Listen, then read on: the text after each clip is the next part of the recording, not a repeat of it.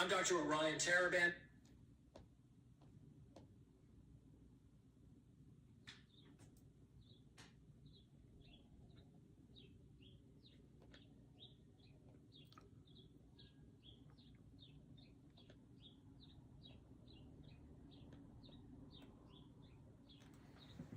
Because he mixed doubles. No, I think we'll just do it because otherwise we'll have to start adding titles for doubles as well, and we don't want to. I mean, we'll just add. It's all singles career, the head-to-head. Davis Cup champion badge. Hey. Yeah, I mean. Yeah, AMC's rocketing. Good. I'm glad to hear it. Trying to remember who said it. You know, it was on one of those space calls. That guy, Hedge something, Hedge Trader, he said it. He said, hey, Derek, he said that AMC was under pressure. Ham also put out there that, yeah, flare this. I'm just kidding. He said that, Ham said that he's hearing rumors that Citadel's going under, which is hard to believe. All right, you guys. A young guy like you is going to make a lot of money.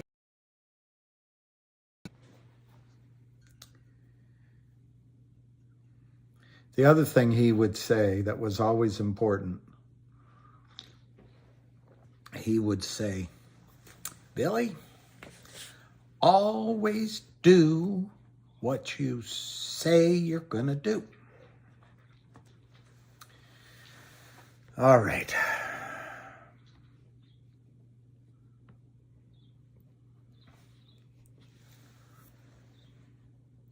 That's my feeling right there. That's my feeling right there. Al Capone. You're either at the table or on the menu. And we ain't at the table, I'll tell you that much.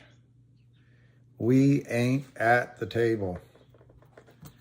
Yeah, let's go around. Somebody just said, who said it? Somebody, Derek did. Let's go around the league. Yes, it's getting hit. It's all fake, Derek. I mean, that's the problem. But we just go through it. It becomes meaningless words after a point. Because to you and me, Derek, the only thing matters is the price of the stock. We don't care what happens in the background. The SEC doesn't either. And the fact is GTII is down. Absolutely. But they hit it hard in the morning. And see what tomorrow is? See what tomorrow is? Today is obviously the red circle, February 27th. You see what tomorrow is. It's the last day of the month. Tomorrow is the last day of the month. So these criminals have to get stocks down, maybe to offset what's happening with AMC going up, but they have to get the prices down. They got to get the mark down so that when they report to their investors, and they have them, and when they report to their prime brokers, and they have them, the situation looks better than it is. So it's manipulated pricing, Derek, but let's go get the price. It's not good. I'm not. GTII is 126.5, down 15, 736,000 shares.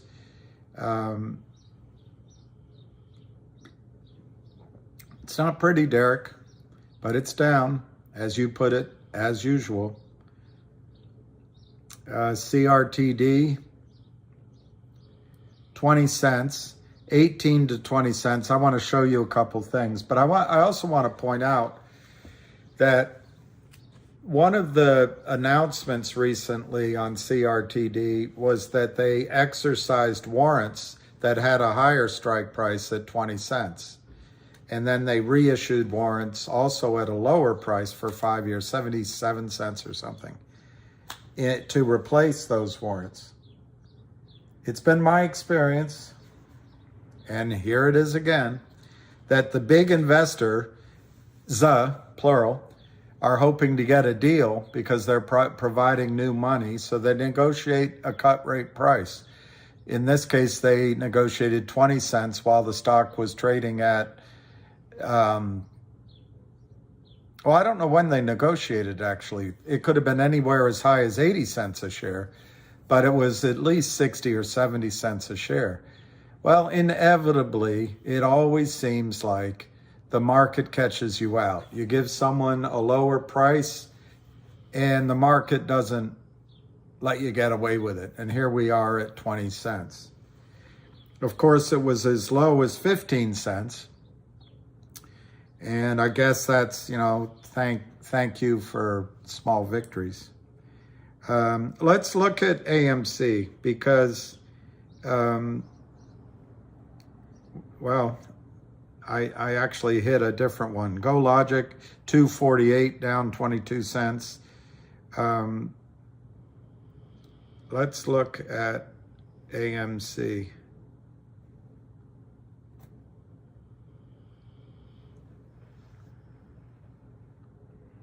Yep, up $1.74, 72 million shares, average volume 41 million, and it's at 791.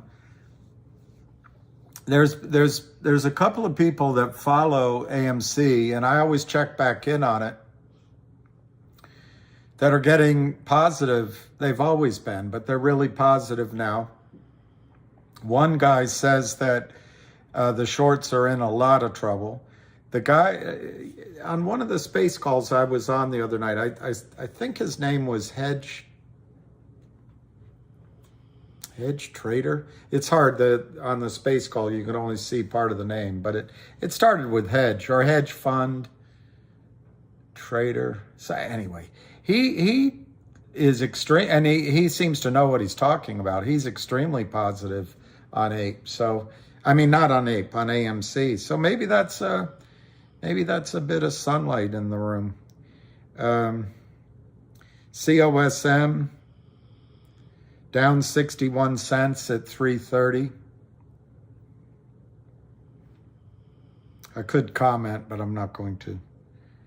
CLNV is down 0.0247. It's down 22.47. Today is the record date for a 5% dividend. So this seems a little bit overdone, but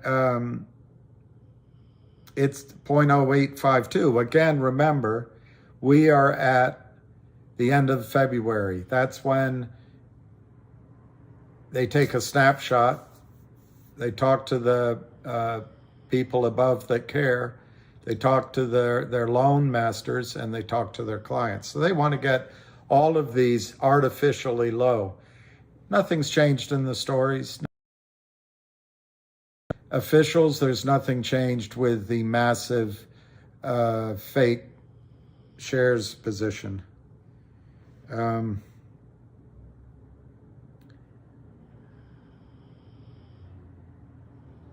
HNRC is at 8.5 cents. MULN, these are just on my list. You guys might have others. 22 cents, down a penny. And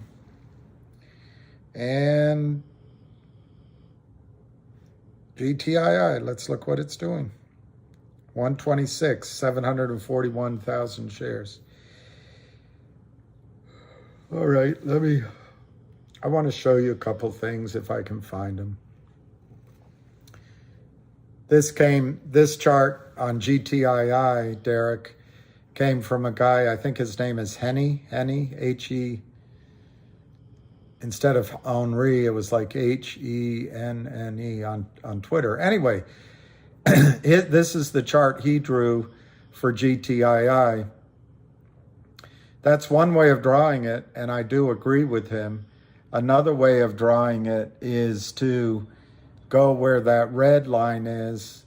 I mean, I can't point, but where the the red candle that goes down on the last time frame, the most recent time frame, and draw a horizontal line, maybe slightly below that, that should be support. Now, as I'm talking to you, I can't increase that. Maybe I can do it on my phone because I have the picture here. And just see what that price is. Yeah, that's what it is. It's right where we are, 126. It's right where we are.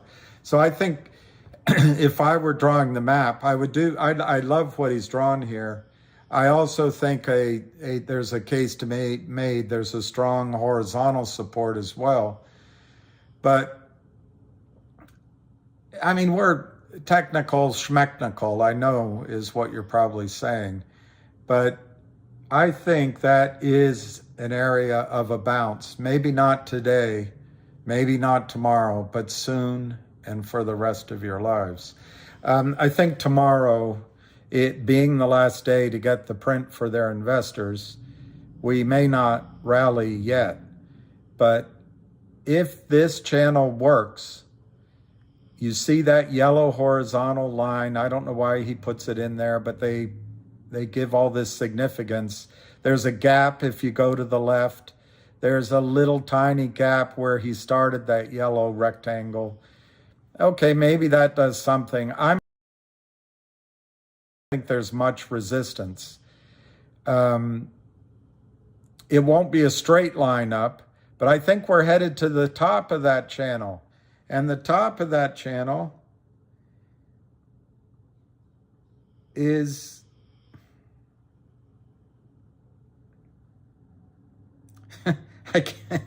that black dot is right above it. But I think it's about $7, $5.50, $7 range. We can look at a different chart. Anyway, I think GTII can be set up here for a nice move with some fundamental oomph coming along. So that's one thing I wanted to show you. Let me see what some of the questions were. I just wanted to get that out there. AMC rocketing, yes. Scott Volkovitz, dollars, yep. And about to break, yeah. Flare. Yeah, I hope people are still in AMC. Shows that well, I don't know. Actually, I'd have to go look back at the time. Do I have it here? No. I don't know if I still have it. But anyway, that's a double from, 40 days ago. That's pretty good. Hey, Don J. Pete. Panangiatis. How are you, Pete? How are you, Sue? She's up there in her mansion acting,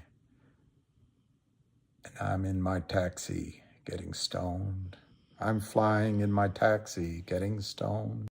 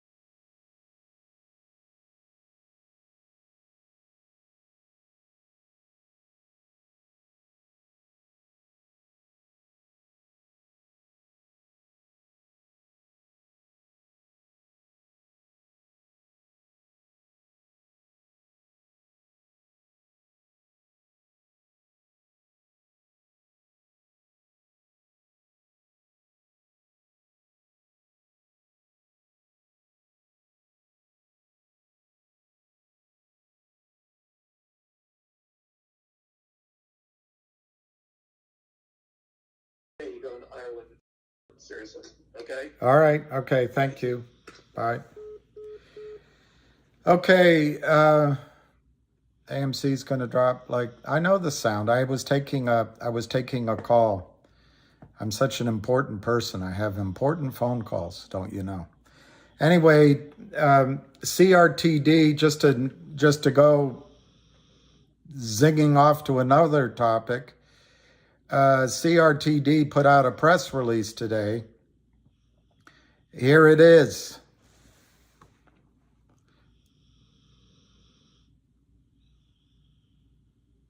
I'll read it out to you.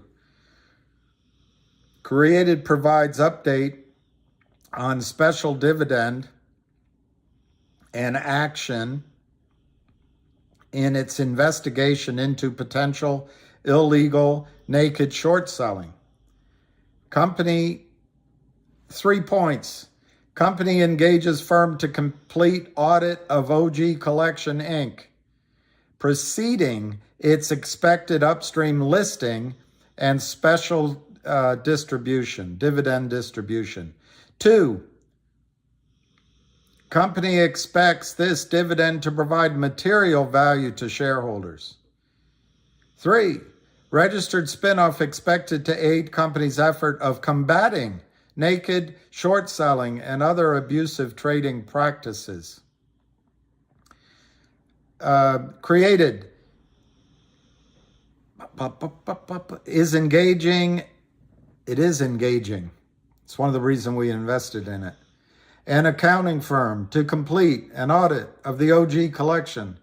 This will enable the company to then immediately file its initial S1 listing required to begin trading on Upstream. The trading platform is revolutionary. It is an app for digital securities powered by Horizon and Merge Exchange Limited. The company expects the OG collection audit to be completed before the end of March and anticipates the subsidiary spinoff to occur before the end of the second quarter. The spinoff of a listed public company is a corporate action which will create a unique QSIP for the OG Collection Inc. As part of the registered spinoff, a special dividend consisting of tradable OG Collection shares will be issued to all created shareholders of record, with the record date expected to be the second week of April. So that's basically a framework for how much longer maybe the time is necessary. When a patient has a heart attack, or as my little sister used to say, a heart-attack, they can't get up out of bed and start walking right away, and this stock has been crushed. So now we get a time frame for when the stock can maybe trade higher significantly. By the second week of April, maybe.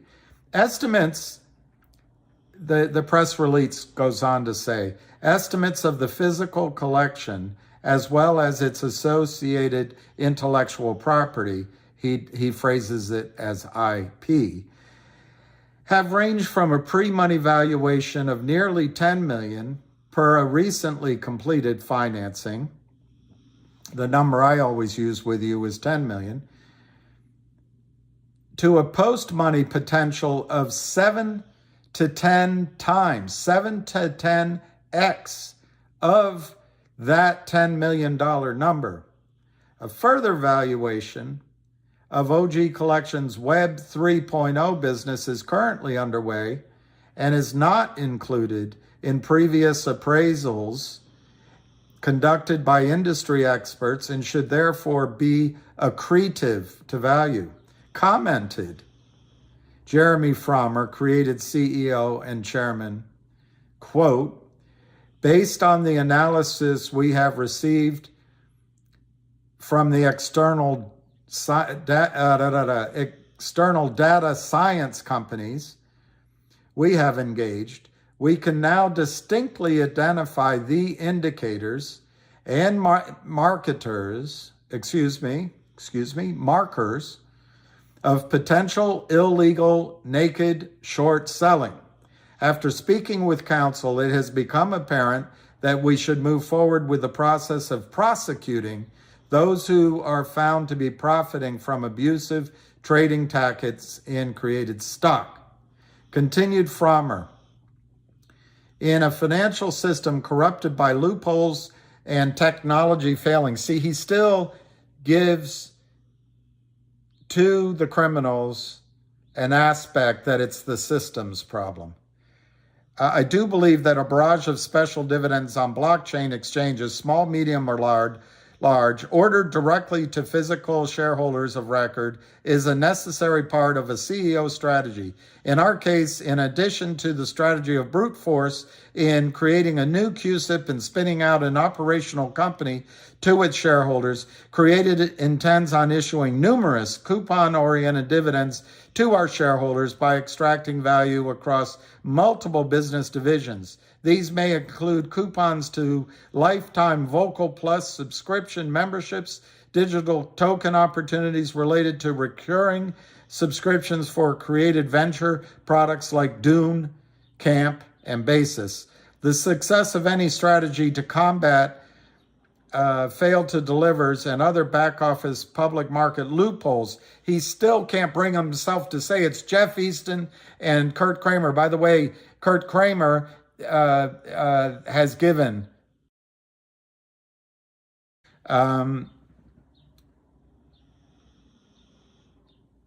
the success of the strategy to combat FTDs and other back office public market loopholes will require shareholders to unite in order to help force the shareholder count. Bravo. This is, in fact, the goal of CEO Block, namely to unite retail investors and well-motivated CEOs to combat illegal market manipulation.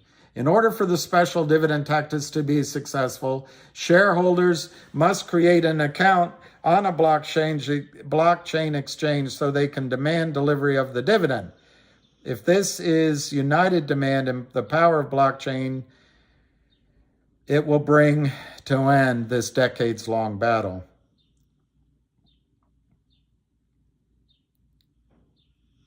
Okay, he goes on a little bit, but he's coming on a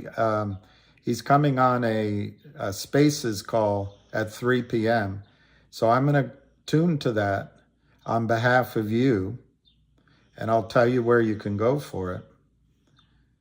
By the way, I was going to have this talk with you guys first. Then I'm going to try to do a video on CRTD. It's clear that the trade busted. You just got to say that was a bad trade if you didn't get out already. But now you're faced with the choice. Do I trade it here? And it's already bounced up a bit. I think it could bounce to 30 to 40 cents. Do you get out there and just go on? Do you buy more down here and when it trades back, get out? Or do you make it a bit of an investment? And one of the strategies I would have is, in fact, getting on Upstream. So you're guaranteed the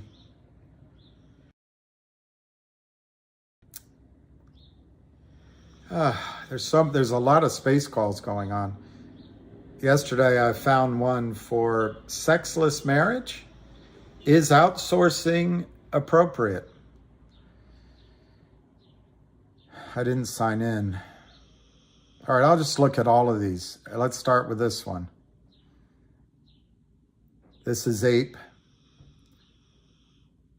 Here's Jeremy Frommer. Okay, here we go. Start listening.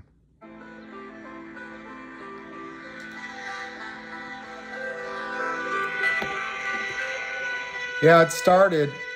You're listening to the Frommer call now. Sexless marriage, isn't that just a marriage? Yeah, but I was wondering, CD shenanigans, where's the help for the single guy? A married man already has the girl. I used to have a friend at Merrill Lynch. He'd always say, when people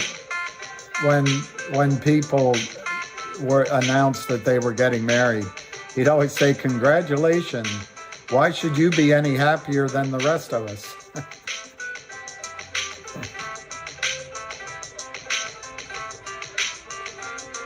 It's a catchy tune. But you know what? I guarantee you, there's no copyright on this crap. That could be very true, by the way, Big Orange.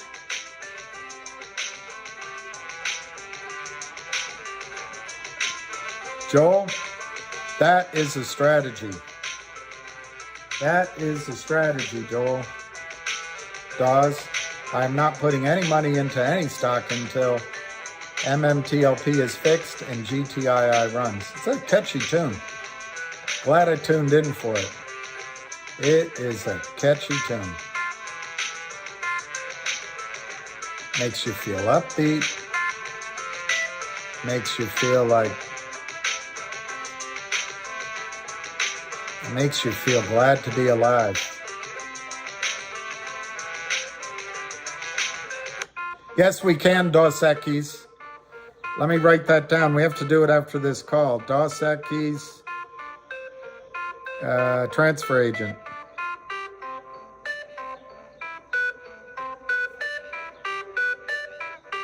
I'm writing it down. I need a secretary. We all need a wife or a secretary. Yeah, Richard K., there's a press release that I was going to read to you guys from Nextbridge. There it is, the key part. The data collected from these 5 wells, in addition to the 5 wells drilled in 2021. Hey, sorry about the 1-minute delay there, just getting off a call. Busy, you're on? Yes, sir, I am. And I don't do Tinder. Well. That broke. Yes, I am here. Are we ready to start? Yes, just wanted to get all my notes in front of me from many questions we've had. I'm sure they won't call on me based on my last question. And as I told you earlier, I'm expecting that at some point, Mark Elenowitz from Upstream will come on. Mark Elenowitz. Okay. Well, let me welcome you know why everybody, Mark's coming? He's going to try to raise money. Welcome everyone to Jeremy's space today. We appreciate all of you being here from the CRTD community, the GTII community, potential members of other retail investor communities as well. So thank you for being here. Jeremy, thank you for providing us the opportunity to engage with you again and to ask our questions. If you have any questions today for Jeremy in regards to the press release that was posted today, as well as questions for him or our special guest from Upstream, please post those in the chat. We'll keep an eye on those and we'll engage those with Jeremy as well. So, Jeremy, let's get right into it. So CRTD released a press release today with 3 major points to the press release. What are those?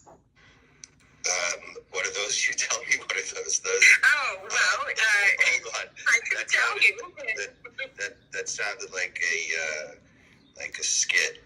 This is Jeremy Frommer from CRTD. Yes, we put out a press release today. First of all, I just saw that Mark has joined us, so why don't we use Mark's time efficiently first? There were a lot of questions that people had that they'd sent me, so welcome, Mark. Let me make you a speaker. Hold on 1 second. He's already... He already is. Hi, Jeremy. Yeah. Thanks for having me, guys. Hope everybody can hear me all right. Mark, thank you. Thank you. Mark, thank you so much for joining us. This will be a mano-a-mano thing for us for the moment because I wanted to invite you on here as there have been a ton of questions coming my way that I just don't have the answers to. First, I wanted to say thank you and your team, Mark, for helping. I know that we've been setting records over there with getting accounts opened up and with public security shareholders, and that's been a great help to us. So first, I want to thank you for that. And at the same time, ask you to, I guess, introduce yourself and help me with the following first question, which is, how do I open up an Upstream account?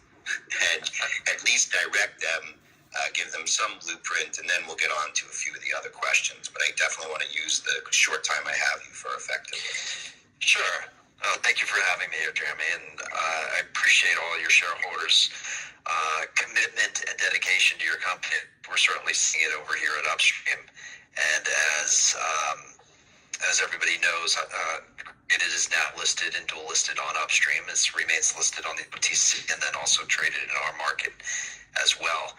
It's really easy to come into our marketplace. If you're existing, all you need to do is go on to one of the app stores. We're on all of them, including Amazon, and download the app. You're going to need to go through a KYC process. So you'll have to have your driver's license and a utility bill handy. It's very simple to do. It takes about 90 seconds. And once you go through that, then you're going to have a live account. What's unique about Upstream is we are a blockchain-based marketplace. So we are a national securities exchange, but we're powered by the Ethereum blockchain. So it's a little different when you're opening an account. You're actually opening two things at the same time. One, you're having a wallet created directly on your phone.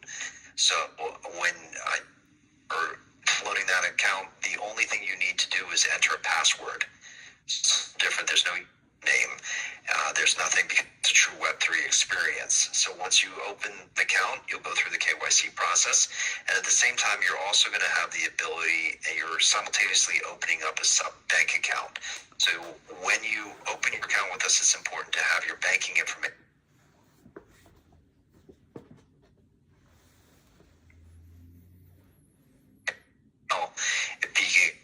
To fund your account or to receive any type of consideration, if you sell any of your securities, those can only go to the bank information that you provide at the new account opening stage.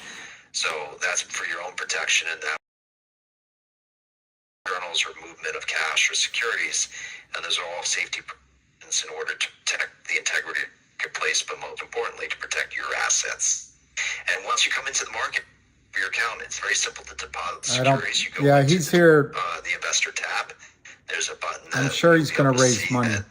It's a tile. I don't think they're going to give me a microphone. You're going to need to type in the amount of created shares you deposit, and then in our back office, we're going to receive notification. We're going to populate that notification and then provide what's called a medallion guarantee, and that allows asset to be then transferred into the marketplace directly from the transfer agent. Now, what we found is that a lot of the investors, and I'm going ahead on some of the questions you're having, Jeremy, but a lot of the investors already have their stock at Schwab. That's not bad, Jess. So you're going to need to move those broker dealers directly back to the transfer agent, and from the transfer to our market. Mark, let me interrupt you there. By the way, you were a little choppy there, so I wanted to make sure people understand that nuanced point, right? So a lot of people are like, Charles Schwab, how do I get it out of my Charles Schwab? So what you're saying is they first got to send it from Charles Schwab over to the transfer agent, right? So they've got to request that Charles Schwab do that. Now, this is where it gets tricky, right? And this is where, in my opinion, retail are always at a disadvantage to institutions who have people who are, trained experts doing all the sorts of stuff like this, and it gets a little confusing here. So if you're in their shoes, you're calling Charles Schwab and you're saying exactly what to them. That's the question. Okay, so that was what I was... One of the things that we've been able to do now is when you get your deposit request from us, we're going to give you a form that you can actually type in the account information at Charles Schwab. And we're going to then populate what's called a stamp medallion transfer request. So that will make it very easy. So all you need to do is then present that to Charles Schwab, and Schwab will automatically transfer your shares over to the transfer agent. And the transfer agent would already have on record that particular form. As soon as it hits the transfer agent, it would be immediately transferred into our marketplace. So we're trying to make it as simple as possible for the retail investor that's not used to this type of process. That sounds really simple, didn't it?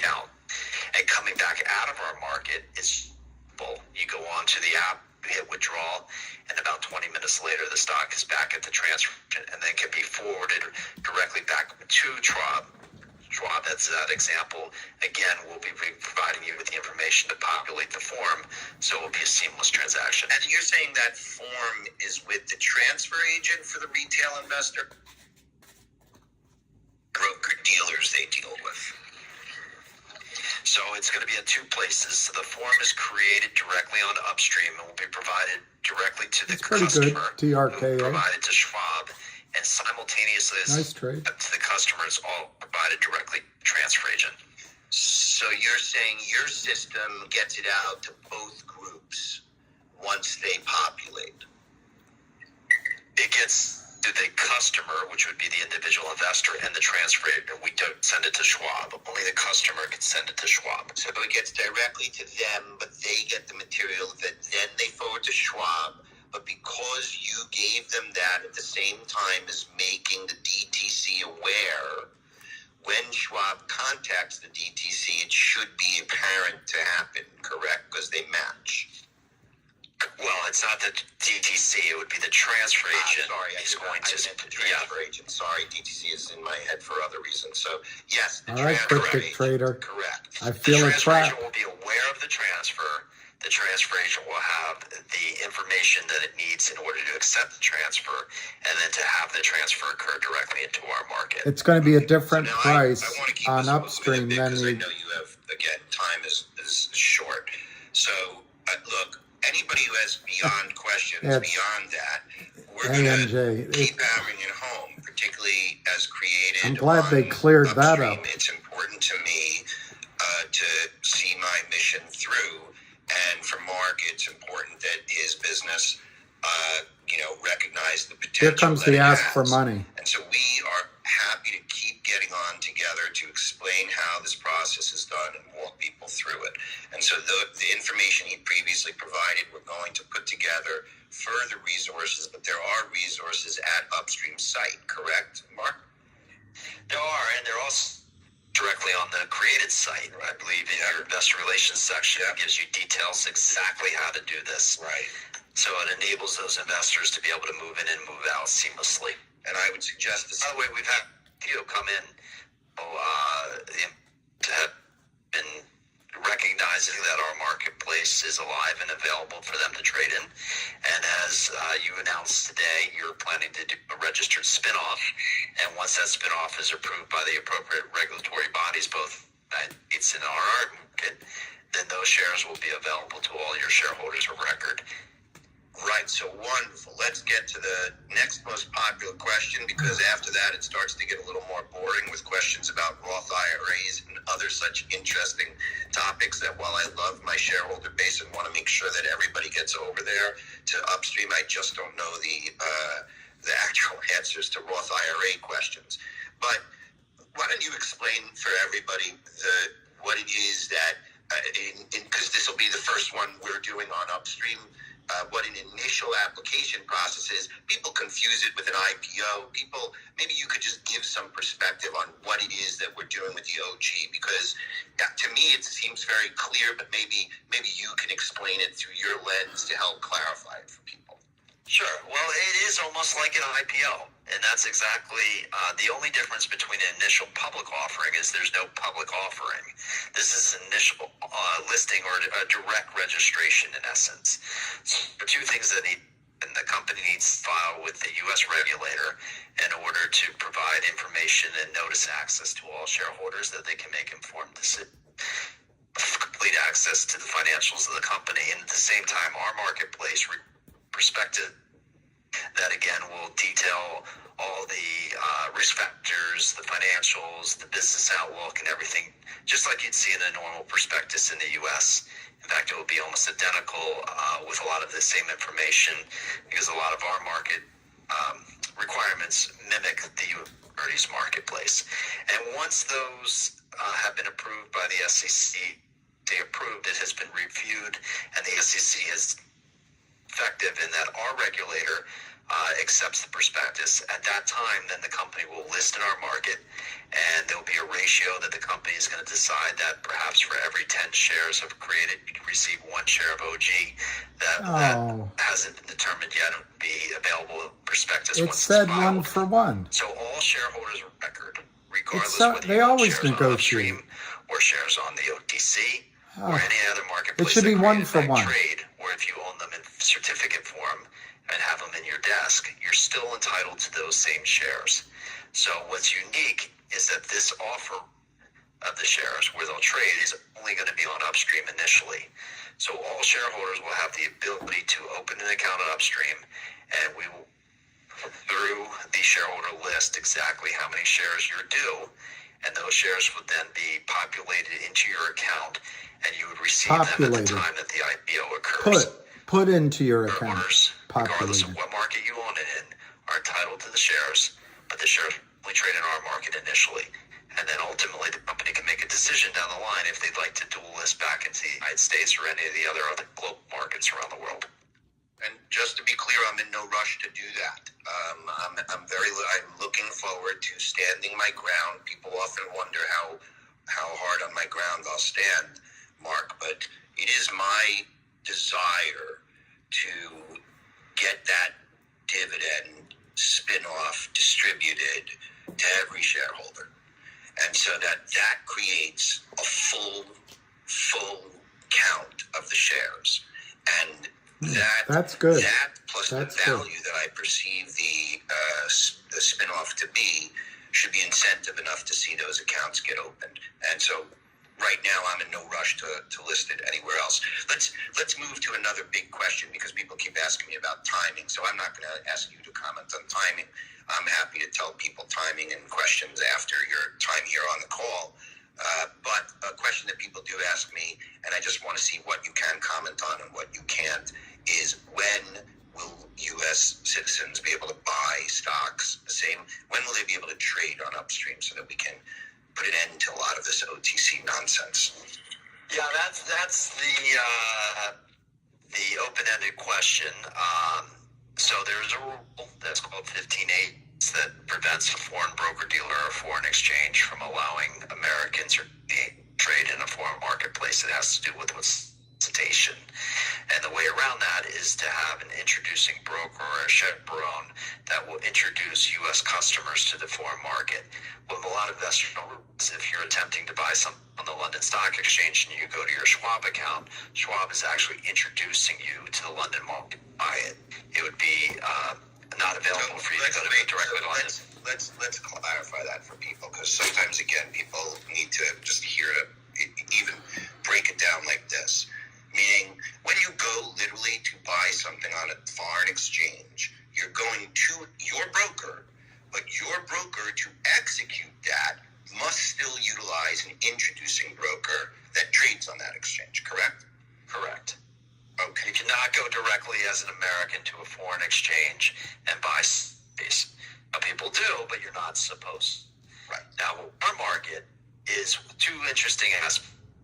One, I'm there are fascinated. no intermediaries in our market for international investors. There's market makers. There's no principal positions. It's best bid, best offer, agency business, which means that all investors bid equally, and they have the ability to have disclose their book and be able to enter bids and offers as they see fit without an intermediary pulling away the trade volume, stepping in the middle and taking a position and mark back up. And that's what occurs in the U.S. marketplace. In the U.S. marketplace, there's no direct exchange to an individual. Or there's a broker-dealer that acts as an intermediary that will maybe sell that order flow or that step in as a market and act in that agency or position, inventory and retail it out. So what we're talking about having the ability to do is allow Americans to be introduced to a trade directly with the market, but the responsibility and the KYC, the suitability, ability to actually act with us, bear on, or probably not the best word, bear, they will become a customer of a U.S. broker-dealer. And we're in discussions with several U.S. brokers to fulfill that role and to act in that responsible party manner. And we hope to have that here in this quarter. And when that happens, then Americans will be able to sell now Americans may only sell and not buy any other securities in our market. So let me break that down, and you'll tell me if I'm getting it right in my mind as a retail investor, right? I understand now the complexities that I cannot just go buy as a retail investor on a foreign exchange. And so when I hear you explain it the way you did, it gets me a little nervous that I'm going to have to go speak to yet another broker. But it sounds to me like what you're saying is this will be seamlessly integrated into your system. Will it be part, so will the know your customer KYC process cover both the introducing broker, and so therefore they can just buy and sell on the app like I'm hoping it will be able to, or do I have to go talk to the other broker? It's all taught electronically. So you're opening an account with the other broker that will give you a pass key to unlock the app to allow you now to be able to buy and sell directly to the app without an intermediary in the middle. So right now, if you were to download the app and open an account, your account would not, as an American, it would not allow you to have any ability to hit a buy button.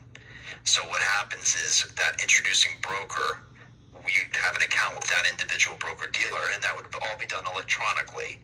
And that broker dealer will be able to provide you with your monthly account statements and trade confirms, as well as being able to get it directly on the app.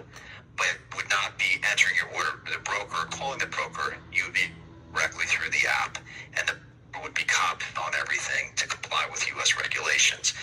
The unlock key would come directly from that broker. And if you stop being a client of that broker, your app would then be restricted until you found a different introducing broker that would facilitate those trades for you. Right, and so are you saying that theoretically people could bring their own introducing broker to the table? There'll be some way to do that on your system as well. This is painful. Absolutely. Yeah, we are the goal of Upstream, and sometimes it's not clear, is Upstream is designed the app for the global community. Let's take it for granted that we could open an account on Schwab or trade it. But the rest of the world, that doesn't happen. You can't go and download an app and start trading. You actually have to go in many countries directly to your bank, and not a broker-dealer, but your actual bank, and sit with a bank officer to trade.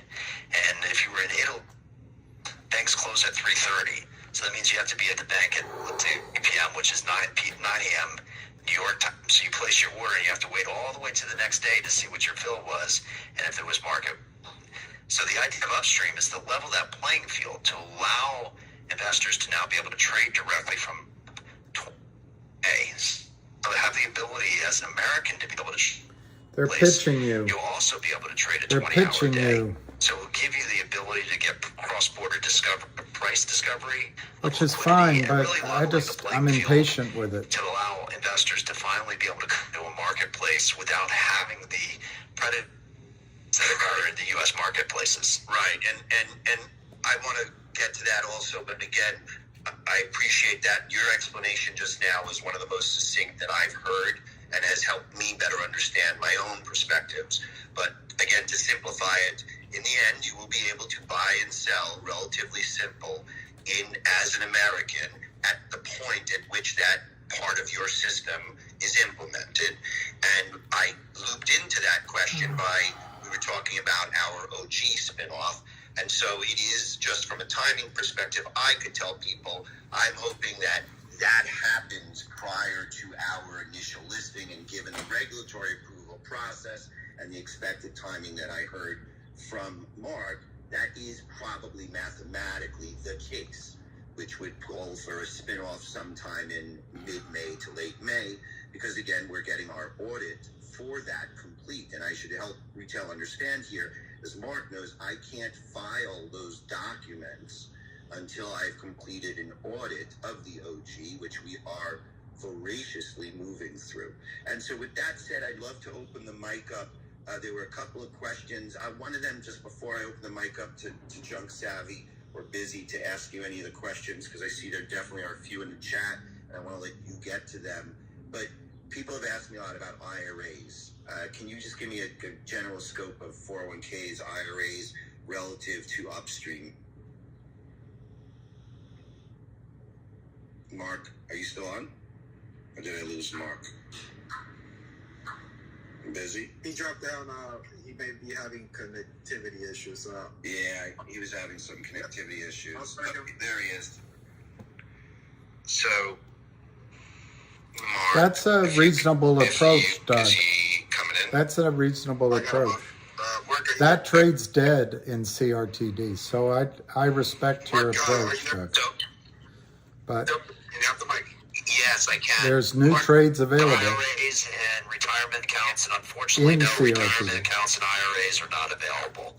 We are a foreign marketplace, so adhere to U.S.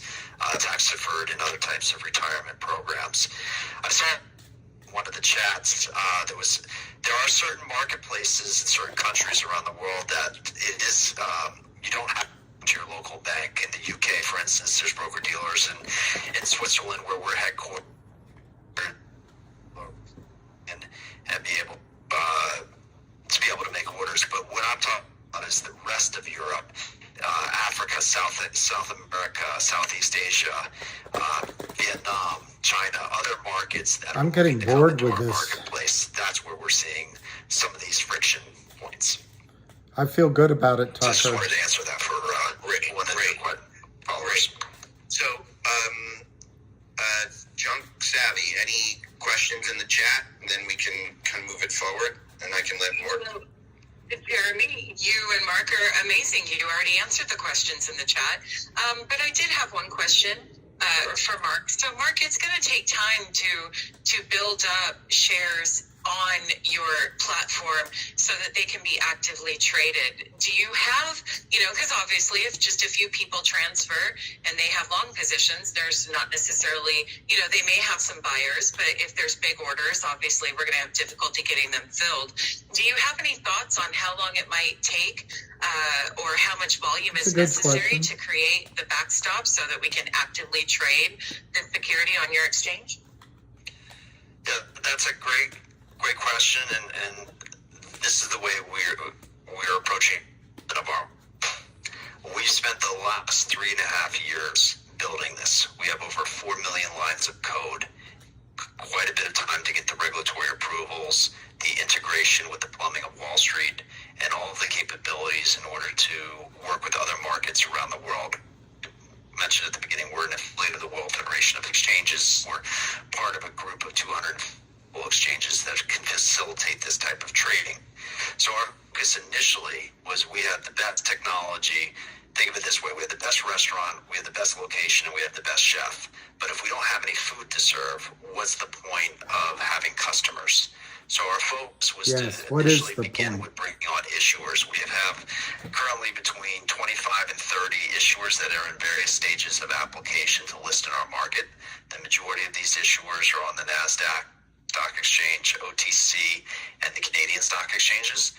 We have other issuers that are coming on board Europe, from SX, ASX, marketplace on the world. We expect that we'll probably have a dozen issuers that are trading in our market, but getting into the middle of the second quarter. And our focus at that point will then to be transitioning into international investor acquisition and to bring those investors in.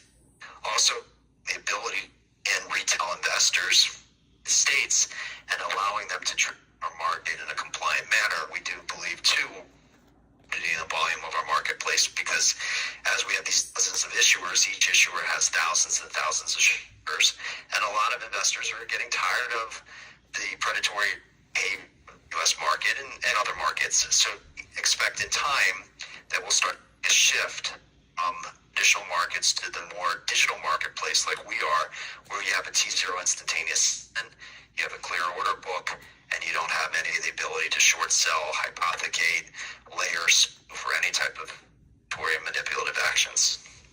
So just to sort of follow up on that, and again, Mark, I'm getting bored of this. Giving of your time today to explain to people the platform, the mission. So I just want to say that when Mark talks about it, what he's talking about, his mission is to explain Upstream as a global trading platform. He was a little choppy. He's trying to raise money. I don't know if everybody heard that, but I'm going to leave the call unless that upsets people. Does that upset people? We can get back on.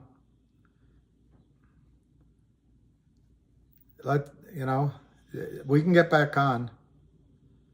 Just the next 5 answers, on or off, on or off, on or off. No, no, no. Okay. No, no. All right, we're off. Your Honor, Your Honor, your offer. That's the punchline of a joke, but I don't remember the joke. Your Honor, your offer. Anyway, yeah, I'm upset. There was, okay, we're off of it. It's just, both of them have these voices. I love them dearly, but these, I don't know if it's from smoking or coffee or whiskey or what, but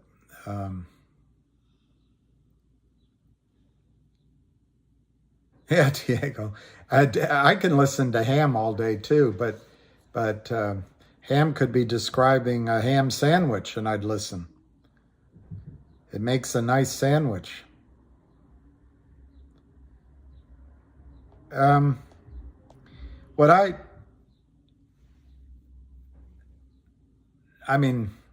I found frustrating, they start talking to us like we're idiots.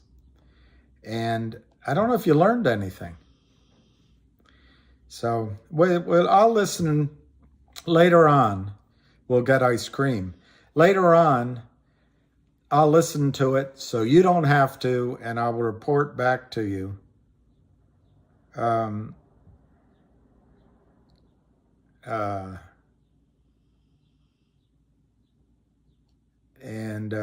Did you notice there was a video from Gensler? I didn't listen to what he said, but he was doing this as he's talking. And then he's going over to here like this. Literally, his hands were telling you what I think he does, which is deflect, deflect, deflect. And it's like the matador with the red,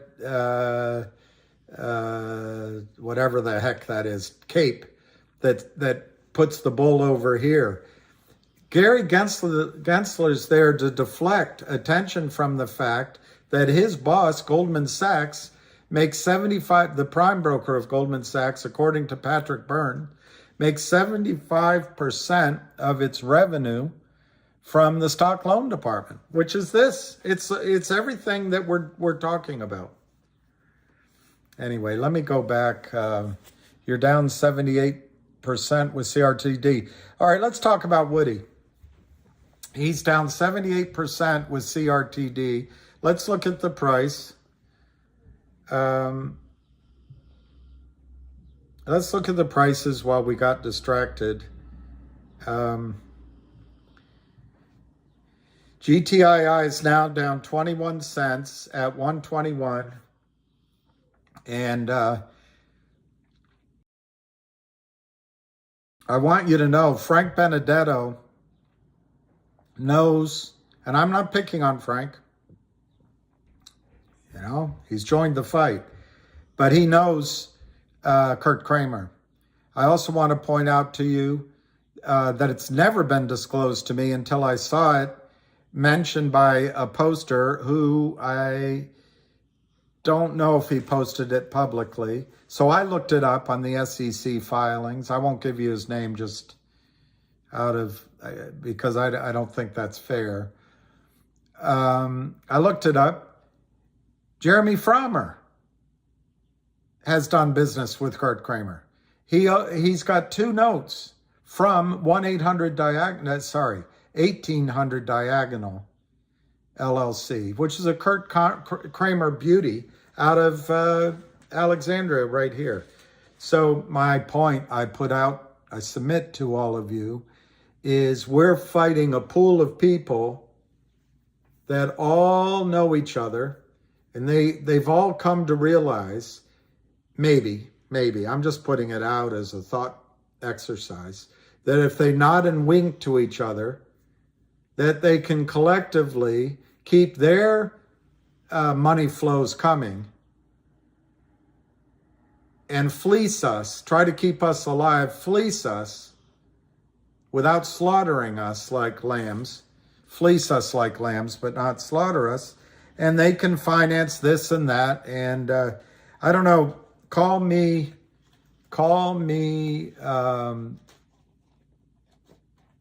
there's a word other than skeptical, but skeptical will have to be the word. Call me skeptical. I wonder if they all work together. I just wonder. But that a large part of what I just said is speculation, but it shows you how paranoid I am that the system is so corrupted that they will protect their franchises, if you can call this illegal behavior that, at the expense of you. Why? Why? Because they have the lawyers, they have the concentrated market power, and you're a broken up constituency. You have no voice. No one's going to listen to you, but they're going to now. They're going to now. That's their mentality from before. I think you're changing it. I think you guys are changing it. And they're going to hear us roar, like Helen Reddy said. Good song, Nightmare Experiment. Anyway, 117 to 118 on GTII. Now it's 117 and a half. 20 minutes to try to drive it down to $1. I guess that's what they're trying to do. They don't have 1 million shares yet. It's broken down underneath that channel that I showed you. So I would suppose their goal is to get it back under $1. I don't know. 118, but it's down 24 cents right now. CRTD is 18 to 19, last trade 19, 2.95 million shares. AMC, the new, maybe it's AMC's turn on the leaderboard, is 750, up $1.30 on 108 million shares. COSM, I'm just picking what's here. You can tell me. 330, down 61 cents. And just to give that some reference point, 330 divided by 25, it's 13 cents a share, 13 cents a share.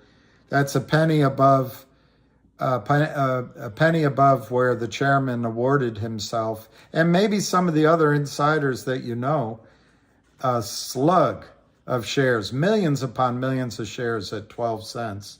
So it comes back to it. That's the lesson to see in a lot of these financing. The insiders think they're getting away with something, pricing it below market. They're awarding themselves a deal. The market always seems to come find that level. Always. Always. I really can't find a time where it hasn't happened in my memory. It's a strange thing, but it just seems to happen. Let me look at one more stock. We did CLNV, that's what I wanted. They got that down 2.5 cents at 0.085. I saw that Frank Benedetto said that he's almost using Ham's words exactly. He calls it Fraud Street. So I think he's starting to understand what's going on here. But he says these pullbacks are a good opportunity to buy. And in this case, in my judgment, and I don't know as much as he does, I agree with him. It's ex-dividend for 5%. So now we're down 22%. I think it's overdone. And remember, on all of these positions, the reason I brought it up before, I think all of these stocks, the back group of people are working together. The Kramers, I'm not going to say two names, I'm not going to say them. But even Jeremy Frommer, did he ever tell you he did business with Kurt Kramer? I think he's an honest guy, Frommer, but I think he should have disclosed that. Maybe he did. I never heard it, though. Yeah, let's talk about GTII. Lou, why buy any more of this shit? I agree. Jeff G, I think that's right. Let's focus on GTII. And, okay, let me see this. MKC. People on stock twit saying shorts don't have to come, or please copy on that. Copy, you said comment on that. Ham will tweet that the Kramers are trapped over and over, and just because he tweets it over and over doesn't mean it's wrong.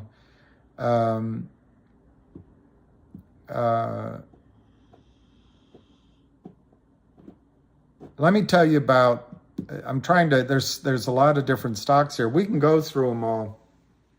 I think the stock of GTII has now broken that support, at least on the chart the gentleman gave you. Let's look at stock charts.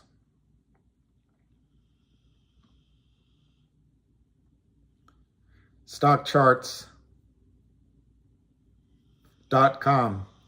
Stockcharts.com. GTII.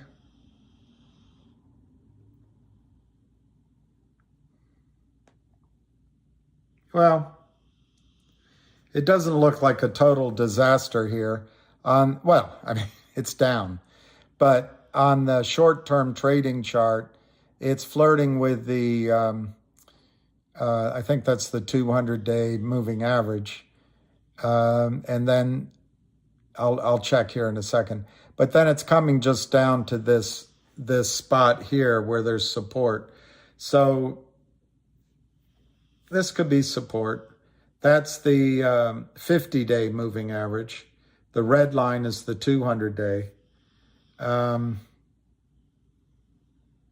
Yeah, I mean, with technical, you can always draw things, but it looks like a pennant forming. It looks like support. It doesn't look as bad as it did on the chart the Henny used that I showed you. This is an algorithmic chart. So anyway, let's just give it a little, let's just give it 2 years.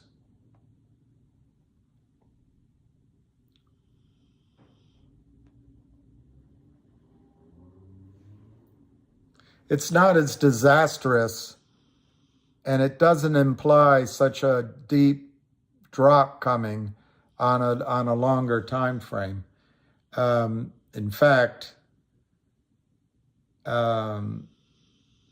there's a pretty good argument that it's going to rally back.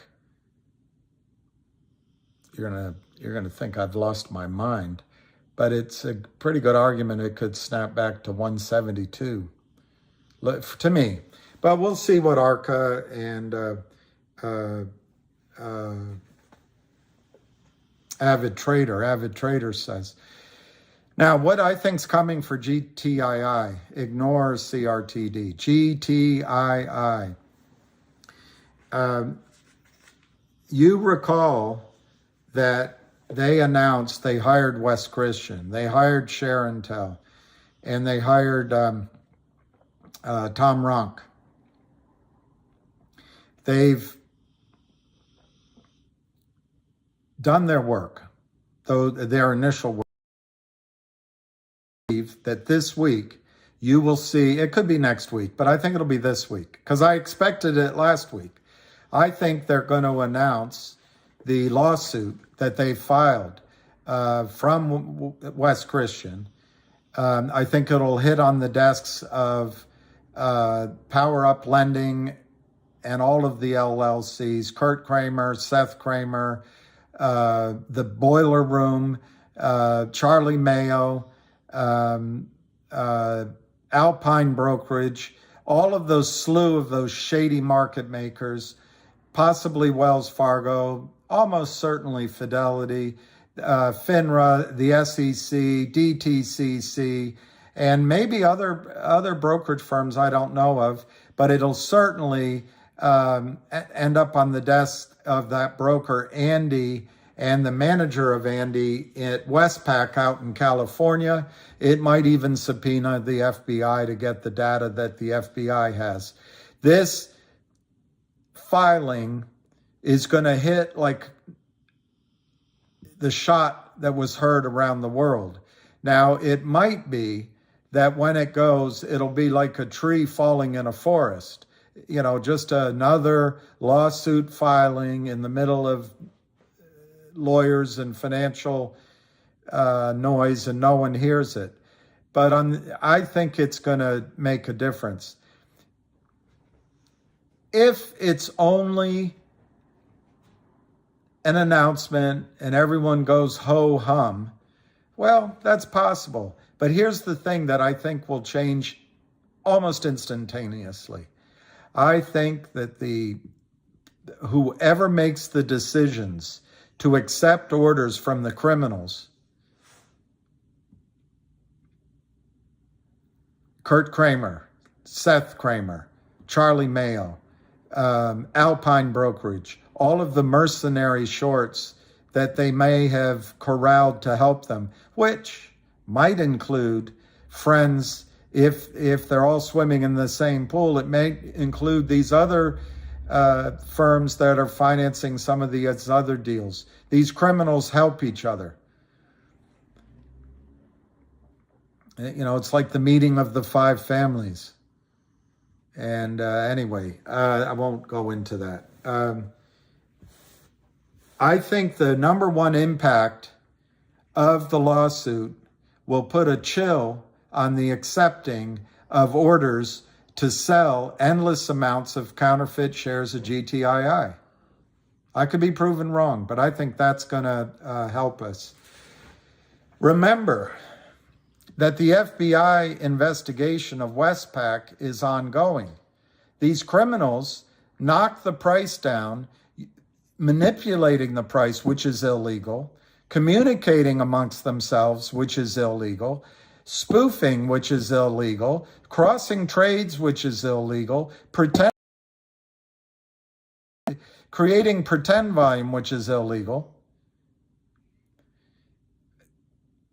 moving trades amongst LLCs to hide tickets and hide fails to deliver, which is illegal, manipulating the stock price at the beginning of the day, pre-market, at the end of the day, and after the end of the day, which is illegal.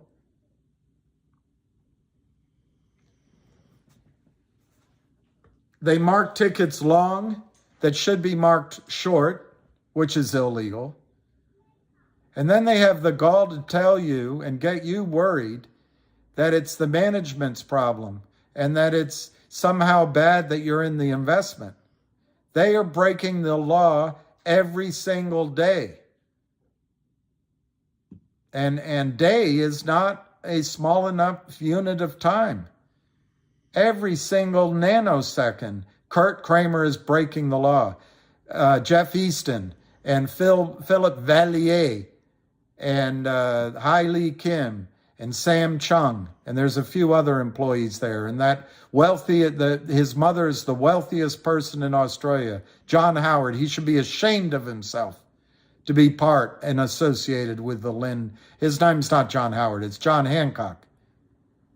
He should be ashamed of himself to be associated with the Lynn Partners. His mother's the wealthiest person in Australia. What the hell is he doing sullying his name? He doesn't need to steal to get rich. He's already rich. But anyway, we're up against it. It's a tough fight. Everyone looks the other way. Everyone.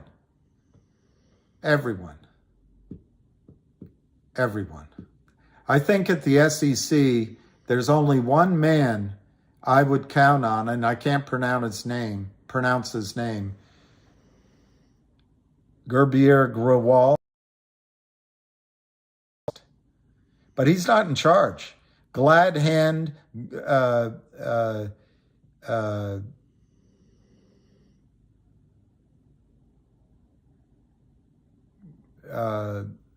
I just thought of a word and it's not coming to my head, but glad handing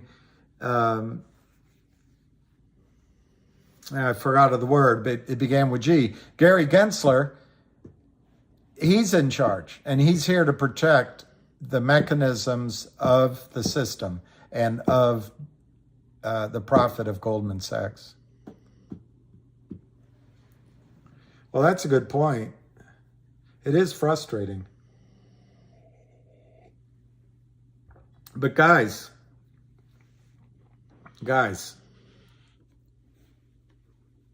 I think West Virginia's right. I think GTII, you're going to see a reversal to the upside. And you're right, it might happen today. I don't think it will. I think they're trying to keep it down for the last day of February. So when they go to in the case of Kurt Kramer, he has to go to the 6 or 8 wealthy, and I think they happen to be Jewish investors. One of them, I think, is a guy named Leo. And their faith has nothing to do with it, but I do think it's people that trust each other and trust working with the Kramers. I originally heard these guys had $600 or $800 million. It's hard to tell, but he has to go to those investors, and he needs to explain to them how their companies are doing. Kurt Kramer is destroying 4 more companies, 4 more through Alexandria. And what's that Star Wars blob of a character? That's what Gary Gensler reminds me of. He does nothing. Yeah, Jenny, I saw they are all connected. By the way, Jenny, I'm going to open up a Gmail account so you can send it. But here's the thing about GTII. You're going to get this lawsuit. And I know it's going to take a long time. You're going to say it takes forever. I agree with you. But is it better they don't do the lawsuit? Is it better they don't do the lawsuit? Then they've already announced on GTII, they've already announced that they expect to do the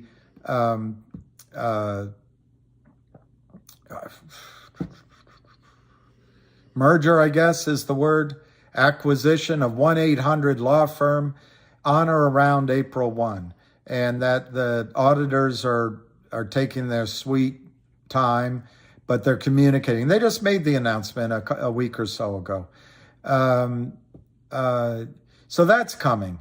And then you've got this monster out there that's like, a game changer from hell for the shorts, which is the possibility of the Trento mines coming in the next in my judgment, in the next 2 to 6 weeks. We could hear something about it. I give it slightly better than %, maybe 60% odds, but it's not dead. And then as soon as the lawsuit's filed, which I think could happen this week, Ham's idea is the company will issue on Upstream, and Upstream is working lickety-split to get anything done for GTII in the front of the row, the front row. I must be in the front row. So I think there's a lot of fundamentally good things coming, for reasons for the shorts to be shaking, quivering in their feet. But I don't think GTII turns around until March 1, Wednesday, at the soonest. I think they're keeping the pressure down now and then tomorrow, so they can show their clients, Leo, whatever, and et al., that, hey, your account's doing okay. We're such geniuses at managing this. We've been able to get it down from almost $3 to almost $1 because we deserve it. The masses, our asses, they don't deserve any return or opportunity on their money. We're great managers of capital, just like Jeff Easton, great managers of capital. All they do is come in and hit the sell button and smile. Their mothers must be proud of them, and their fathers. Anyway, that's 117.95.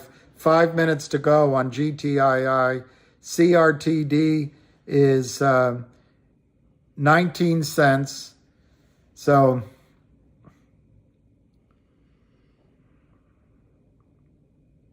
COSM, I'm sorry, we don't need to follow that anymore. It's down 40 cents, 350. MULN, another one we probably shouldn't follow.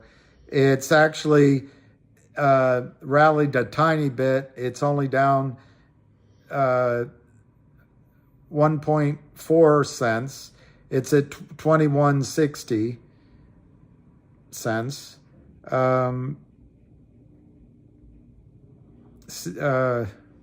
That's what I wanted. CLNV. CLNV is 792. So they've got it down almost 30% on the X date of the dividend. But please remember, all of these criminals have to report to their prime brokers and to the people they borrowed money from.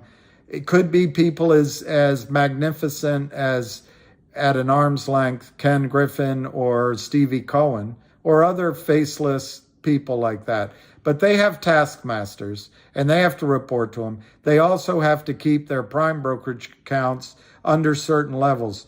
And when do they look? At the end of the month. The end of the month is tomorrow. So that's why a lot of these are under pressure, I think. Let's just look and see what... Oh, I didn't tell you AMC. AMC is still up 137, 759. Are you out of your mind? That might, that might be the horse. Let's go. We'll watch GTII till it closes and see how it closes. 119, 1,000,003. That's not a lot of volume, believe it or not.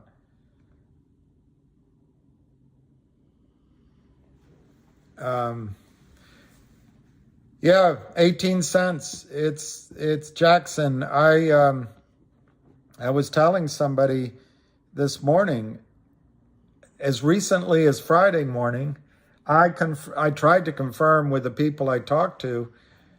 I said, it just feels like Jeremy's not going to go through with this merger. Am I right? Stop saying that. It's going to go through. He has to do what his investors tell him to do, and he's going to do it. I mean, it was a real surprise the merger didn't go through. But look at it. So there's been a lot of vitriol, a lot of dumping of the stock, a lot of anger. What a jerk. But what really changed? What really changed? Let me show you something I have here that I was going to show you guys. Let me show you this first. You see that? This is from the announcement. Let's see what that schedule says. This is from the announcement when the warrants got exercised.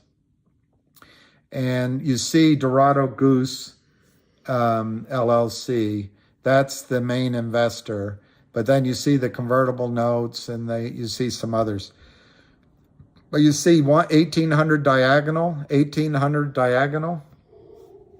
Those two financings are from Kurt Kramer in CRTD.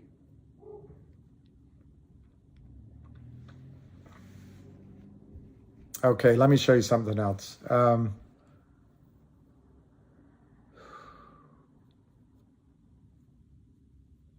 might not have it here.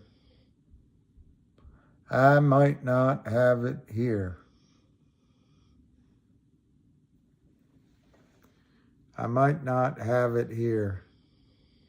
All right.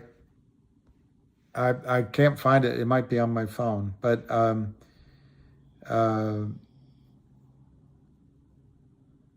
we'll go with what I have. Yeah, Jeff Nickel, see, now you're thinking exactly the way you should be on CRTD. The last trade, as people in upstate New York, my dad said he grew up with, used to say, busticated. It's busticated.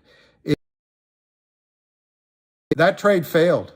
On Friday, when Jeremy announced the deal was off, that trade was over. And I just have to admit it, that trade didn't work. Now, that doesn't mean there's not a new trade or there's not a new investment in CRTD. It's just that time is going to have to come in to repair it. Action and then the shorts coming in to be recovered very quickly. And a lot of what Jeremy's doing, I think, is excellent, but it's going to take time, and that's perfect for the criminals. It's absolutely perfect for the criminals. It used to be, Jeff, that when you saw this kind of damage in a stock, there'd be a reflexive bounce back. I sometimes wonder if in the age of the short attacks and the computers, if that's going to happen. But I agree with you 100%, Jeff. What I expect is you are going to see a bounce back to 25, 33, 40 cents. And that gives you a chance to get out of CRTD. But the caution is CRTD still could go lower. They could try to open it lower tomorrow. When Dorado Goose got involved, the stock had just been 4 cents, and then it was 7 cents. They just exercised a bunch of warrants for Dorado Goose at 20 cents. So you could get lower prices first. But I agree with you, Jeff. You're going to get a snapback. So those are the one of three options. One option a lot of people took on Friday. Just get me out of this. I'm done. Sell it. I'm done. That's one option. The second option is to average down here, save a little dry powder if it goes lower. And then when the stock rallies, and the one thing I don't necessarily agree with you in a snapback, you might not get back to break even. You might not get 100% to where you want to be. And you might still have to sell if you're in that mind frame. So the point is, one of the strategies is to trade it for what used to be called a dead cat bounce, and it should come. I think you could see this go from 25 to 40 cents in a bounce at some point. And you could get out there and go to one of the other stocks and then come back later. I think you have time to come back into this. I think it's going to need some time to recover. There's a third way. You can say to yourself, well, the trade just became an investment. And the way you can handle an investment, you can say, I'm going to look at it for a 6-month time frame or an 18-month time frame. I am going to average down here to get my cost basis down, but I'm not going to put a lot of money in it because this is money I'm going to set aside for 6 months, 9 months, 18 months, and it's going to become an investment. It's a new position for me. The old trade is bust.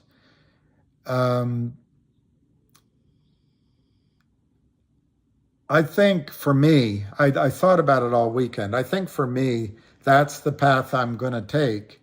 And in this case, there's a unique spin on it, on this third choice, is I think I'm going to send, not a lot, I mean, it's, but I'm going to send some shares over to Upstream. Why? Because if I'm looking at it as a long-term investment, I'm starting to doubt if it will squeeze soon. Although by the way, don't get me wrong, what Jeremy's doing, and I wish he had not led with that guy. I wish Jeremy had just gone with it.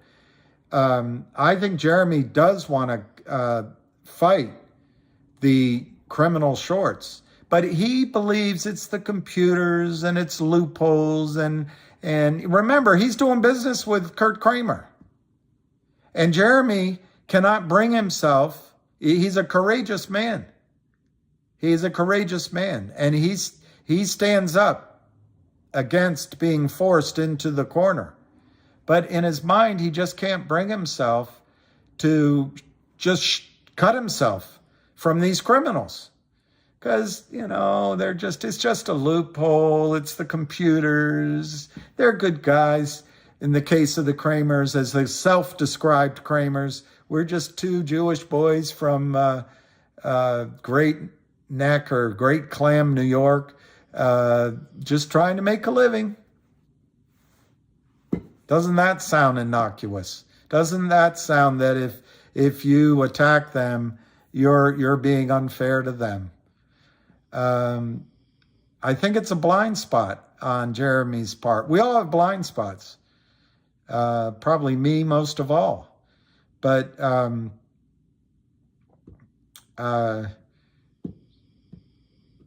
in this third way of looking at CRTD, Jeff, I happen to agree with your strategy. I think it's a good one. Buy a little down here, average down, and when it bounces back up, get out, move on. But I also personally think that just because a buyout using shares of GTII, what I wanted to show you, and I thought I downloaded it, I'll find it right here, is on CRTD.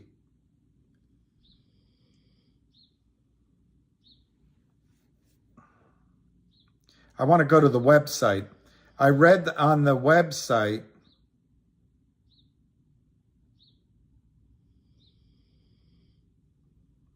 here it is, home. I read the news press release that they gave on the website, Jeff.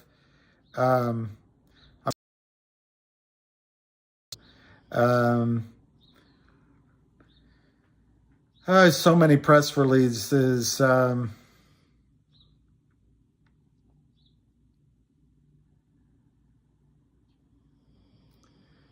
Okay, so it says here, press release January 10th, global tech industry bids $100 million in stock for the acquisition of Created. That was January 10th.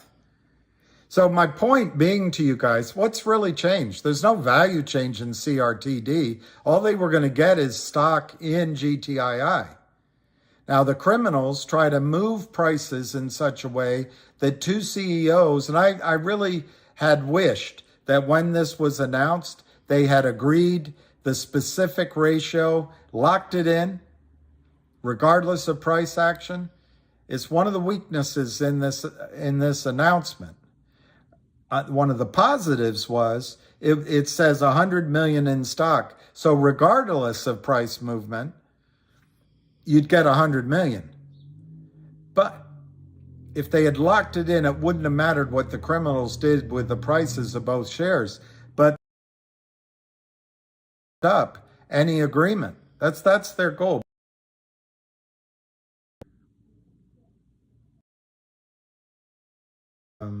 This might be the wrong announcement.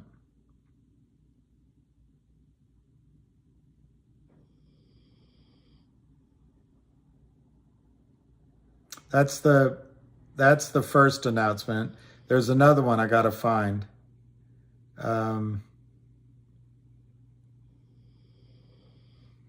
Let's see if it's under the extension.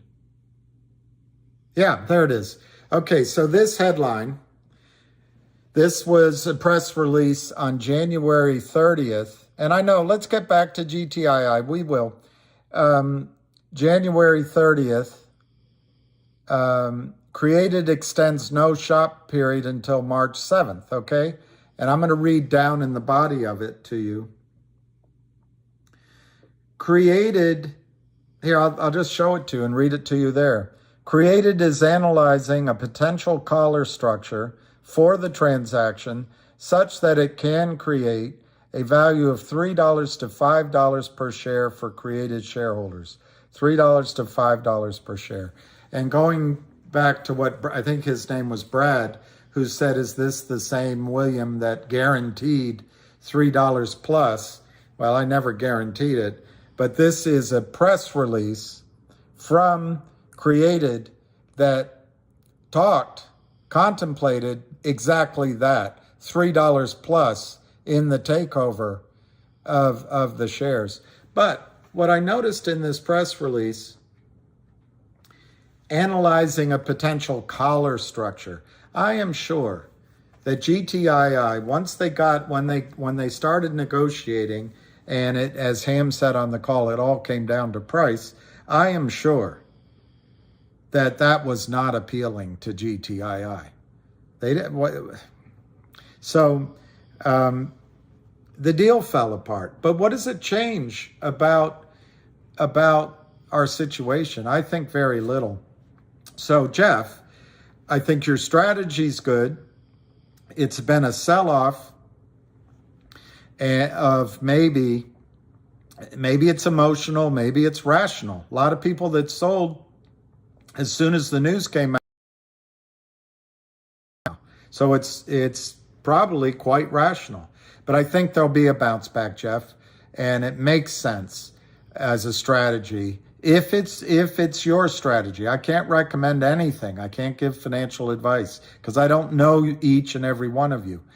But it is one strategy. One strategy is dump it, get out, and move on. The other strategy is either wait for a bounce back to sell or buy some down here, make a trade out of it, and get out on the bounce. And the third strategy, in my judgment, is to turn it into an investment. Whether it's a short-term investment or long-term is up to you. But wait for the fundamentals to catch up with the stock price. What are the risks at CRTD?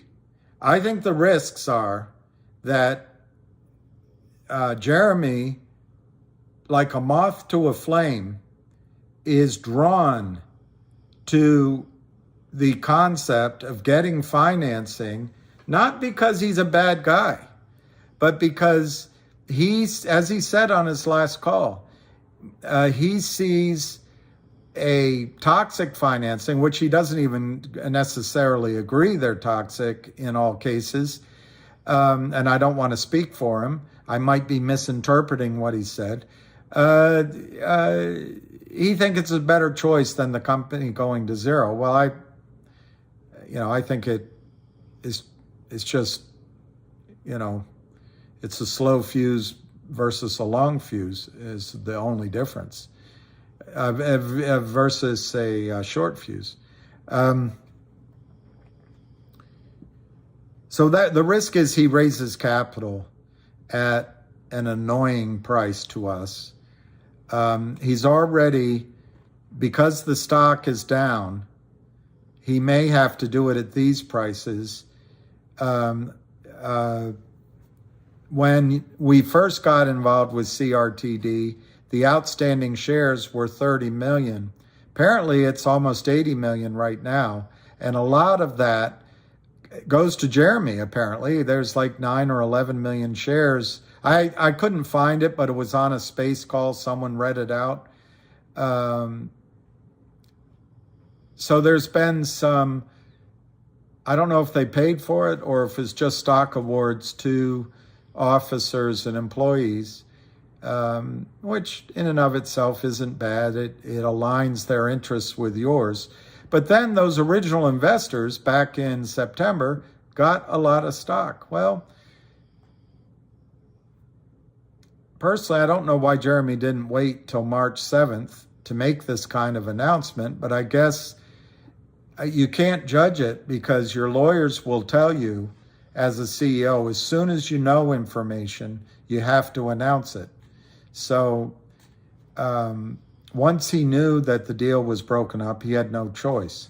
But anyway, that's the risk I see, is there could be a huge well, not huge, that's the wrong word, but a significant dilution coming in shares. But the positives in CRTD still remain. It's a massive short position. The criminals are going to get caught out. They haven't covered. Jeremy is completely committed to rooting out these shorts. He has a different vision of what it is. And fair enough, he ran a prime brokerage firm. I mean, far be it for me to say, it's his area of expertise. So he's fighting, and he thinks corporate actions are the way to do it. And guess what? He just announced today the biggest corporate action of all, moving the distribution of what was going to be a new over-the-counter company, OG Collection, moving it as a corporate action to blockchain. It's huge, and it will really test the system. So I think there's a lot of reason to turn to either mentally just say that trade didn't work, but I'm not selling. I'm just going to put that in a box and I'll follow it. Maybe I'll add now, maybe I won't, but I'm going to wait. I'm going to wait 6 months, 9 months. Next time I'm going to look at it, it's a year from now. And just get it out of your psyche for a while.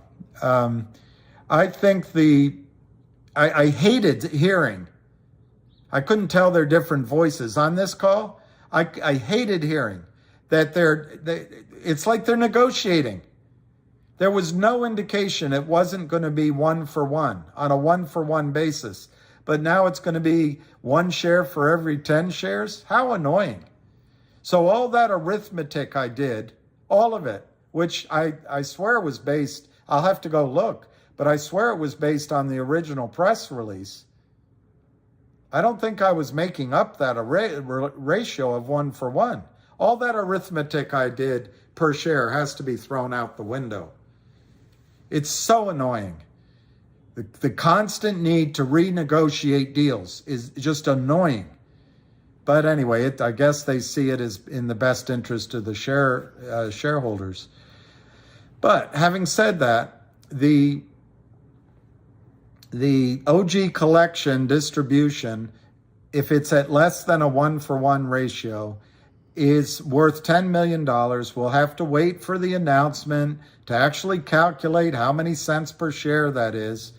But Jeremy in his press release said it could be worth 7 to 10 times that number, whatever it is. So I think there's upside simply in the distribution of the OG Collection.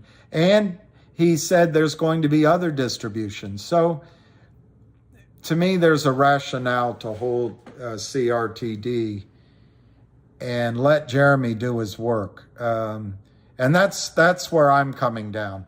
I'm absolutely sick to my stomach that the trade to me it round tripped.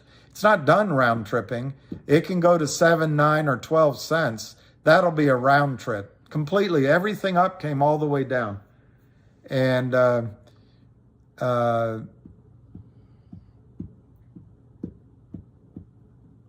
we can argue whether things could have been handled differently, but it's not a laboratory. You don't get a chance in life to try something and see how it works, and then try it again and try it again. You just go with your best judgment. And I guess it was the best judgment to make that announcement 2 hours before the close on Friday. All right, let's talk about GTII. Let me see what I have here to show you.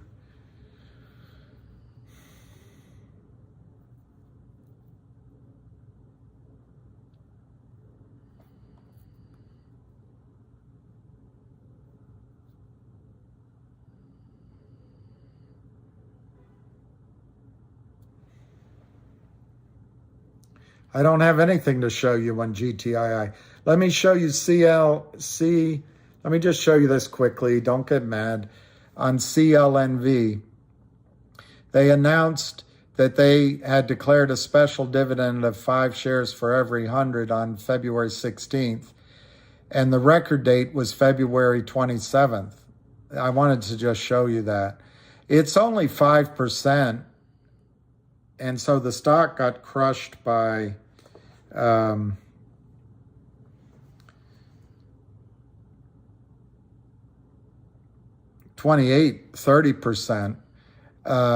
So I think the stock, overcorrected for this.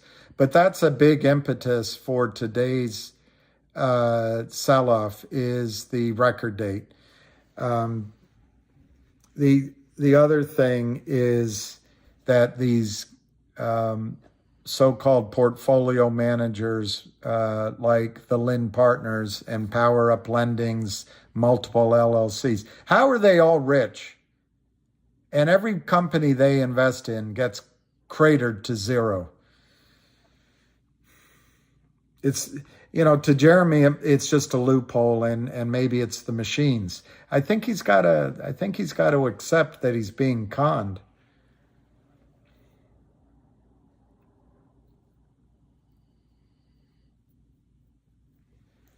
Let's see what this is. Oh, NextBridge. Let's read the update on NextBridge. This was announced today, February 27th. NextBridge, a private oil and gas exploration and production company with interests in Texas and Oklahoma, today provided an operational update on its development of the Oro Grande Basin asset. The company announced that it has successfully drilled 5 wells, you love hearing that, in the prospect, which, when combined with the 5 wells drilled in 2021, confirmed the potential of at least 5 distinct reservoirs. In addition, the company has drilled the first wells in Block E of the Oro Grande prospect, which revealed hydrocarbon potential from an additional shallow zone. You love shallow zones, I suppose, because they're cheap. Commenting on the operational update, Clifton Dubois Jr., NextBridge's chairman and CEO, stated, quote, "We are pleased to report the completion of 5 Oro Grande prospect in advance of the March 31, 2023 deadline under our university lands lease requirement." See that? There's always drilling commitments. That's excellent news for you guys. Absolutely. You should be doing the Irish jig right now. The data collected from these 5 wells, in addition to the 5 wells drilled in 2021, let's just repeat the first sentence of the press report, confirmed that there are at least 5 potential distinct reservoirs under our acreage. Also, our operations team deployed a new mist drilling solution, which increased hole stability, which we believe will result in meaningful cost savings for additional wells drilled. While these 5 wells may have potential to produce hydrocarbons and be commercial in the future, we have no plans immediately to deploy capital to sell this production to third parties. Instead, we are going to use the results from these wells to determine our next drilling plans, including reservoir locations, target depths, and, hear this, designated acreage. That's why the Roth Capital deal is so important. They probably want to buy more acreage. The company also provided an update on the distribution of shares following the recent NextBridge spinoff from Meta Materials.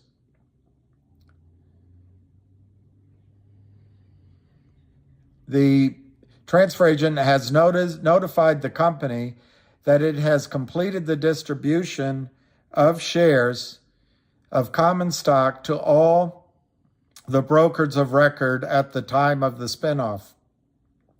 If your broker is not showing your shares in your brokerage account, it is not because your broker has not received the shares from AST. Wow, that's a powerful statement.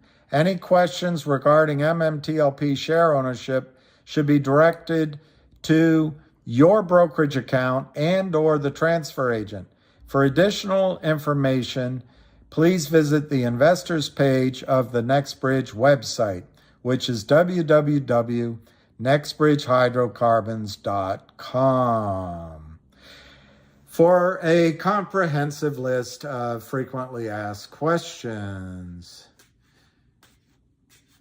Tom, I'm standing here. Okay, let's get off of that. After all, I just got off of there. One guy put this up.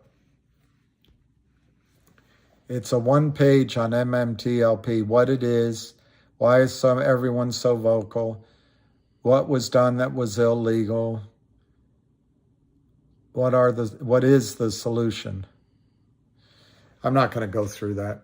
It's good that he did it, though. We can review it some other time. I want to get to your questions. And somebody else put this up on MMTLP. I just want to get to these numbers. I don't want to spend a lot of time on it. Numbers, schmumbers. But he comes down and estimates counterfeit shares at just over $500 million. And the potential fraud at $45 to $85 a share is $25 billion to $50 billion, and he believes it's quite conservative. So I just throw that up there. And let me just see if there's one more thing I gathered before I came here.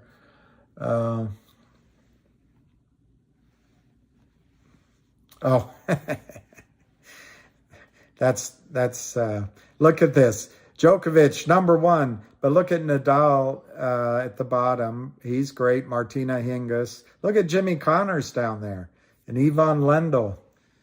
Martina Navratilova. But anyway, it's a great thing. Anyway, all right. I'll answer questions. TJP, I don't believe if you was the other guy, you would look out for the little guy. Just you and your pockets. Well, I don't, if you're assessing that of me, TJP, I wish I were that way. I really do. I'd be married. My hair would still be another color, and I'd be eating oysters every night. But if you're talking to me, TJP, that's not me at all. It's not me at all. I don't believe if you was the other guy, you would look out for the little guy. Just you and your pockets. No. Nope. It's just not me. In fact, I won't say who I was talking about, but a friend of mine was being offered, and I won't say, it's not anybody you can think of, I don't think, was being offered a deal to represent alongside of somebody else. And TJP, my direct advice to that guy, I said, if they offered me $1 million to represent their interests versus yours, and I said it, I didn't say yours, I didn't even know you, TJP, but I said versus all of these investors, I would say no, I wouldn't even touch it. I wouldn't even touch it. Any amount of it. Any amount. There isn't an amount of money. So thank you, TJP, for your belief. But, yeah, you don't have to believe me. You don't know me. But the whole reason I spend all this time is doing what little bit I can do to look out for the little guy. And it's not much I can do, but I'm trying as best I can. Hey, Ziggy. Need more money to follow Lou and David Lee. Yeah, HC, what's going on with GTII getting shorted to death?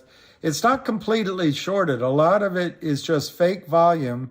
In the morning, the market makers are able to illegally walk the price down, moving shares amongst themselves that don't exist.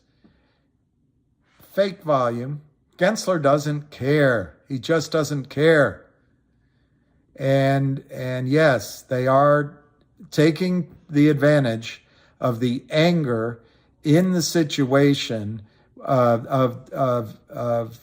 CRTD calling off the merger with GTII and all the anger all around to short the stock.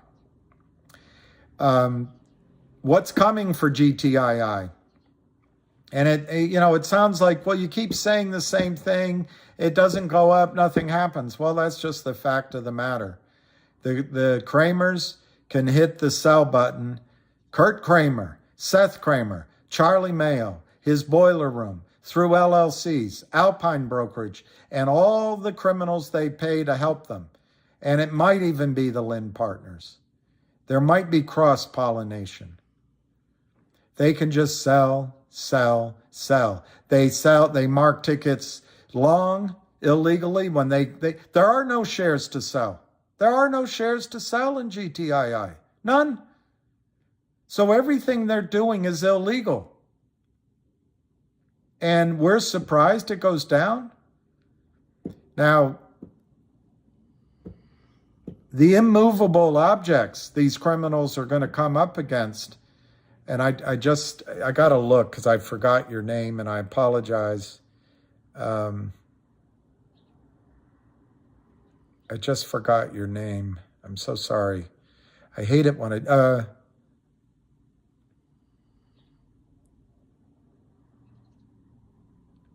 all right, well, I'll answer that.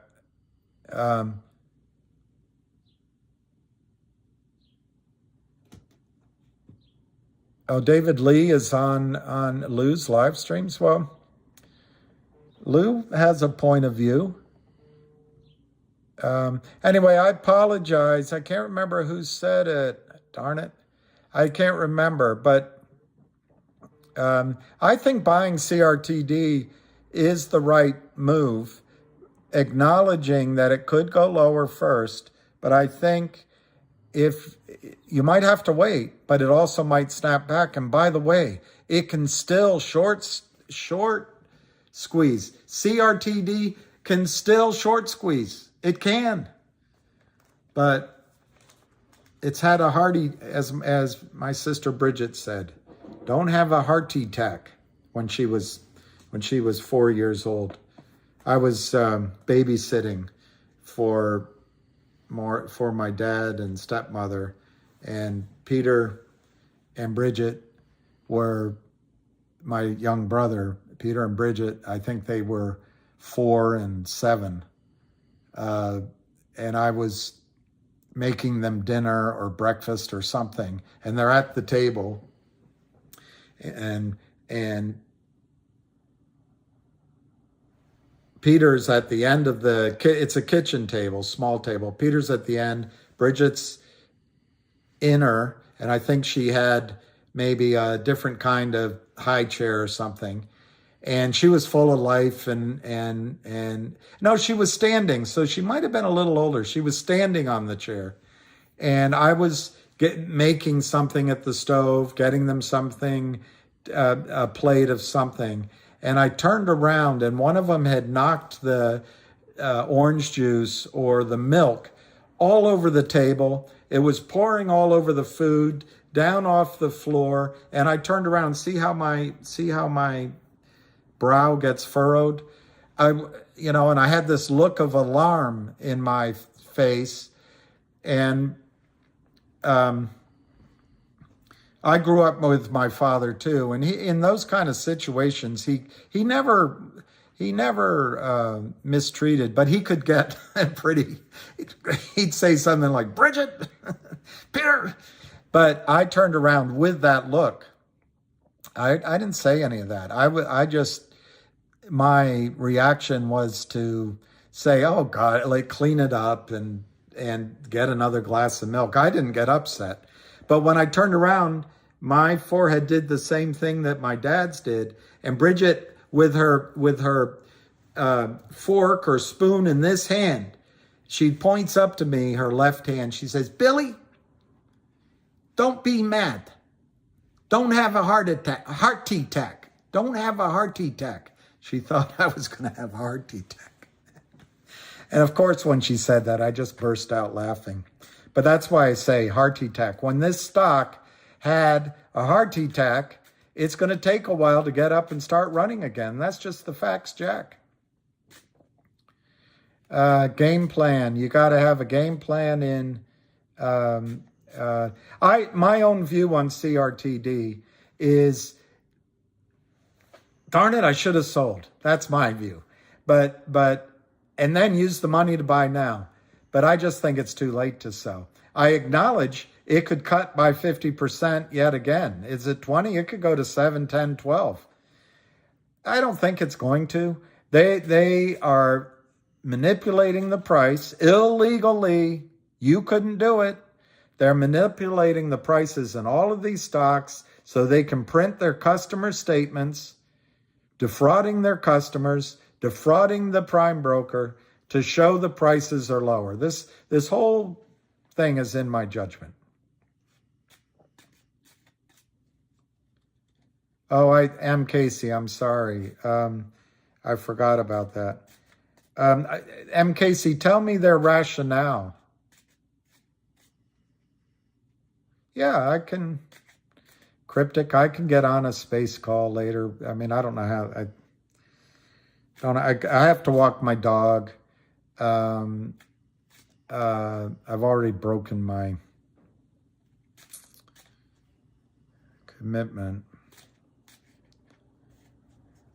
You know, walking my dog, he's such a good boy, and I try to return his loyalty to me. But like this morning, we got a late start, but we left the house at 8:30. I didn't get back till 11 o'clock. He goes charging out. He's all excited, but coming back, it's like walking with a camel or something. It's so slow. But I have to walk my dog, and then, I can do something. I also, my answer is yes. My answer is that, yes. Matt Lyon, motivation. I'll talk about that. What happened to,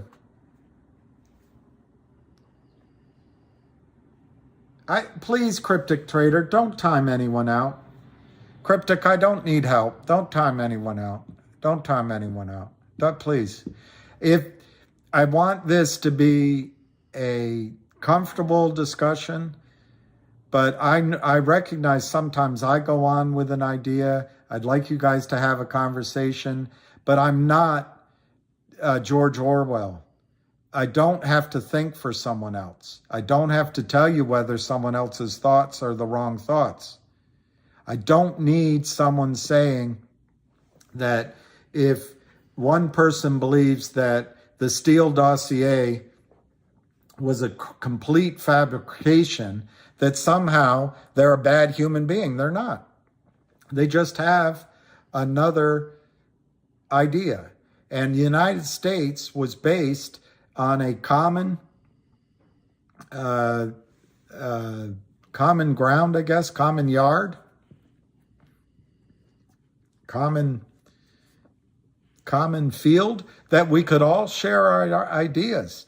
I happen to be someone who enjoys other ideas. Why?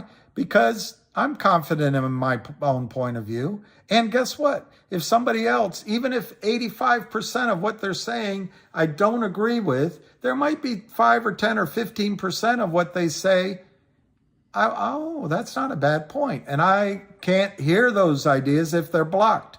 Also, if I react to somebody in anger or pique or frustration, I might be right. But I also might be being defensive because they might have nailed me on something that I'm wrong about. So I do not mind. I do not mind somebody giving a point of view that contradicts my narrative. Cryptic, my narrative is trying to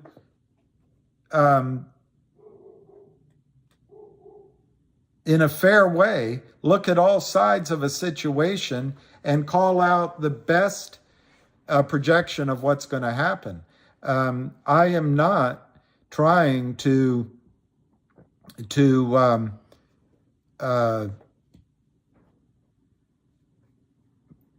I hate that word, but I'm not trying to pump anything. I really am not.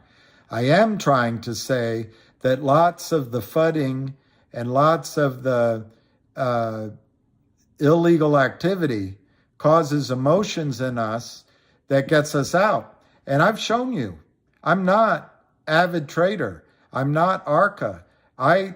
In retrospect, the perfect time to get out of CRTD was when Lou said that COSM was a much better stock and COSM had a much better CEO and they were going to be on Upstream first. We would have all gotten out of CRTD at 150 and we would have gotten out of GTII at, I don't know, $3 to $5. And then Lou said, once COSM goes up, we can come back to GTII. Well, I hope you've taken all your profits from COSM and you get back into GTII now. I've proven to you that I'm not in these trades to pump you up and then dump out of them at some point, like I could suggest other people have done. I'm not in it. I believe that GTII, as Ham says, is the best naked short, counterfeit short setup he has ever seen in his career, 23 years. And I believed that CRTD also shared that characteristic. I still think it has that characteristic, but there's legitimately some concern about the thought processes going on. I get that. But anyway, I don't need anyone blocked out. I don't need anyone given a timeout. We're all adults. We don't need to go stand in the corner. And I'll try to do better at not overreacting to maybe it's obvious to you, people that are trying to get me, get my goat. But I can handle it. And I think anyone who supports the criminality of Kurt Kramer, Seth Kramer, Charlie Mayo, Peter Valier, Philippe Valier, Jeff Eastham, and others, they deserve their own circle in hell. The hottest place in hell is reserved for he who in times of moral crisis remains silent. The hottest place in hell is reserved for he who in times of moral crisis remains silent. Imagine how hot the space in hell is for people that come on here or other places to support the criminality that's going on in our markets. Imagine their spot in hell. But they can take that risk. I can't. What is it? You guys know it better than I do. Vengeance is mine, said the Lord. Well, I can accept that. I don't have to provide the vengeance. And I don't have to tell them to go stand in the corner. And I don't have to give them a timeout. So anyway.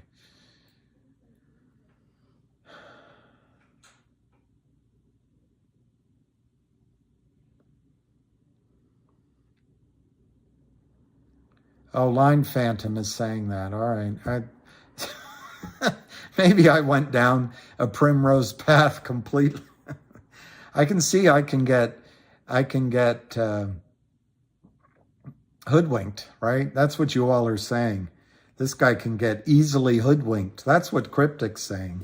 All right, sorry about that, Jenny.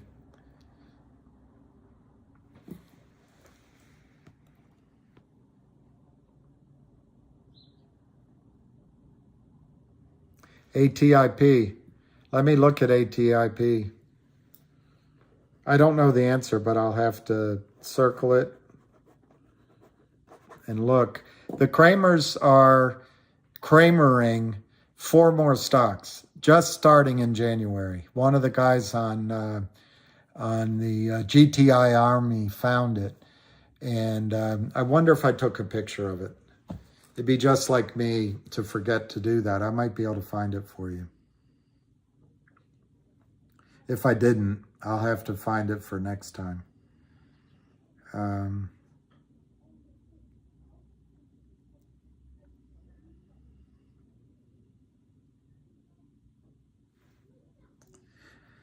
I'm not finding it quickly, so I will get back to answering questions.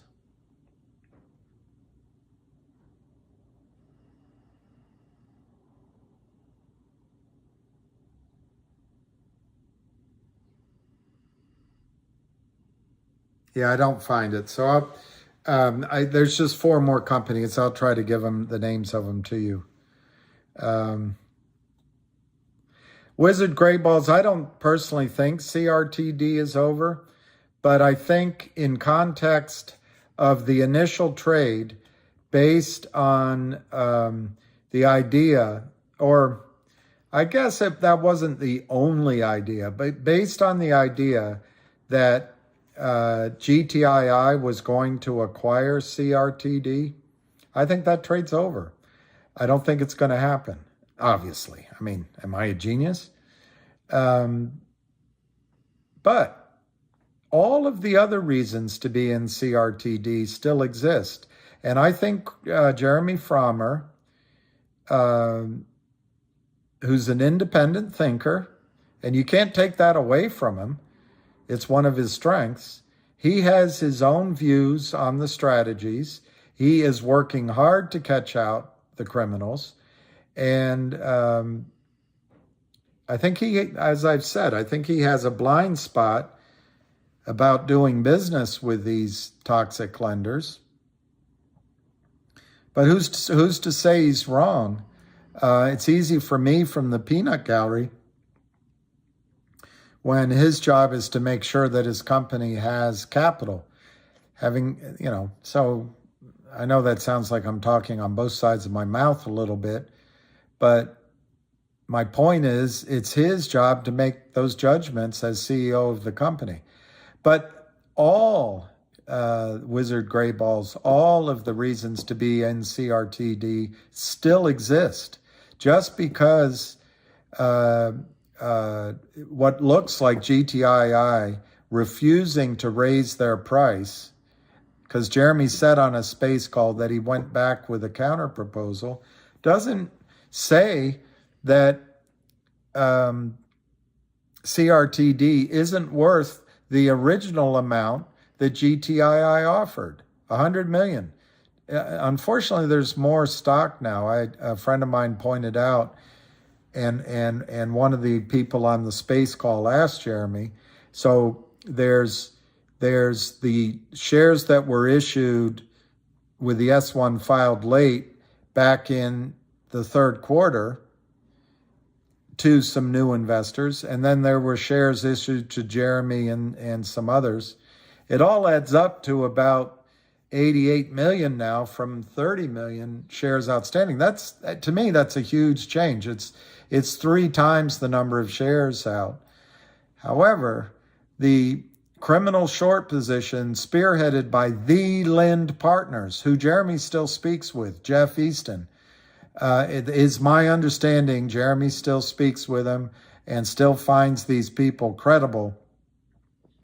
And it's just the computers. Maybe that's what Jeremy has said. Maybe I can't speak for Jeremy, so maybe his full explanation is more than just one of those comments he made. But there is a change maybe in the valuation of that buyout. It's still 100 million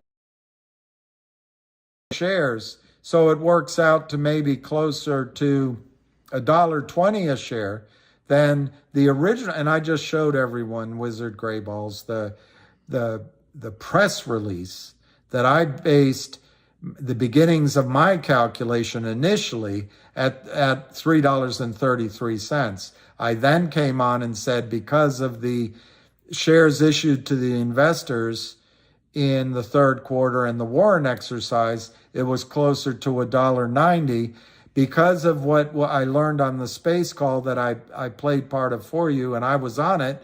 And the shares issued to Jeremy and the rest is closer to $1.10, that $100 million offer. But that's significantly higher than the stock price at 20 cents right now. So, no, I don't think it's over at all, in fact, I like Jeff's strategy of buying more down here. I would buy it while keeping a little bit of money in reserve in case it goes lower. But I think averaging down makes all the sense in the world if you have either the strategy, like Jeff said, when it bounces back, and I think it will bounce back. But remember, to go from 20 cents to 40 cents now is a 100% move. To go from 40 cents to 80 cents is another 100% move. It's a big move now in percentage terms. So if it bounces back, the trader in you might say, I'm getting out, and I'll wait for another opportunity to get in, and you might get a lower price again. That's one way to treat it as a trade. The other way, which I think I'm inclined with to do, is to treat it like it's an investment with a longer term horizon than just a trade. I'm not saying that it will not squeeze. In fact, I think if anybody can make the back offices squirm, it's Jeremy Frommer. So, no, I don't think it's over at all. And in fact, they didn't, to me, I don't know, maybe you heard it. It didn't sound clear to me at all what you need to do with Upstream. But my summary of what I heard is that it's going to be another situation where you have to call your broker and send the shares to the transfer agent, and then have the transfer agent, you have to give instructions to the transfer agent to send the shares to Upstream. I think you should do that with some of your shares. Why? Because although I hated hearing that already this guy on Upstream is negotiating a different ratio than 1-to-1. Why is it his role to negotiate for Jeremy? I don't know why he was doing that. But I'm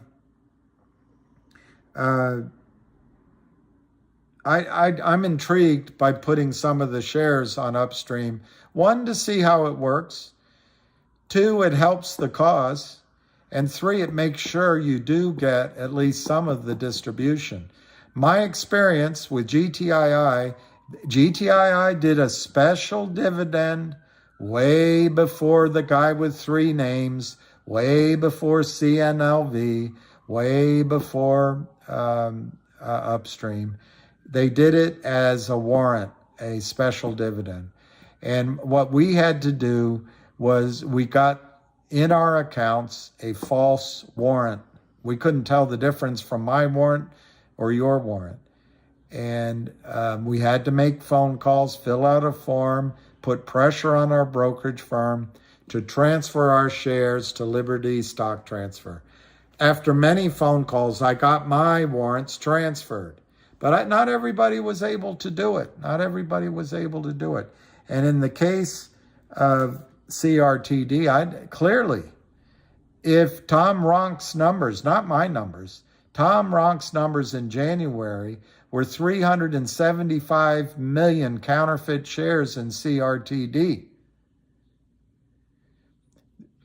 the Lynn partners, and possibly Kurt Kramer as well, have been selling counterfeit shares in the stock since January. So it's probably closer to 400 million. The only person that can literally come up with an accurate number is Gary Gensler.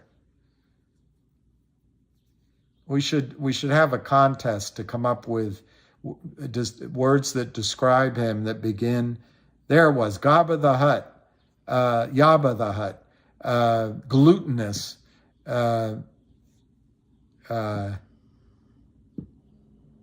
anyway, just so frustrating. He does nothing. But I think, Wizard Balls, it makes sense maybe to set up an account with Upstream, which I don't think is as complicated as they made it sound. Why do they have to get into all the minutia? Upstream finds a sponsoring broker. That's all back office stuff. And maybe you have to fill out a form. He said it's electronic. Why do they have to spend 20 minutes on it?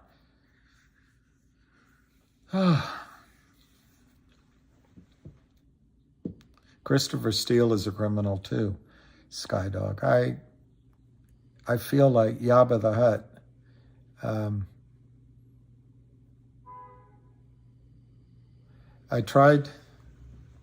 I have a message from Matt E. Let me see what it says. Matt E. I've ignored tags. Requests on. I've ignored GTII. How many times GTI people try to reach me, it's ignored. You allow people to keep asking you about MMTLP in the stream. So please decide which community or cause. Many of us are tired of being ignored. This is the first time I've heard you focus on GTII for months on your stream.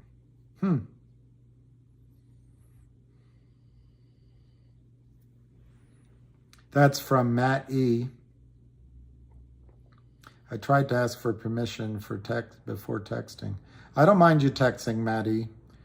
And I didn't realize I was coming across. I mean, look behind me. GTII FBI.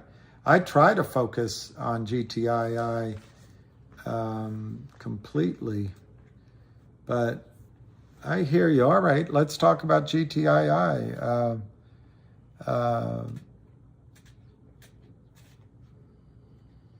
Matt, I'll try to talk about GTII.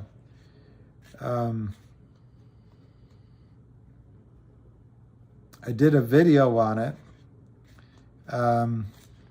And Matt, I can't remember. Let me see. I wrote down two names. I can't remember, Matt, if you're one of the guys who was blocked from my thing. I tried to unblock people, and I really did, and I never was successful at it. I wrote down your name on the back of one of these notebooks. Might not be you, it's just triggering a memory.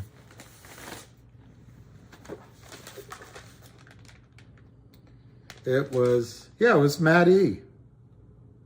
It was Matt E. I don't know, Matt, if you're on now. But I was unable myself to unblock you because I just couldn't find out how. I went on YouTube. I went on the service I use here. I just couldn't figure it out, so I apologize. But I probably spent about 45 minutes trying to do it. And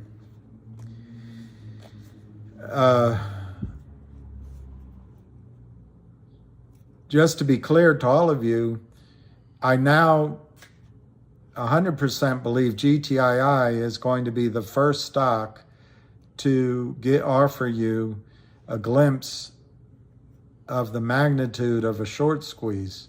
And I'll try to talk about it right now, Matt. There was a, and I did my best efforts to be in contact with everyone that I could speak with close to the situation.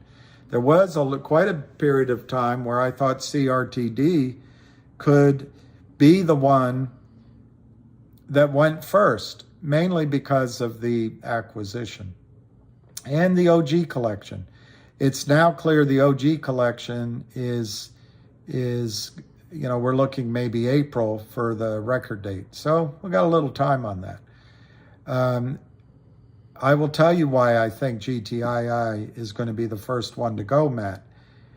But I also have to tell you, I think your investments in MMTLP could also be the first ones to pay out ahead of any of this stuff, because I think there's pressure on the system to get MMTLP settled by the first quarter.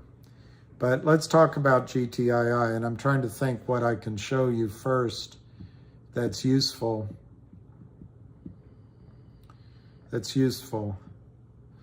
I've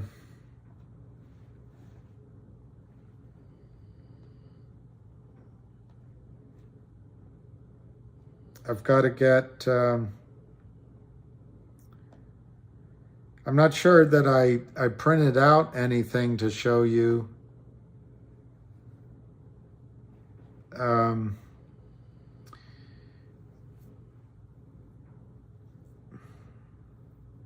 But I think maybe it would be useful to look at GTI's one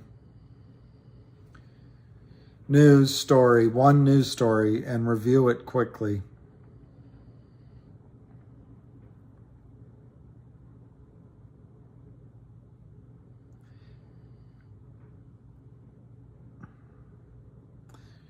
And by the way, Matt, GTII is my single largest position and disappointment, and it's hurting me too. So I'm not ignoring it.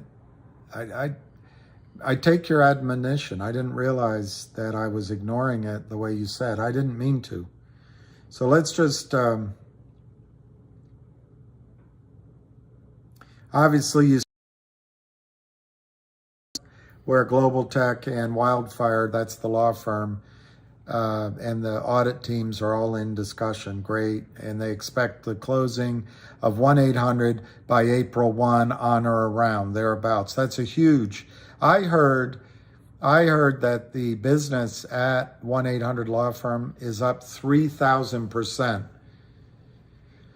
so far, first quarter of 2023 versus first quarter of 2022. We'll find out if I'm right, but I heard that. So this is a massive game changer for the shorts. They, on February 6th, announced that they were going to pursue legal action. All right, let's look at that one. Okay, let's look at that.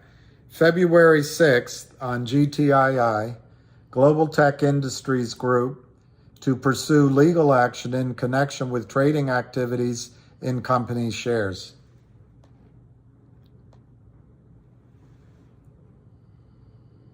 A Nevada corporation announced today that the board of directors has authorized management to move forward with appropriate legal action in connection with what it believes to be illegal trading activity in the company shares. As the company previously disclosed, it has retained West Christian, etc. The legal actions may be directed at broker-dealers, You know what a broker-dealer is? That's your brokerage firm. At broker-dealers, market makers, and other relevant parties. The company believes have engaged in illegal trading activities that have resulted in a significant number of unsettled trades involving GTII shares. In particular, it appears that certain market makers have failed to post regular or continuous proprietary quotations that are at or near the market on both sides and that are communicated and represented such that they, what a sentence. It appears that certain market makers have failed to post regular or continuous proprietary quotations that are at or near the market on both sides and that are communicated and represented such that they are widely accessible to investors and other broker-dealers. When markets makers fail to meet this requirement, as well as other applicable requirements, it can bring into question whether they are engaging in, quote, bona fide market making, unquote, to any, quote, locate, unquote, exemptions afforded to bona fide market makers when executing short sales. It's a powerful accusation. Further, in a recent administrative proceeding between Alpine Securities Corporation and the National Securities Commission and the SEC, the NSCC imposed a backtesting charge against Alpine, which action was contested by Alpine, of course, because they're all sure of their right to steal, due to deficiencies in Alpine's, quote, required fund deposit, unquote. Further, the quote says that were attributed to net short portfolios in several stocks, with the, quote, top driver being a concentrated short position in GTII, double unquote, which is obviously a cause of concern for the company. In the coming weeks,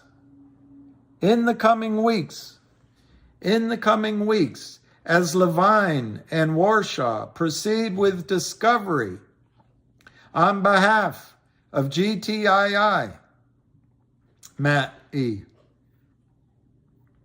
The company's board of directors has signaled that it will task management to look for ways to reward its shareholders for loyalty during this unprecedented time. The company will continue with its plan. This is what Lou, I don't know if Frank said it, but Lou said it. This is what he said the company wasn't doing it on Upstream. And Lou is also saying they better look at T3 instead of Upstream. I don't know. He might be right. But Jeremy Frommer on the space call said he's going to invest. Jeremy Frommer is going to invest in Upstream. So I don't know. Okay. The company's board of directors has signaled that it will task management to look for ways to reward its shareholders. The company will continue with its plan to uplist with Upstream, executing its strategy to dual list alongside the OTCQB, putting itself in a position of strength in 2023 as it continues with its value for its longtime shareholder base.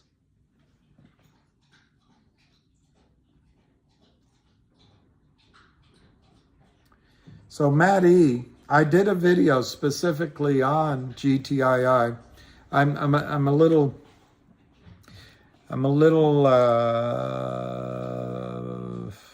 vague on when. I want to say it was about 2 weekends ago, but I could be way off. But it was specifically on GTII, and like 2 Sundays ago, maybe.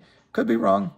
It's specifically listing the reasons why I thought GTI had catalysts coming ahead. And one of them was that I stated that it was my belief that you would hear something about 1-800-LAW firm this week. Turns out we heard about it last week, which was terrific. I thought that you would hear about the West Christian lawsuit last week. Didn't. We got Upstream instead. And I thought after you heard about the West Christian Upstream, the West Christian lawsuit being filed, that you would hear about a distribution of a percentage of that lawsuit as a special dividend on Upstream to each of you. Further, I think once the 1-800-LAW firm is acquired, you're still going to see a distribution as a special dividend of a coupon from 1-800-LAW firm. Hans says $1,000 a share. It doesn't have to be that high, but it'll be something that the street can't stuff in your account. So those are three things coming to Upstream, which is blockchain as it relates to GTII. I spoke with Upstream on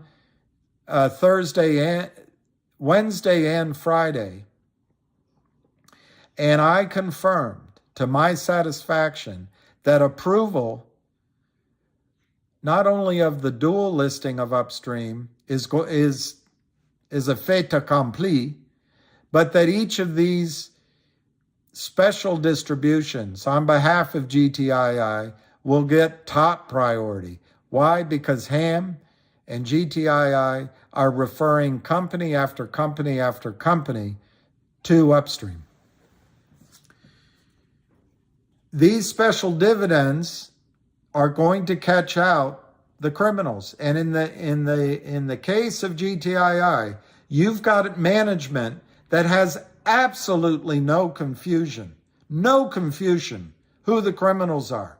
They're not confused by intellectual arguments that what's going on is that the computer algorithms are set at a certain volume of buy, and because there's more retail buying, that the computers are just spitting out failed to delivers. Well, that may be happening in the general market on bigger stocks than ours. Absolutely. But it doesn't explain why when there's failed delivers in GTII, they never happen on the way up in volume, in crushing volume. Why? When Jeremy has this theory that what it is the algorithms, not human beings. He said on his space call that Jeffrey Easton and Kurt Kramer do not have the intelligence or the creativity to short 300 or 400 million counterfeit shares. It's the computers doing it. He might be right. He's a lot smarter than I am, I'm sure.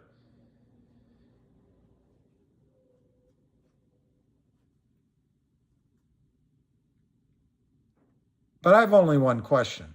If everyone is buying and it's retail volume that the computers somehow the governor wasn't set just properly, why don't the stock prices go up? Why are the computers set that when you buy, the price is either flat or it needs to go down? Why? My answer is the computers might be doing that on the big stocks. And you should ask yourself, why is that okay? Imagine all the money you're putting into your 401k. Imagine what your 401ks would be worth if Gary Gensler and Goldman Sachs and Greg Griffin and Stevie Cohen weren't suppressing the value of the stocks as your buys came in, real money. They weren't suppressing it so they can cycle out teenies and fractional profits for themselves. You'd have real wealth. But no, they get the wealth. They went to Harvard. They went to MIT. They went to Yale. They went to Stanford. They go to temple with each other. They go to some Irish Catholic church together. They meet and have drinks somewhere together. They're in all the same clubs. But somehow algorithms are set on the computer, and that's why there's failed to delivers. That's a problem. That's a real problem. It's a real problem. But anyway, coming back to GTII, the stock has one trapped short. Oh no, Ham says that all the time, over and over again. One trapped short. Well, I've been in this increasingly difficult situation because the negativity is intense.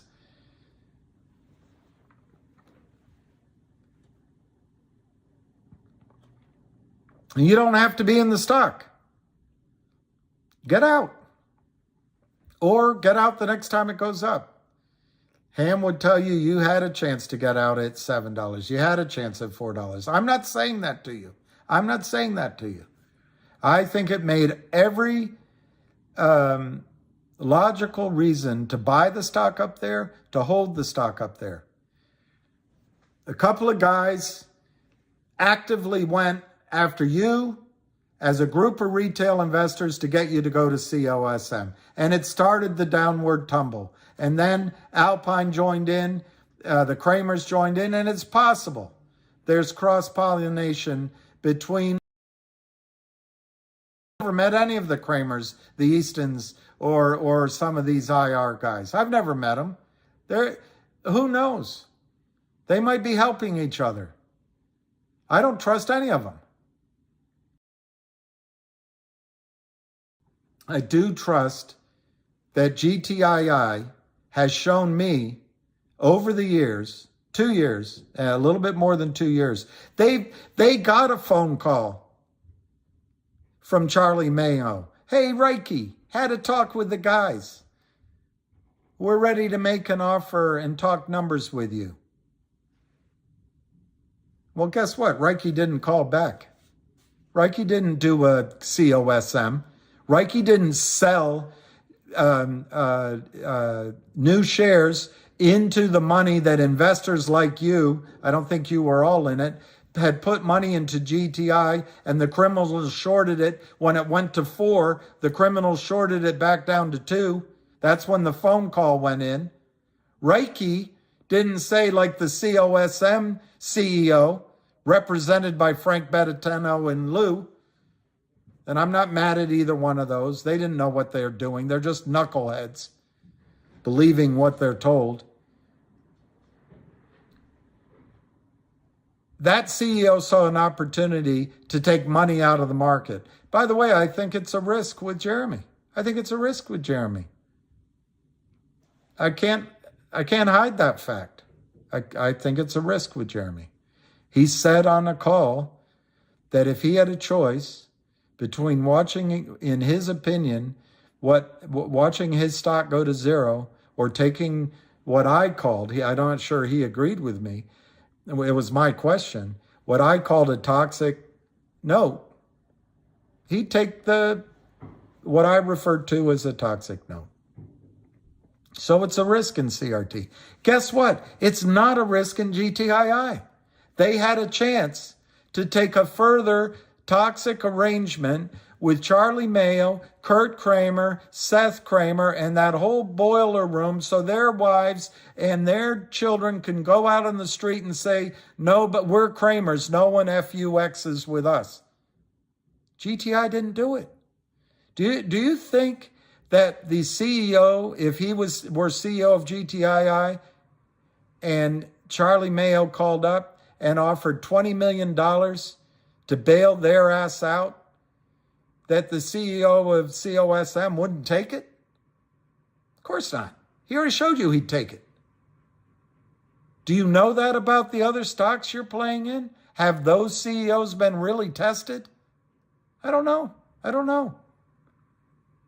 I hope when the Lynn Partners gives Jeremy a call again, because I guarantee you they will, Jeff Easton. And it feels good to hang out with these guys, by the way. They buy you dinner, they take you nice places, you get to talk intellectual things, go to clubs. I guarantee you Jeff Easton's going to ask Jeremy Frommer, hey, Jeremy, I had a talk with the guys. We're ready to make a deal. Are you interested? I don't know. Hasn't been tested yet. But I'll tell you one thing about GTII, it has been tested. And over and over and over and over again, GTII receives calls to get funding. And anyway, I won't go in my personal experiences in funding another company. But these bastards are out there, and 80-year-old CEOs who govern from golf carts and don't have any time other than for their grandchildren and make phone calls get fooled by them. I'm not saying I'm thinking of another CEO, not Jeremy. But not Reiki. So Matt E. in GTII, yeah, the stock's down. Are you guys surprised? Is this something else new? I've told the story before.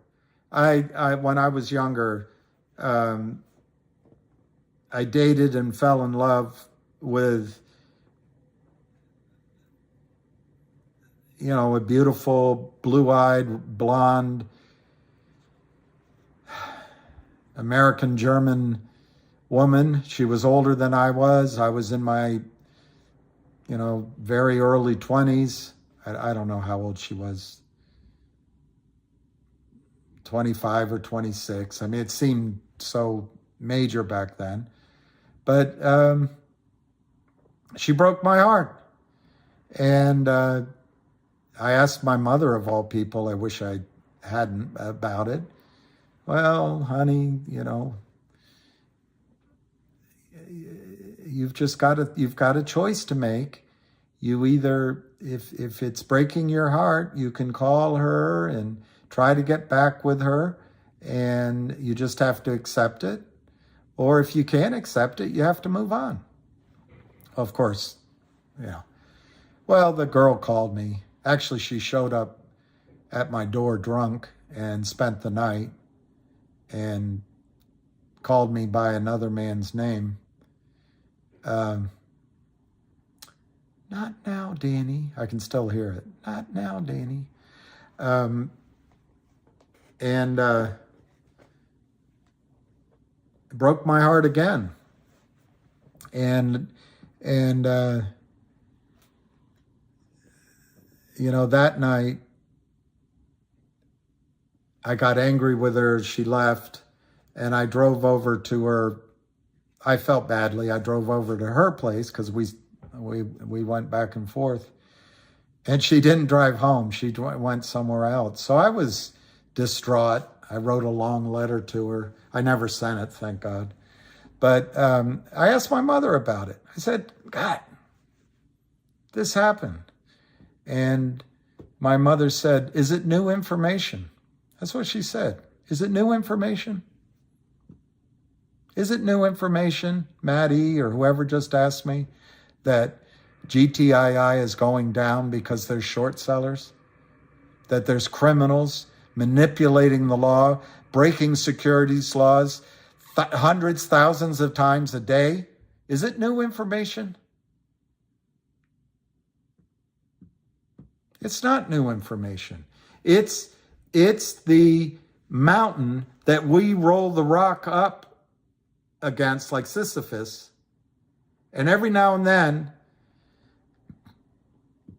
everyone gets pissed off, dumps their CRTD, and a spasm of anger and righteous attitude goes through the group, and everyone sells, and the rock comes tumbling down. Why? Because there's constant pressure on that rock from the criminals. Nobody is policing the criminals. Nobody. And Maddie, right here.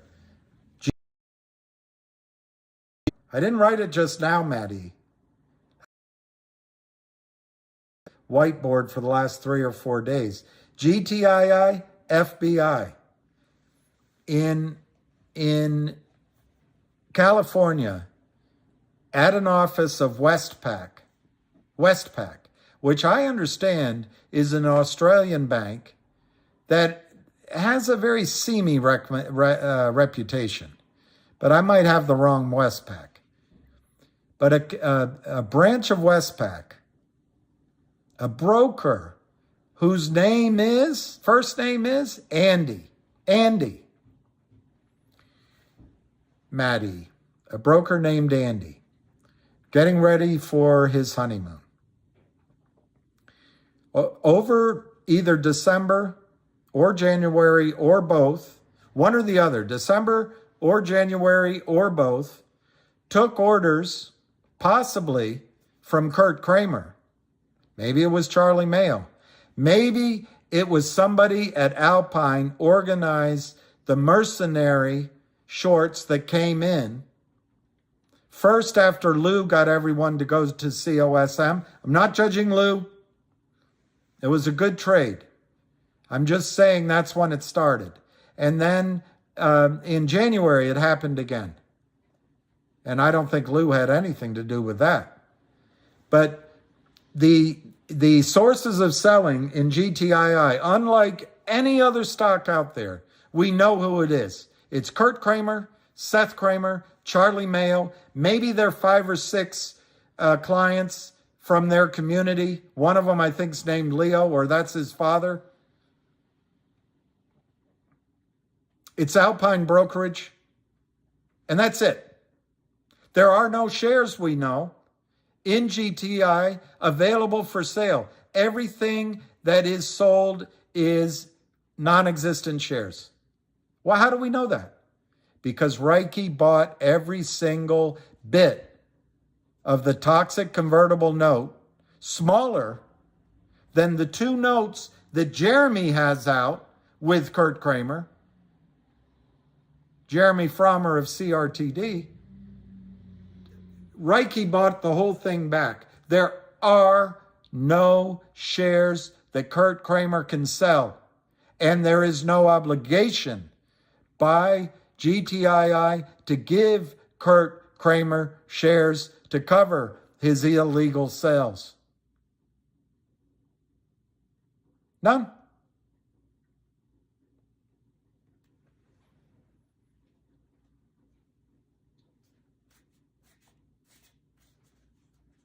But that's the difference with GTII and any other stock. Your next test is going to be when the Lynn Partners calls Jeremy and says, we'll give you 10 million for 100 million shares. I'm making that up. What's Jeremy going to say? You don't know. I don't know. I don't know. $10 million sounds really good. $10 million, I can grow my company. I can execute my plan. But Jeff Easton and Benchmark Capital and all the people associated with them aren't honest, in my judgment. All of this is in my judgment.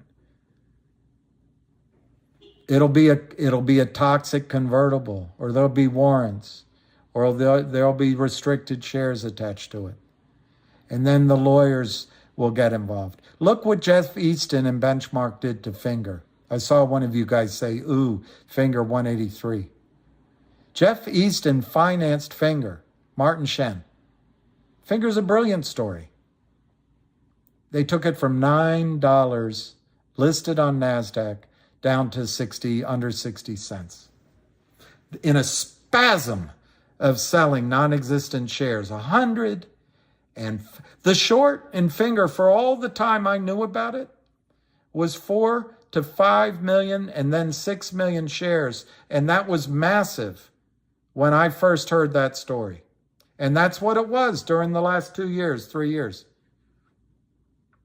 In the span of about 3 weeks, in an orgy of selling, Jeff Easton, maybe the Benchmark Capital Partners, sold 105 counterfeit shares. And these are the guys Jeremy's doing business with. Does Jeremy have, he's a nice guy, Jeremy. Does he have it in him to say, my experience in my life, I can handle a lot of people. But if they're crazy people, or if they're, I don't have the defenses. I have to say, can't talk to you. I've tried once or twice. I just gotta stay away because I don't have defenses. Does Jeremy have defenses against the schmarm of a Jeff Easton or a Kurt Kramer? I don't know. We'll find out.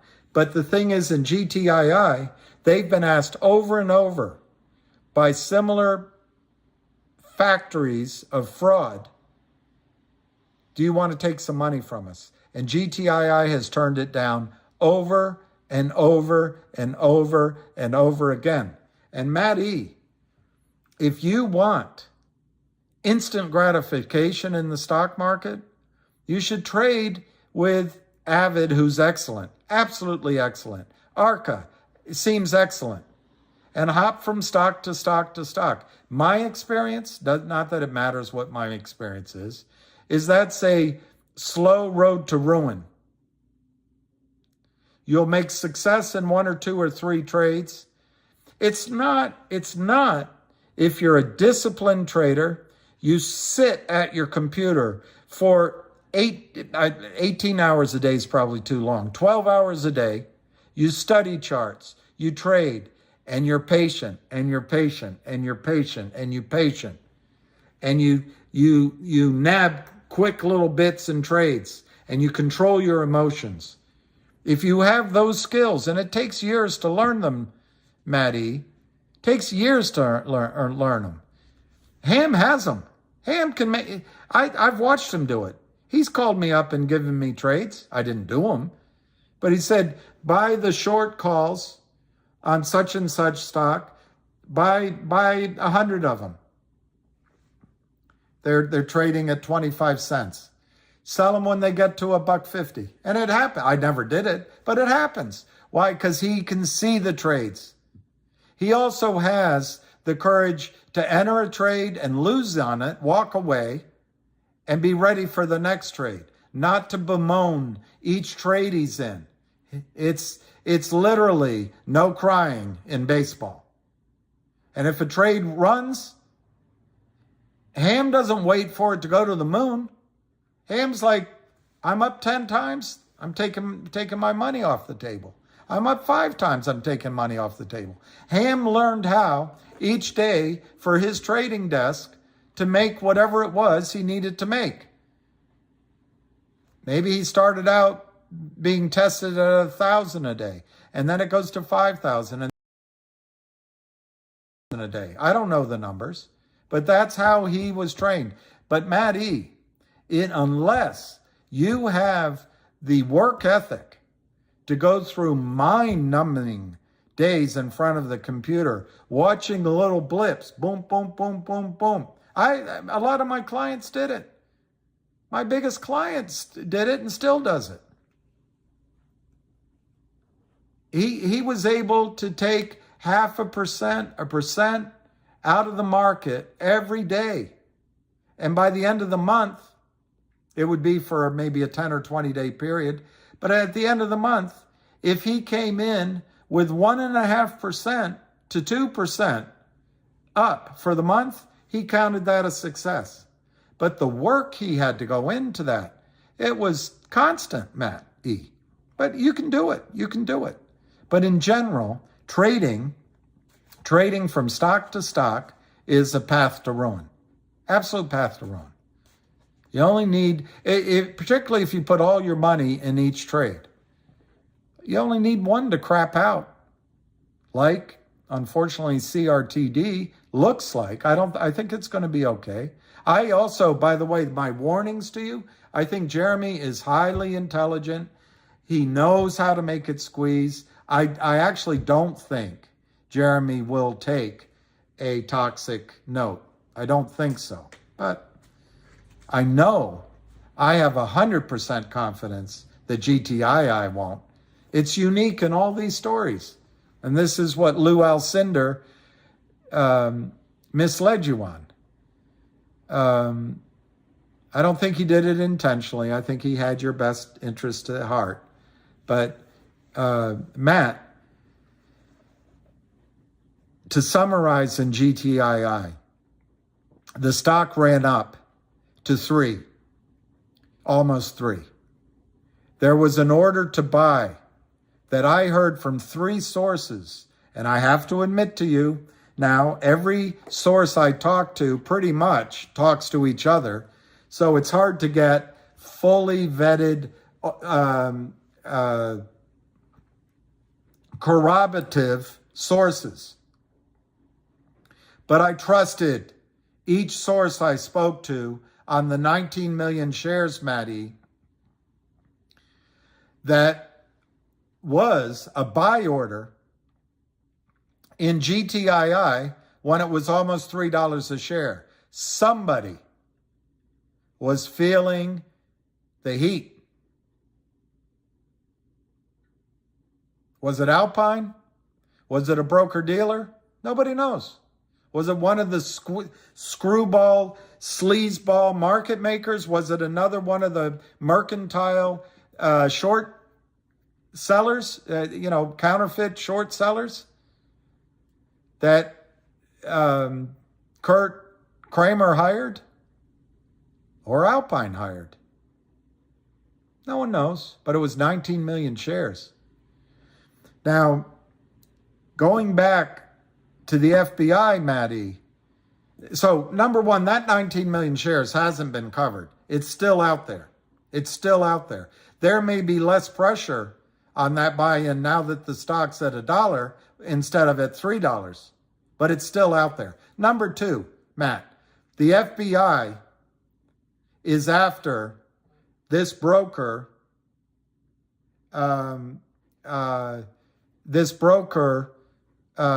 Andy.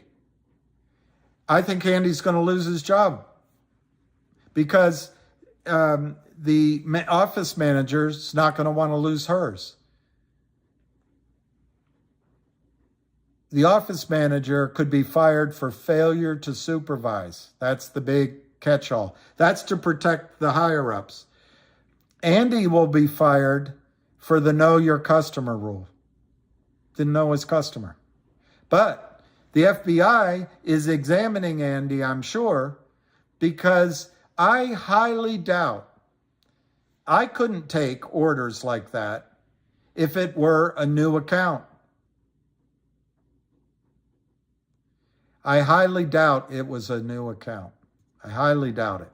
So it's possible Andy the broker was in cahoots with the criminals. On the other hand, maybe he was just so young he didn't know. Almost certainly, Maddie, it was a DVP account. I had them. This is when hedge funds call you and you go home and you think, wow, I'm a big swinging bat. I've got a big hedge fund as my account. And then they ask you to set up DVP instructions. And then you realize it's just a hot account. They just want syndicate and IPOs, and they'll do trades with you. They send you the money, but then you send out the stock. And the problem is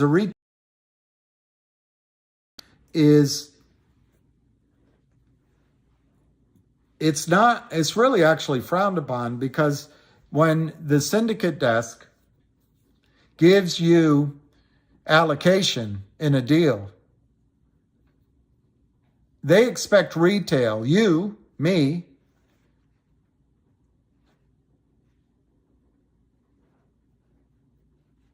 the only one that's further on the ass end of and I can tell you stories from myself, on the ass end of Wall Street, then the retail broker is the retail client.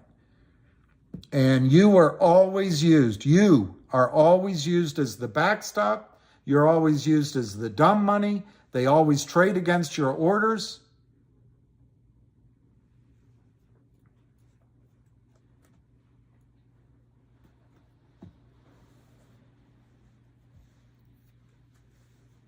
I lost track of my train of thought, except I got it. The FBI agents are going to go after this guy, Andy, for this account. It's a DVP account. And the problem with DVP, whether it's from the buy side or the sell side, whatever that means to you, but I'm trying to say, whether in my case, the clients were buying shares, and in this guy's, Andy's case, their clients are selling shares that don't exist. My clients never did this, but apparently Andy's clients did. They free rode the trade. Totally illegal. Totally illegal. They gave Andy orders to sell GTII at $3. Sorry, probably it was either when Lou Alcindor came in to tell you GTII, let's get out of it, let's get out of that. We'll move over here, and then there's that, and then we'll come back here, and then it's a great trade. Well, I hope GTI's down. You can move your profits from COSM into it. But maybe it was in December when this young kid took the orders in the face of the FUD that came out against GTII by some upstanding citizens on Twitter, even now. Or it could be January, or both. Apparently, Westpac, Matt, lost $2.5 to $4 million in that office. That's a huge error.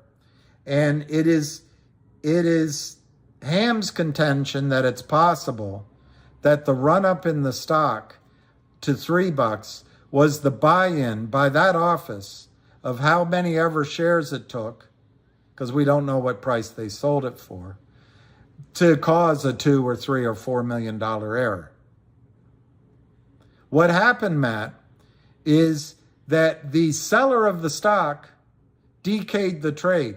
When Andy, the broker, called in and said, hey, you've got a margin call here. You've got to cover this sale.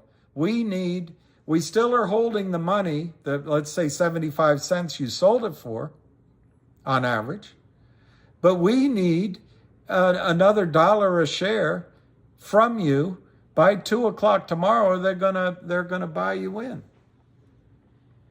I don't know how many shares it was, but if it's $1 a share times 10 million, I don't know, making it up, the client had to wire $10 million. Guess what? They decayed the trade. They walked away.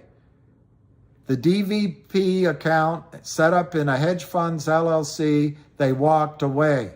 If you did that once, you might come up with an excuse to keep your account over. If you did it twice, you'd be banned. These hedge funds do it all the time.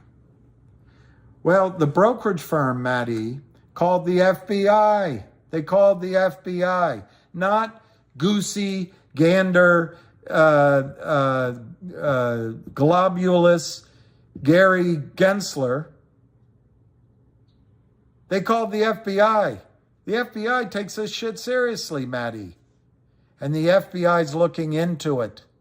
The FBI is looking into the trading that robbed Westpac and their offices of something between $2.5 to $4 million. Grand theft, wire fraud, crossing state lines. It's some serious stuff. Guess what? The FBI doesn't just slap your wrist. They put you in prison. They frog walk you.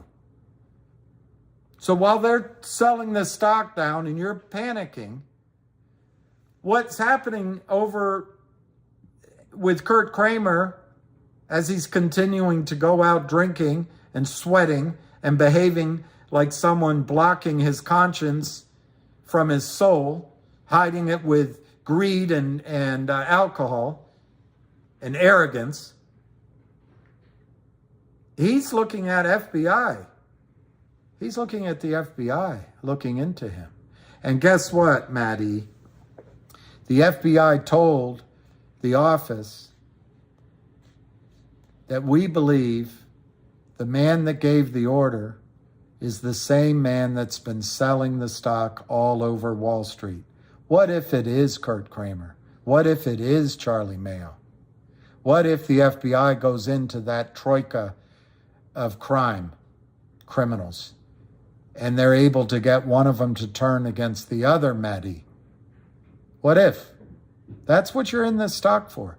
The buyer in GTII is the 325 million or more counterfeit shares that have to be bought in of GTII. Okay, that's number 2, Maddie. Number 3, I don't think I put it up here. I'm not sure I have it here.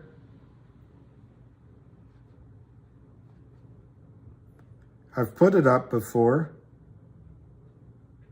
Yeah, maybe this is it.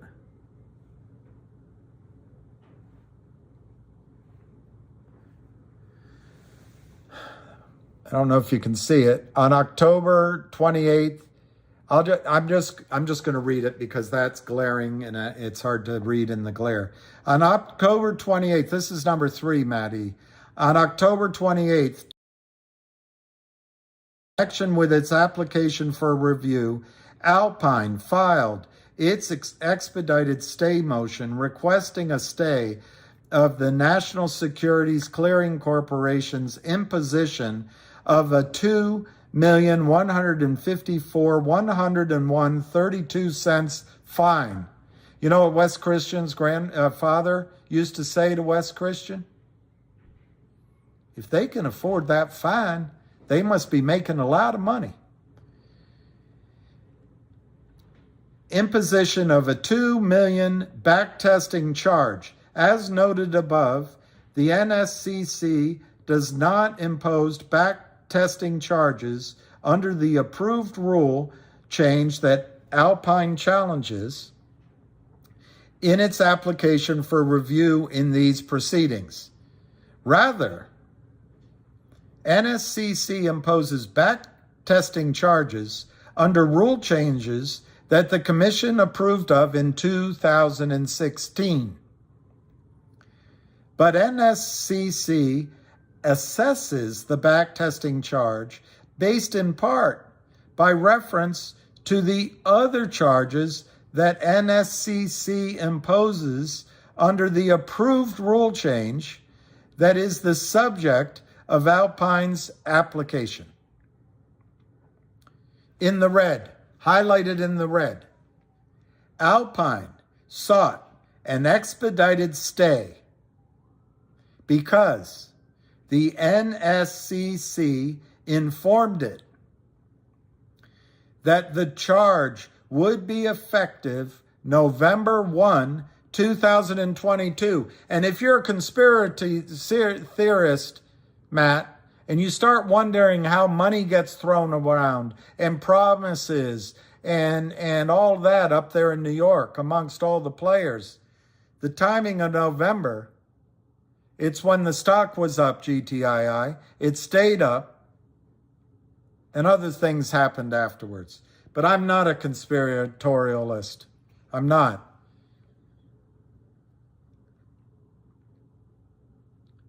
Alpine sought an expedited stay because the NSCC informed it that the charge would be effective November 1, 2022.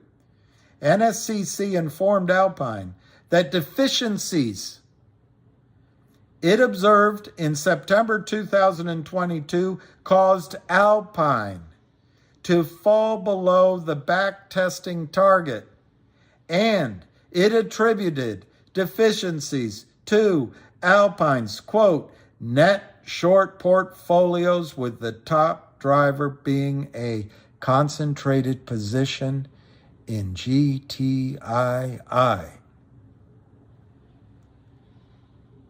Unquote. It goes on.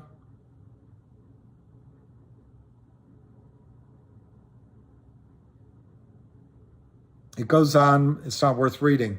But the point is, the NSCC, the SEC, the DTCC, all in a court, in the public, it's there. They named GTII. There's no other stock that you know that's done that. Specifically named it. So Alpine's in trouble.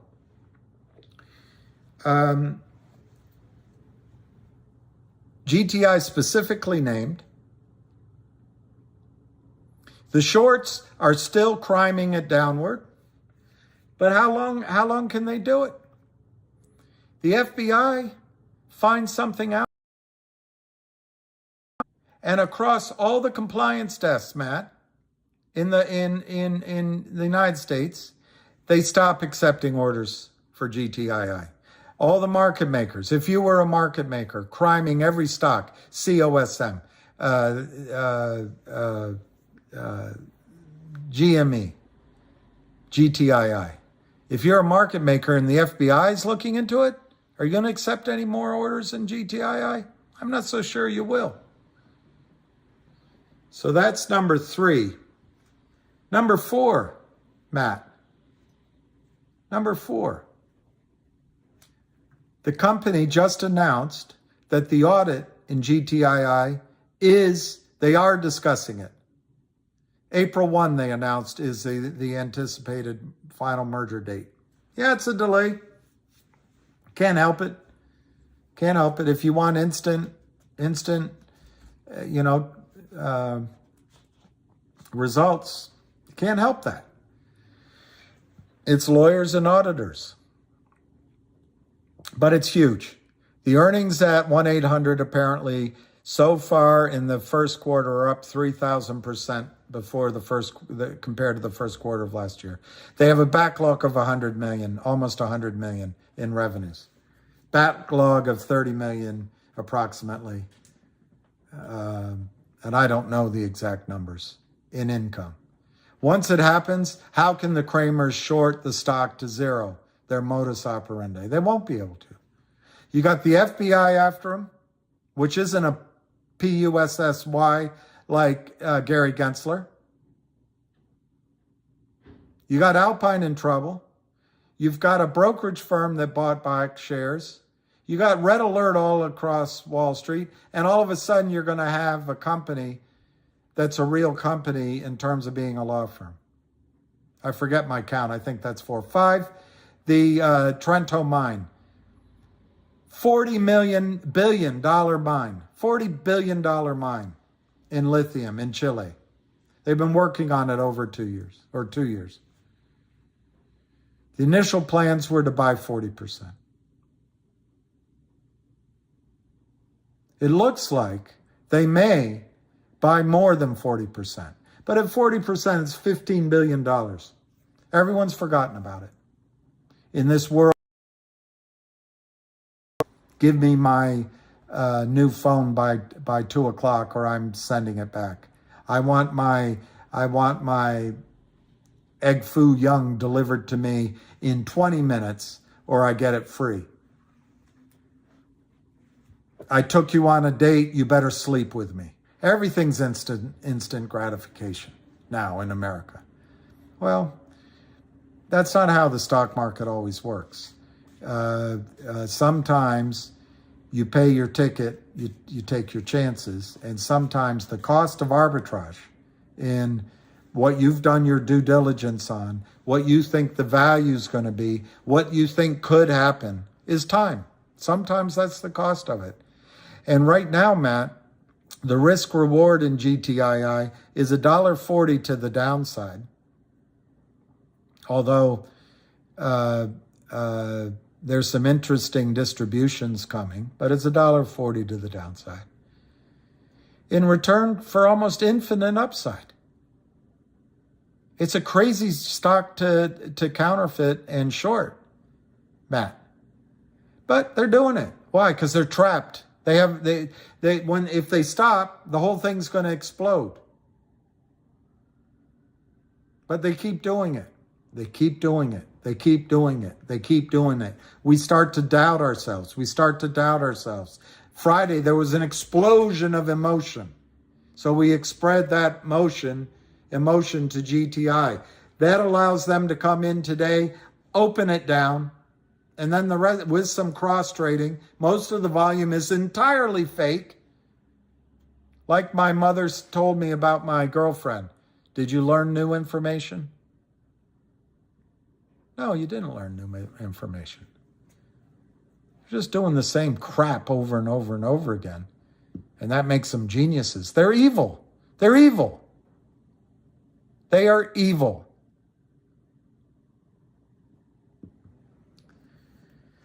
In my judgment, I better say, because that's a hell of a charge.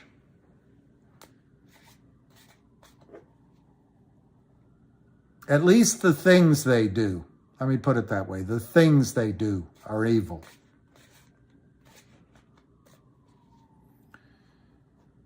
So 1-800 is on or around April 1. Unfortunately, Matt, that means we have to wait at least another month. I'm going to guess it's going to be delayed because it always seems to be delayed. So we have to steel ourselves, I think, for at least 6 weeks. At the worst, just put it out of our mind. It's going to be 6 weeks before the 1-800 law firm gets done. Okay, what's next? The Trento mine I just brought up. I'm hearing that they're going to buy more than 40%. Do I know it? No, I don't know it. I'm hearing that the financing is arranged and finalized. Not only arranged, finalized. I'm hearing we could hear something about it, not from anybody in the company, not any insiders. I'm not hearing that from them. But I'm hearing that it could be 2 weeks to 6 weeks, finito, on the Trento mine deal. Well, let's just, for sake of argument, use 50% instead of 40%. Let's use 30 million instead of 40 billion. 30 billion instead of 40 billion. You're going to add 15 billion in value of a lithium mine to GTII, maybe within 6 weeks. Do you think that's going to shake this thing to its very foundations? Yeah, it could.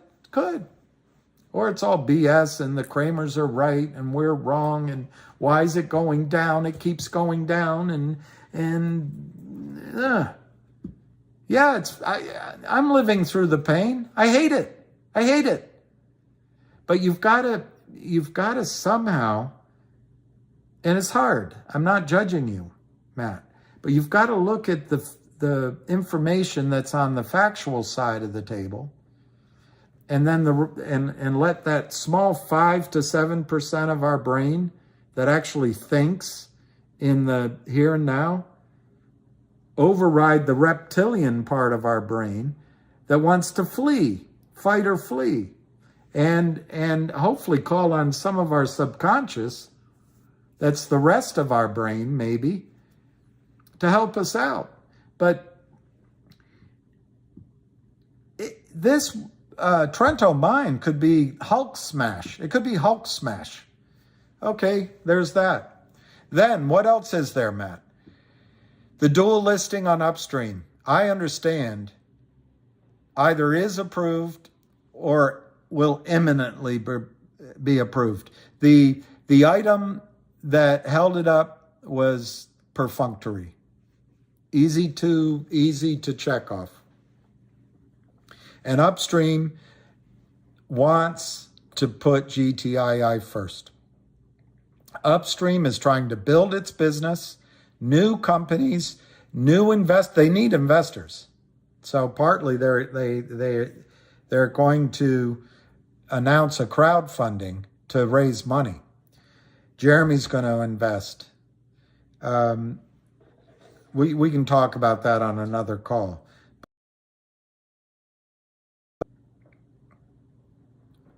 it is in the interests of Upstream to approve the dual listing for GTII. Unlike you were told back at Thanksgiving, GTII has been directly working with Upstream first and all along. There was something that delayed, and it allowed CRTD to, but it's the same group of investors. And okay, Matt, what's going to come from Upstream? One, a distribution of a piece of the lawsuit once it's announced, which I think the West released this week. I thought it was going to be last week.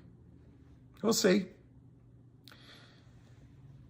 A distribution of a blockchain item giving you a piece of the results of the lawsuit on Upstream. Blockchain. Can't be counterfeited. Can't be Kramered. Can't be Eastoned. Could cause a squeeze because it could be a corporate action like Jeremy says. And this is what he knows, Matt. It could cause Jeremy to generate buying in all of that stock of 400 into 80 million, unless he sold some more. But right now, that's the number.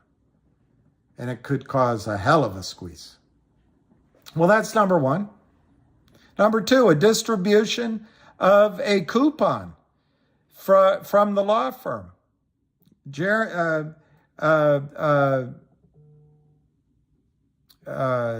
Ham says $1,000 a share. Upstream, blockchain. A distribution of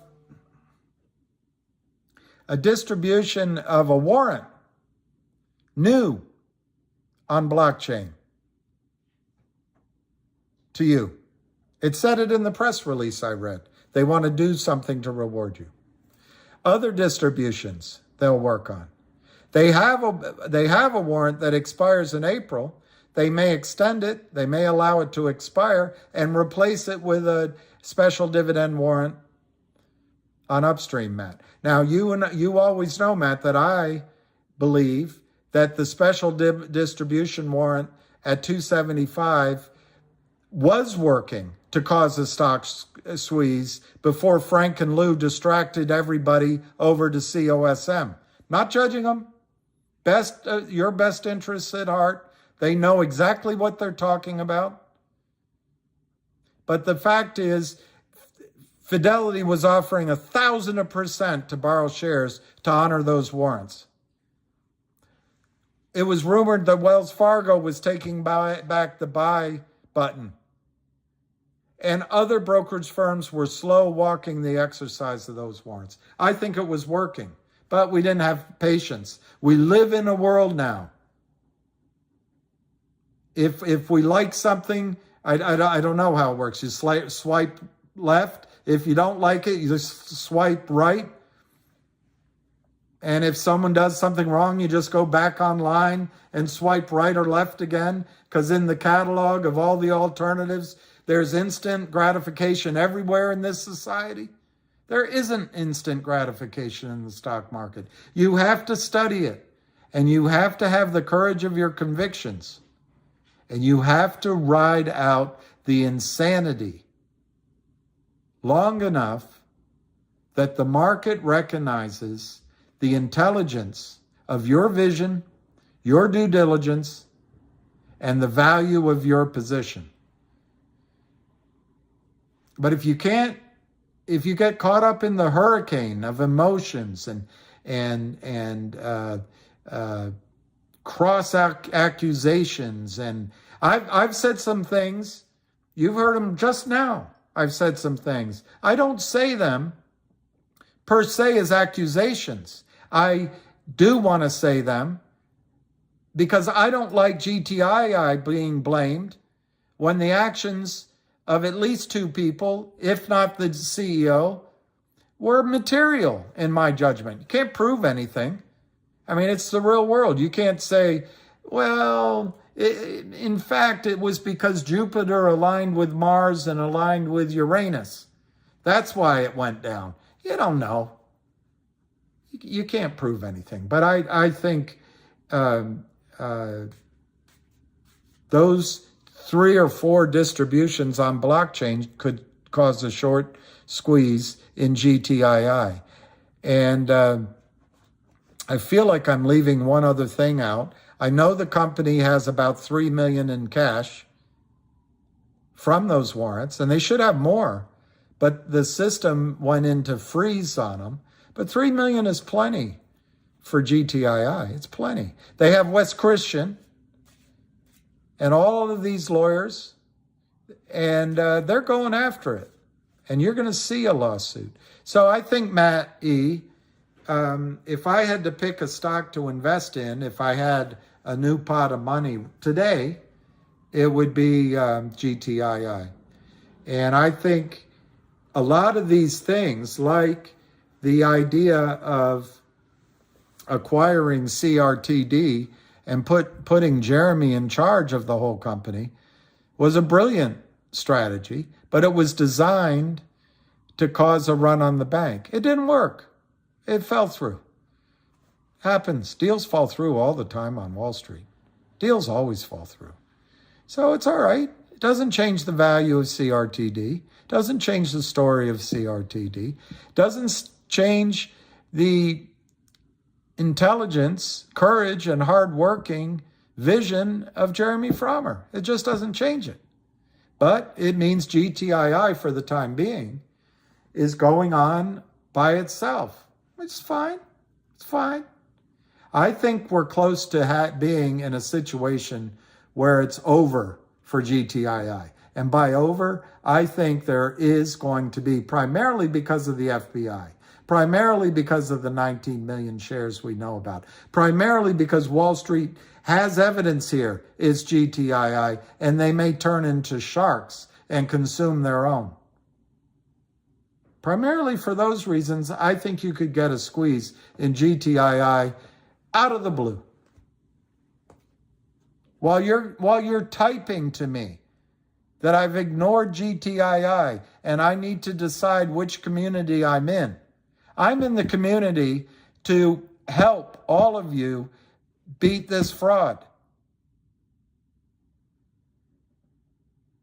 And there's several stocks that I now follow because people follow them and I think they can work. But I'm first and foremost GTII. But I am also believe that MMTLP could even come first before GTII. I still think CRTD could squeeze. And I hate to tell you, I think CNLV, which is Frank Benedetto, I believe that, I think that has a really excellent chance of going up 5 or 10 times or 12 times from here.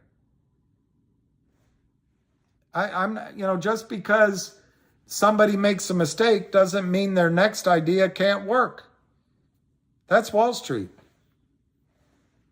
I also think, Matt, that I've been so neutral and I'm still worried about it, but I'm starting to sense from the things I'm hearing that could go. But I'd be careful. All of these, Matt, all of them, including GTII. I would use some money management strategies so on the way up, you take some money off the table. But there's some other stocks that I'm going to talk about. I don't limit my streams to just GTII. It would be boring, Matt. It'd be like buying a painting and the Mona Lisa and inviting people over to look at it 300 days in a row and talking about the Mona Lisa. I just get bored. So other stocks become interesting and things to talk about. But constantly talking about the 12 things that are going to make GTII go up gets a little boring. But they haven't changed. None of it's changed. It's gotten better. When Lou and Frank were what I think was the trigger, and I'm not judging it. Guess what? There's a good side to it. There's a good side to it. A really good side to it. In that time frame, it actually extends a little bit before it. The Kramers, by my calculation, Kramered another 130 million shares of GTII. Their problem got bigger by 135 million shares, which is good for you. But if you, Matt, and the rest of the people watching, and I do it too, it's frustrating.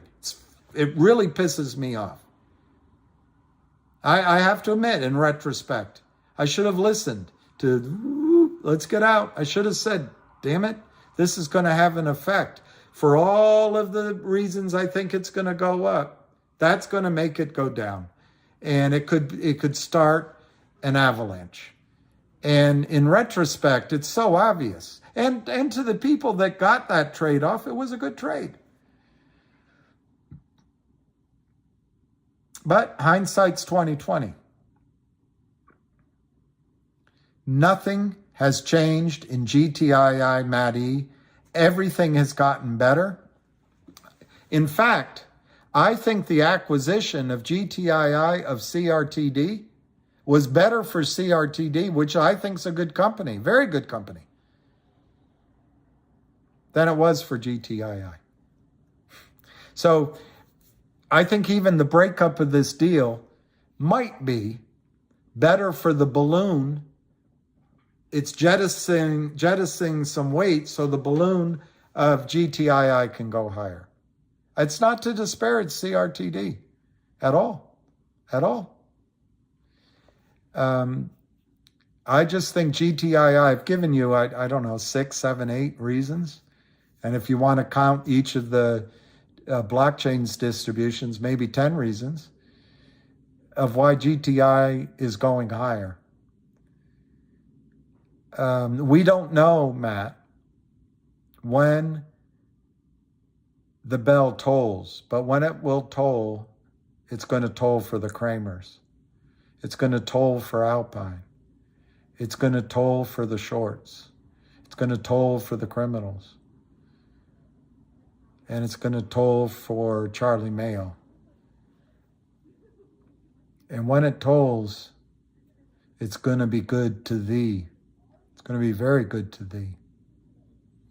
So I think, Matt, you have to decide if this is causing you, which it does. I mean, it causes me. I mean, it's some of the perceptive women in particular say, you know, William looks stressed, William looks down, William needs a break. They pick it up. It's stressful. It's stressful. But look at Michael Burry in The Big Short. He would turn on that music loud and he'd do the drums and he did his due diligence. He made his bet and he waited for the insanity of the market to end. If you don't realize that human beings are, when they behave like cows, they're no different than a herd of cows. They're no different. You read the book, Madness of Crowds. South Sea Bubble, Tulip Bubble. Everybody take, you know, liberals use, and I'm a liberal. Liberals used to distrust one of the companies that begins with a PFZ. Now they trust. That's the science. That's the science. Trust the science. Like they're being honest. Okay. It's a madness of crowds, and that's what happens in Wall Street, Matt. What happens in Wall Street is the crowds go mad. Both directions. They're manic depressive. We all are. I'm manic depressive when it comes to trading. I'm on cloud 9 when it's $9. When it's 90 cents, I'm like, what a effing idiot I am. I had a boss that told me we're all manic depressive on Wall Street. I didn't take him seriously, but I look back on him, and I think he was right. But your defense about from making stupid trades, which I make stupid trades. I make stupid trades. Your defense is to write down your due diligence, write down your strategy, know it, and know what you're in. Can GTII go back to the under 5 cents that Kurt Kramer destroyed his own client stock to? I think it's highly unlikely, but it could. It could. Why wouldn't it? Well, there's a lot of education. There's whales buying the stock. The company doesn't need the money from Kurt Kramer. Kurt Kramer is very soon could be under investigation from the FBI. Kurt Kramer soon could be under a lawsuit, and he has an in-house lawyer, Nadich, and he has Gibson Dunn, white-collar crime lawyer, I think his first name is Michael, out in California, defending him with your money. But he's going to get sued by West Christian. He might soon find out that he can't any longer sell the stock that doesn't exist. Pretty soon, by the way, the MMTLP crowd, which I'm massively impressed with, they're doing so much work. So much work. The MMTLP crowd might get one person in Congress to realize what the F is going on, and all of a sudden Gary Gensler gets the boot and Gurbir Gurwal takes charge. And maybe they have to start cleaning up all these stocks all at once. Banks are in trouble, Maddie. I understand that Credit Suisse, even Goldman Sachs, are in massive trouble. Massive. Car loans, credit cards, subprime. Massive trouble. Do you think Tommy Lee shot himself? Or it might have been Arkanside and Epstein. But if he shot himself because he was depressed, or do you think there's something coming financially to the banks? There might be. That hurts the Kramers. That hurts Alpine. And that helps us. There's 1-800. There's potential of the Trento. There's the whole team working on your behalf at GTII. But because you look at the stock price, you wonder, I guess, and I do. I wonder. I make my phone calls. I'm not immune to your doubts that you have.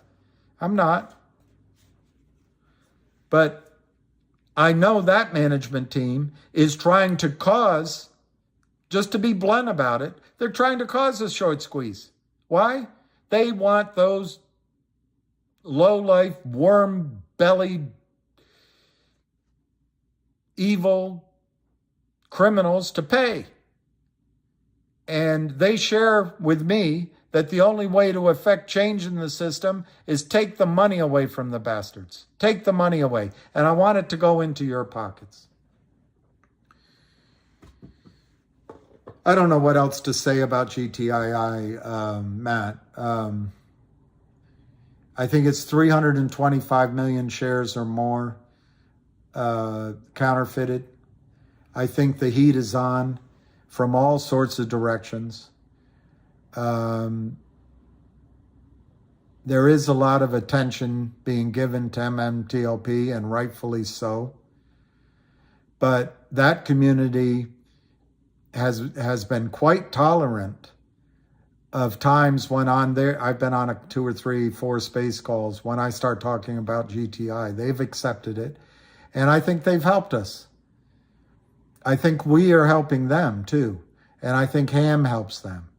Ham's given to John Berta, West Christian, and the whole scheme. So I would like, and I would hope, Matt, that GTII is the first stock to move. Because I like Susan Trimbleth,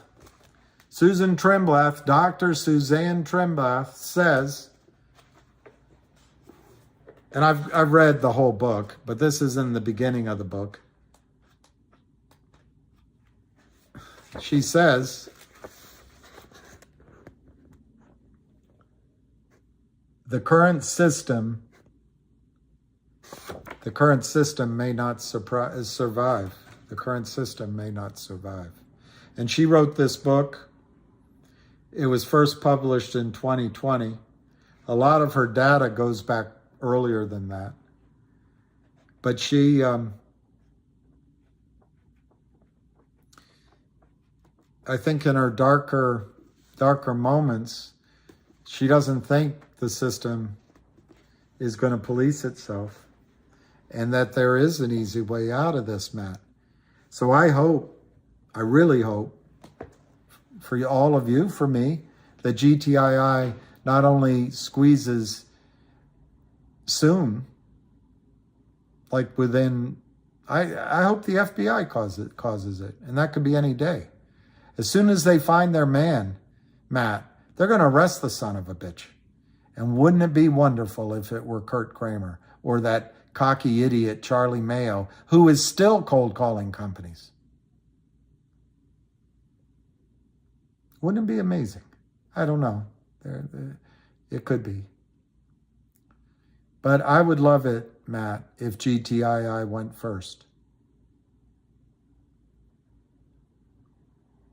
I don't know what else to do. I mean, I thought, Matt, until you sent me your text, I thought I do spend time on GTII.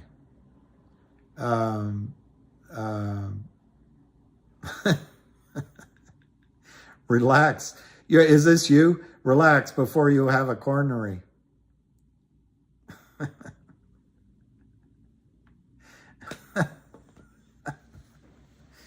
You're like my kid sister, Bridget. Don't have a heart attack.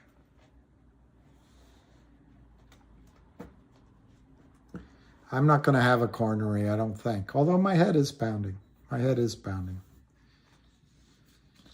Are you sure you're not gay? Just kidding. You're picking up something like a woman would. That's all sorts of unacceptable joking there. I know. I don't know you guys. It's just a joke. Anyway, Matt, that's my update on GTII. I think I don't know how long I talked about it, but I think I gave it my all just now. I tried to give it my full and absolute attention. I tried to recall everything I could think of about GTII. I tried to give the best reasons to be in it. So with that, I will move on to whatever anyone is talking about. Hey, Susan. Drink water. All right, Claire Winthrow. Susan Howard, I spend lots of time. I like this point, Christian Lapriore says, the criminals are not afraid at all. I agree with you. They're not afraid at all. How confident's your source on the GTI lithium mine that it goes through? Well, Pistol Pete, I think they do act like they're going to get away with it. And that's why, Pistol Pete, that's why, look, I'm just an idiot like not you, but every other person on Wall Street. The only difference is that I just don't trust these guys. And to the extent that some CEOs have trust, I think it's a mistake. I think it's the advantage of Ham and GTII. They're not fooled. And I don't think, to answer your question, Pistol Pete, I can't point at this properly. This is the big difference right now. I don't think the FBI is going to be glad hand slap wrists Gary Gensler. I don't think it's going to happen. I don't think it's going to happen. So, but Buy 'em up, squeeze 'em up. That's good. That would be a good song. What if we don't open Upstream? CRTD, what if we don't open Upstream? I could be dehydrated. I could be, Vancy.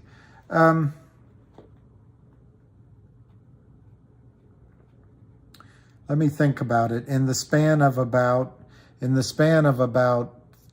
3 days, I listened to lots of different people tell me information. And I would say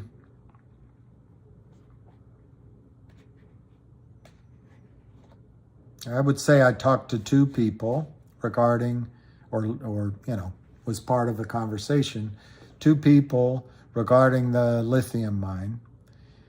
And with the caution that I've heard it all before. I heard good news on the lithium mine last August, last September, October, November. But I'm willing to give it some leeway because I've actually tried in my lifetime to get big deals done. They never get done, of course, when I'm involved. Cross my friend in London, and then me. I was fully part of it. He brought one shake in his own Boeing 747. I brought the other shake into Paris. They both land in their 747s. They come into Paris to meet each other to get a deal done. And I sat there. I don't speak Arabic. I was young. I sat and, kind of in awe of it all. But at the end, in the final days, it all didn't transpire. But it was big. It was really big. And it was a deal that fell through on price.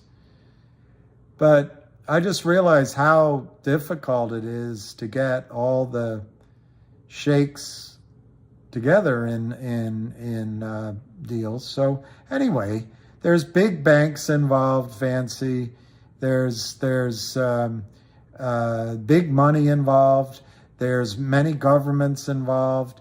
There's guarantees involved. And there's a lot of bullshitting involved too. It's a lot of in big deals, there's a lot of bullshitting going on. So,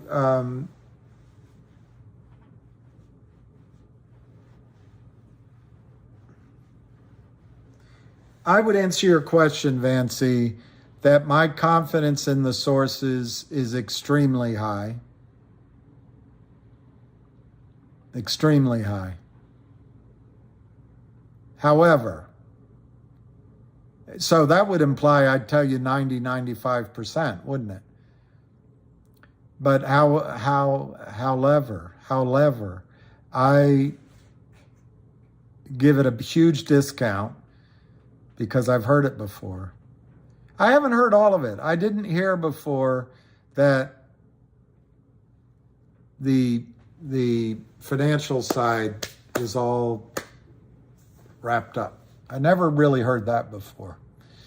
But I've heard it before. So that's why, Vancy, I give it 55%.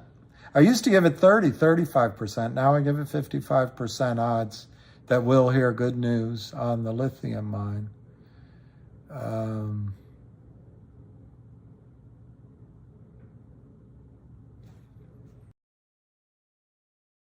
By Easter.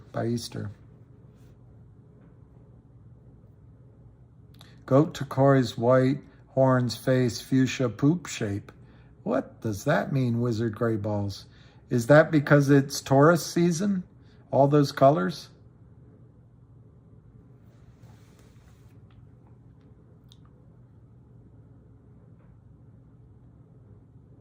Yeah, Scott Scheller, this news today, which I didn't know about Jeremy's call. I was gonna show it to you.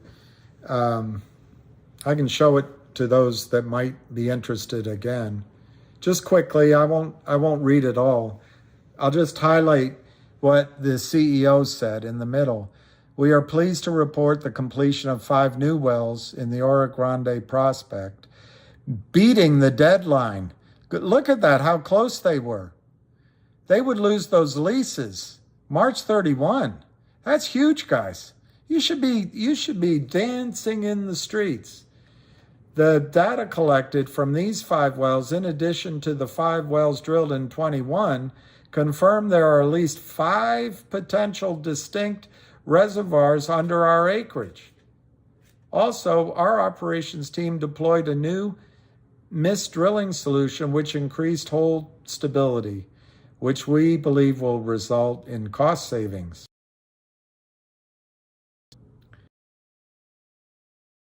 Actually produce potentially now, but they're not going to do that. They're going to use the capital they have to drill additional wells to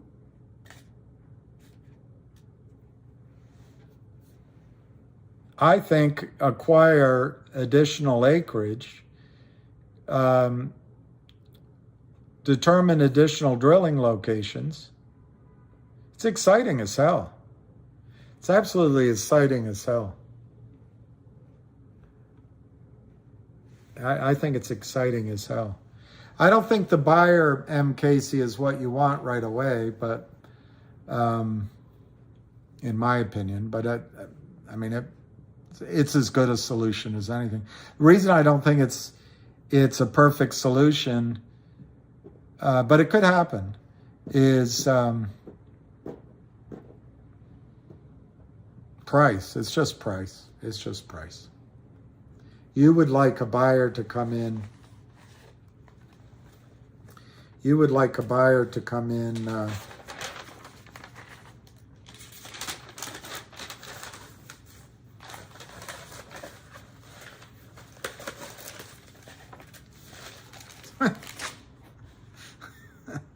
I need a secretary, a wife, and a maid.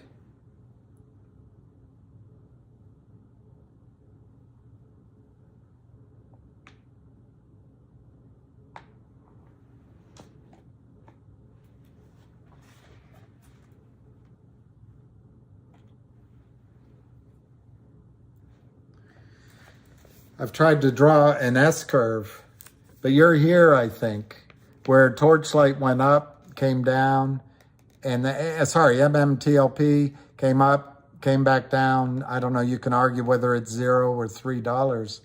But to sell it now, you might achieve a value in here. I would rather, I think it's Scott I'm talking to. I would rather that they get the...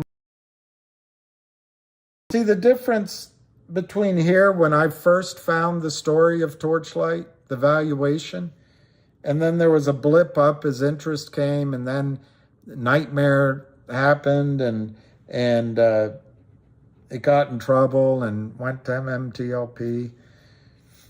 Product prices collapsed. The difference is they actually drilled now 10 wells on the university lands, and they didn't lose the leases. So they've got science, they've got seismic, they've got confidence, they got a story to tell. So they're not here anymore. I don't know if they're here. Maybe they're down here in the valuation.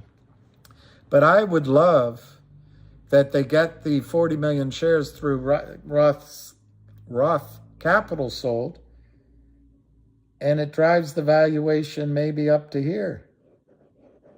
I like to sell it there. I like to sell it there. And I don't know what the difference is. Maybe this is $75 a share, and this is $17.50. I don't know. But you want this hockey stick valuation increase in valuation to happen before you sell the company. Of course, you can't control it, of course. You might JV down here and get part of that. You might sell it down here and keep a little override so you can get part of that. It's all negotiation. But I think the Scott, I think I'm talking to Scott. I think the Roth Capital deal gives them the independence that they don't have to sell now. And it gives you a high enough price where if the insiders negotiate, you might get a share and a cash distribution. Anyway, keep dreaming. All right, Manuel. What do you want me to dream about? Come on, you MMT, no one will ever get money for that garbage. Why, Manuel Valentino, that's a tremendously helpful addition to our conversation. We will never get any dollars for that garbage? Why do you say that, Manuel? I mean, is that based on anything? One, it's not garbage. You've got 10 successful wells. You obviously don't know anything about oil and gas. They just indicated 4 or 5 distinct reservoirs, and they're keeping their leases, and they're doing a 40 million share financing through Roth Capital. And by the way, I know the head of the energy, maybe he's the head of all investment banking there. These are serious dudes, Manuel Valentino. They're not going to take on a mandate to sell 40 million shares because it's garbage. So I appreciate your input, Manuel, but I respectfully say that, as my client used to tell me, you point one finger at me, 3 fingers are pointing back at you. You point one finger at me, 3 fingers are pointing back at you. The dip before the rip. GTII is getting ready for a run to 5 cents. Thank you, Manuel. That's called a buy under. I don't think LOL. I don't think that's true, LOL, Manuel.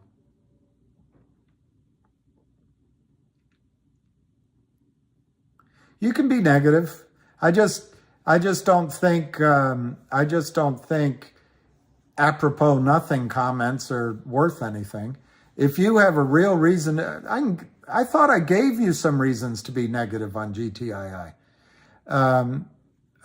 Maybe I didn't. I don't want to go back into GTII right now, but there are negatives and there's no guarantees on any of these. And there's time in all of them. But if there's one I would pick, Manuel, you stepped in it. There's 2 stocks I would pick with almost certainty of giving reward to investors. It's MMTLP and GTII. So I don't buy that. I don't buy that analysis. I'm not negative. I'm being real. You all get duped every single time. I don't know, Manuel. What's the last recommendation you made that was positive, that worked out? And why are you being real when you say idiotic things like the stock's going to go to 5 cents? And you say that Ora Grande is garbage. That's not real, Manuel. It's not real. It's not real. It's not real.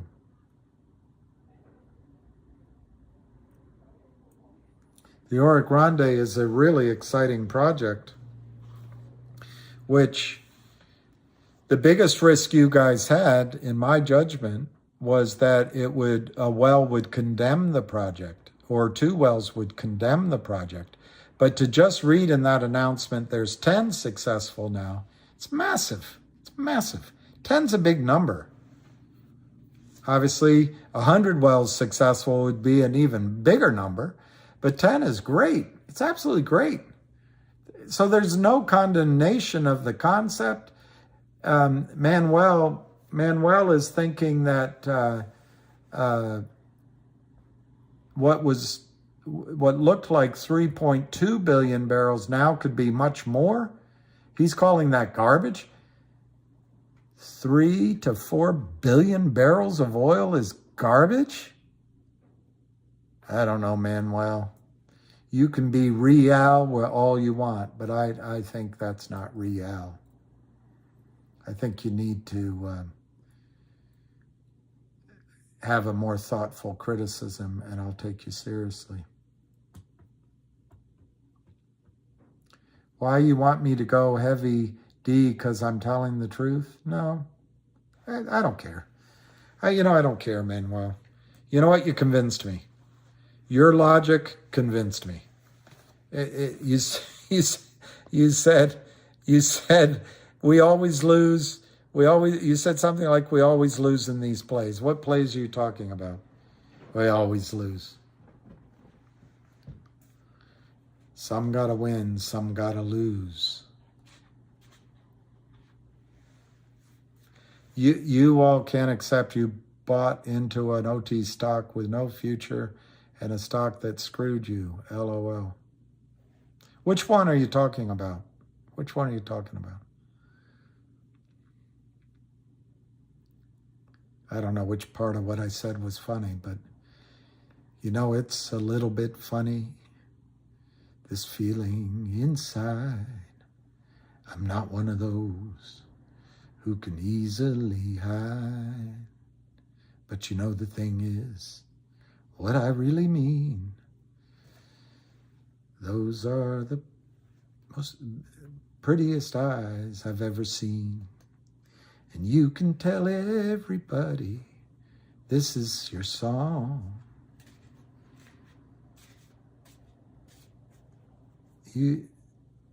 I know it's not much. I know it's not much.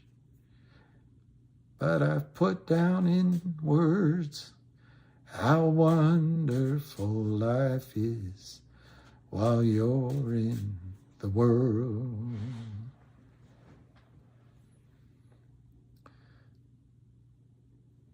Yeah, I know. It's all right.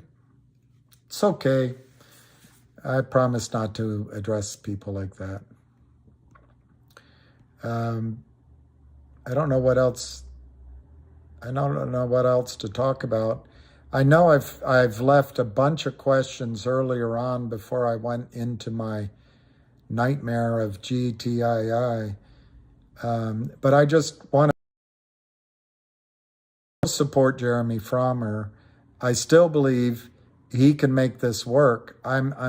It might become an investment rather than a short squeeze, but we'll find out. But I think there's enormous value in CRTD. Hey, VO Warrior brings up a point. Listen to how easy it is. If it goes under $1, I'm buying 20,000 shares of GTI. See how easy it is to load up the boat. This is an amazing point that VO Warrior's making, that the shorts can't control. Where are they going to go? As it goes down, people are going to buy it. Where are they going to go? Where are they going to go? It's not fun. Don't get me wrong. Don't get me wrong. Comments that I completely ignored while I went into my disquisition. Foreign investments would love it if it was those guys so they can go to jail. I'd love it too. It's just amazing. It's just amazing that the FBI agent said that it's the same person calling, giving orders all around the United States. All sorts of trouble. RICO, wire fraud, other things. Impersonating a police officer? No, I don't know.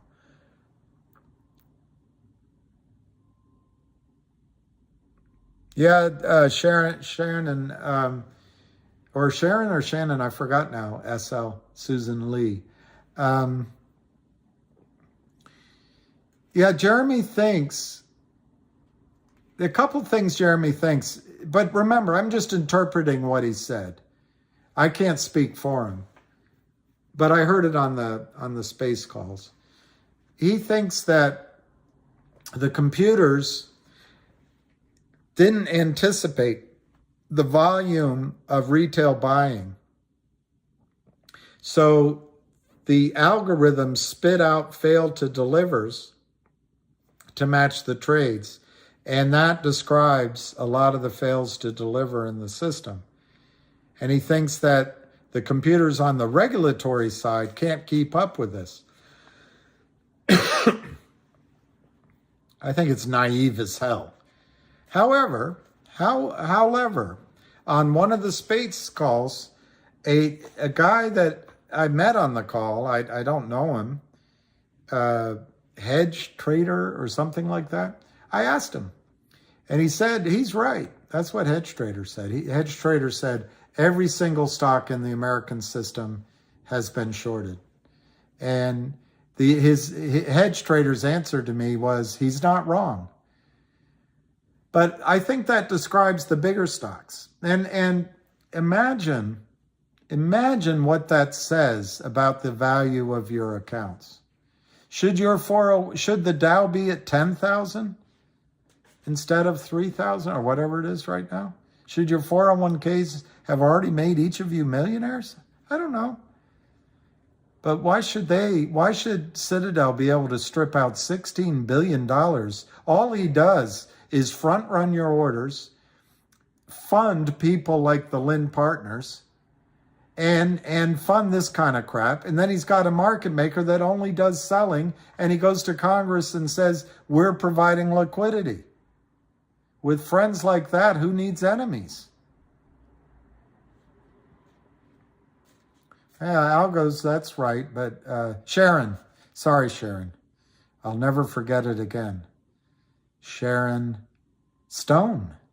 Sharon Lee Stone. What about Turca? I don't know anything about Turca. Let me see.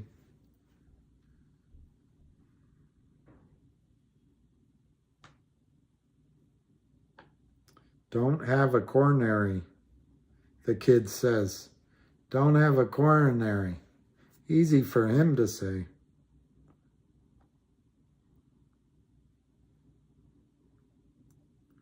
He doesn't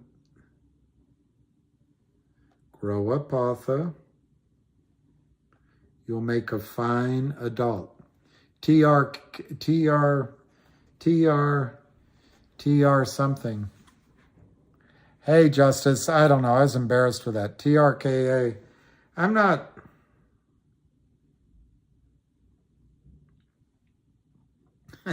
I got caught on YouTube. I listened about Sigma males. And I never considered I might be a Sigma male. Maybe I am. But it said one of the characteristics Sigma males don't like talking about themselves. I don't like talking about myself. But Andrew had been after me for a while, and I really didn't want to do it. But I think he's a well-meaning soul and hardworking. And I really want to show, I don't know, it's weird. Maybe you guys aren't as old as I am. But for some reason, I want to help and give back. I watched an interview of Arnold Schwarzenegger. He said that what a narcissist, self-absorbed human being that guy is.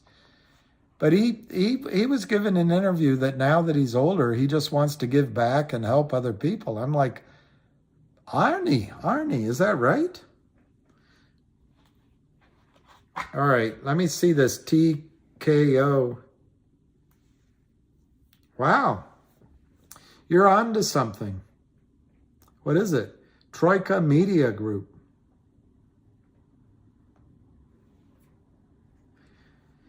My first answer to you, I don't know anything. That's definitely going over 40 cents. Let me get a longer time frame. Oh, it's relatively new company, isn't it? At publicly trading anyway. Look what they do to these stocks. They just destroy them. Do you think every stock on the over-counter is bad? Do you think every management team is terrible? Do you think every idea is horrible? Why does every stock on the over-the-counter exchange, and you can go to their website, they're all smiling. Why does every stock go down? And we got to fight a war with China? Someday, you got to stop electing idiots that turn us against each other.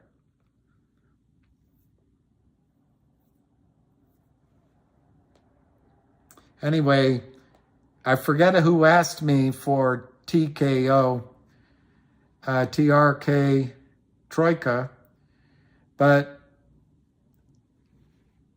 not for nothing, because I don't know what I'm talking about.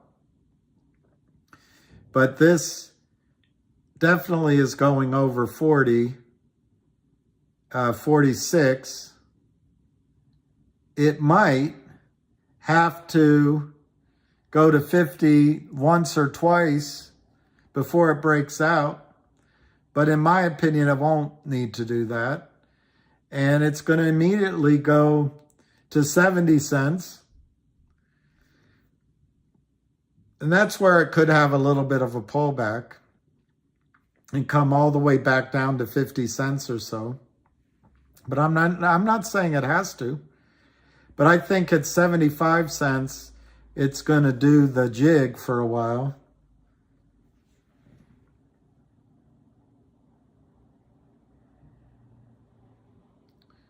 And then $1. Then it'll get caught up around $1. But man, the high on it looks like it was $4 or something, $4 or $5. I can't read these numbers too. Maybe higher. So I actually think that's a good one.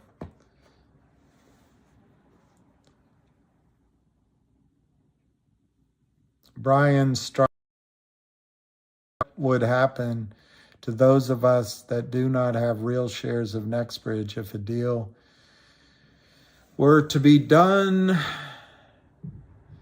before the MMTLP saga is figured out. Well, I actually don't think a deal can get done before the saga is figured out, because as much, I'm not a lawyer, but as much as NextBridge wants to move on and say that child ain't mine, Billie Jean, it's not my girl. NextBridge want to say it's not my girl. As much as they want to, lawyers will entangle them. So I find it really hard to believe that a deal will get done unless it incorporates a global solution for everybody. I just don't see a deal getting done without lawyers blocking it. Now, they might not win, but I think they would try to block it. But to answer your question, I think if a deal were to get priced, whether it's the Roth Capital deal, or let's say, I don't know, let's say they owe you what you were promised on your trade.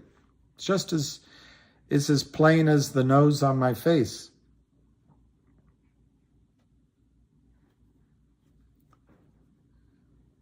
I have an Italian nose. It's roaming all over my face. The deal, a contemplated deal, whether closed or not, as long as the price is out there, I think is good for you. It does two things. It shows that NextBridge is worth something. And what Kurt Kramer, if he were involved in this, would tell a judge is it's not obvious that the business plan was going to work. I mean, the problem is with the management, and that's a bad plan, and you don't know that the stock wasn't going to go down anyway. He's done it in other court filings. I'll have to find one. Well, that takes away that argument from the judges. And it puts the pressure on the system that the Oro Grande is really worth something. And that's good for you. The other thing that's good for you is the price. My guess would be, in order to get a deal done, and I already forgot your name, I'm sorry. I guess Matt E's right. I must have had a stroke or something. But I already forgot. I'm sorry for being rude. But the likelihood of a deal getting done at $10 a share, an acquisition, I mean, getting done at $50 a share, $100 a share, $150 a share, I would put in less than 5%.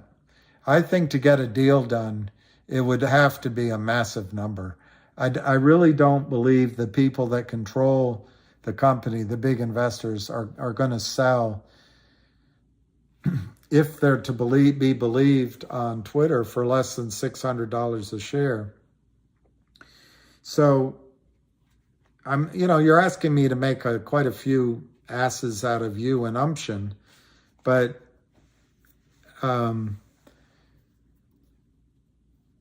I think a buyout, if it were to happen before this whole mess were solved for you, I think it'll establish an enormous price that will set such a high hurdle for settlement that while you will miss out on that movement, which should be yours, it will be clear to the judge, to a jury, to arbiters, that's what you deserve. And I think they will have to come to you and give you that value, net of legal fees and net of taxes. So it's going to be a huge settlement. Now, obviously, what happens with a bunch of lawyers, they always come back to you after they tell you they're going to get you the moon. They come back to you with a settlement that's not the moon. It's, a molehill, but you take it because it's something. But anyway, I think if a buyout happened before it'd be very good for you. Very good. It would confirm to lawyers that there really is value in the Oro Grande to an oil company, and it would give you a yardstick to measure what your return should be. And it gives you another benefit. If it were a Chevron, let's just use your example that somebody came and bought before it all settled up. Let's say Chevron came in and paid $100 a share in cash and $500 in stock. That gets to $600. That's a minimum. And the cash went to the attorneys and to you, maybe a little bit of a distribution. But you get 500 shares of Chevron. Well, they may not give you 500 shares of Chevron because of all the complications with your shares having been counterfeited. They may give you cash. But when you get that cash, you can go buy Chevron and you can get back into the position. It might buy it cheaper, you might buy it more, but it'll be a public. And knowing what I think I know, Chevron's a great company. If it would make a smart investment. And it could be a big number, and the dividends could be a big number. So I think it'd be really good for you, is my assessment.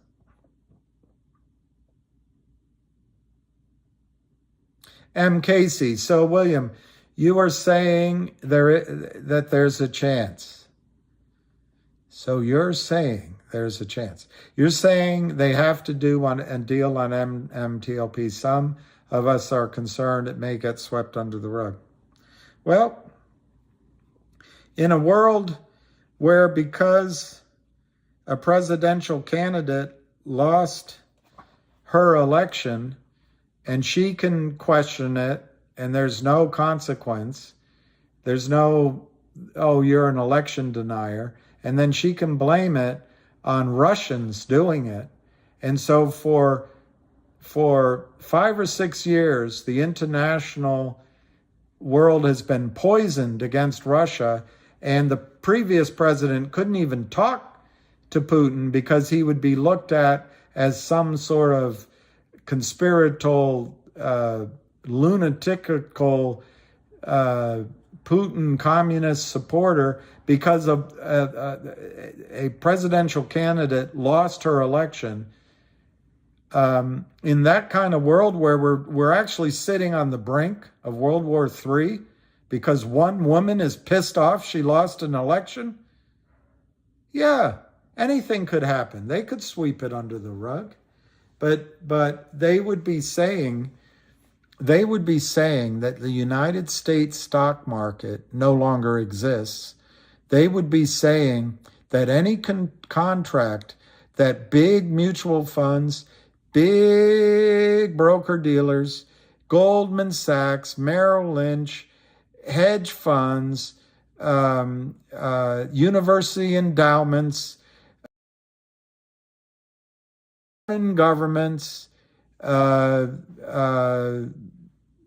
EFTs, any contract that they entered into on Wall Street could be, I don't have the legal term, could be estopped, could be broken, could be worthless. Let's not use the legal term. Any transaction, they're saying, made by anybody on Wall Street could be deemed worthless. That's not going to happen. That's not going to happen. It's not going to happen. They would be destroying, to save $1 trillion or $5 trillion, which look at the announcement. And maybe I saved it here. Maybe I did, maybe I didn't. Maybe I saved it on there.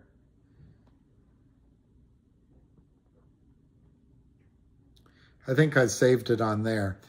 But Ken Griffin just made $16 billion. Do you remember when they said in AME and GME he was losing all this money? He just made $16 billion in a quarter. So if they lose $1 trillion or $10 trillion on this transaction, they'd rather do that so they can continue to mine profits out of this casino that's against you. They can make it all back. They can make it back. It might take a little time, but they can make it back. But if they tell you, sweep it under the rug, as you say, and that's a perfectly good term, if they sweep it under the rug, they are telling the world that any contract entered into with a broker-dealer in the United States can be ruled null and void after the fact by a regulatory agency, by a too-big-to-fail bank, by the criminals who are about to lose their livelihood. No, it's not going to happen. They're trying. Look, the space calls, in my opinion, and I've gone on them, they're amazing. I'm amazed by how, and I love hearing you guys' voices, but I'm amazed how smart people are. I'm amazed by just the wisdom and the logic and the hard work and the goodness, and it makes me proud to be an American.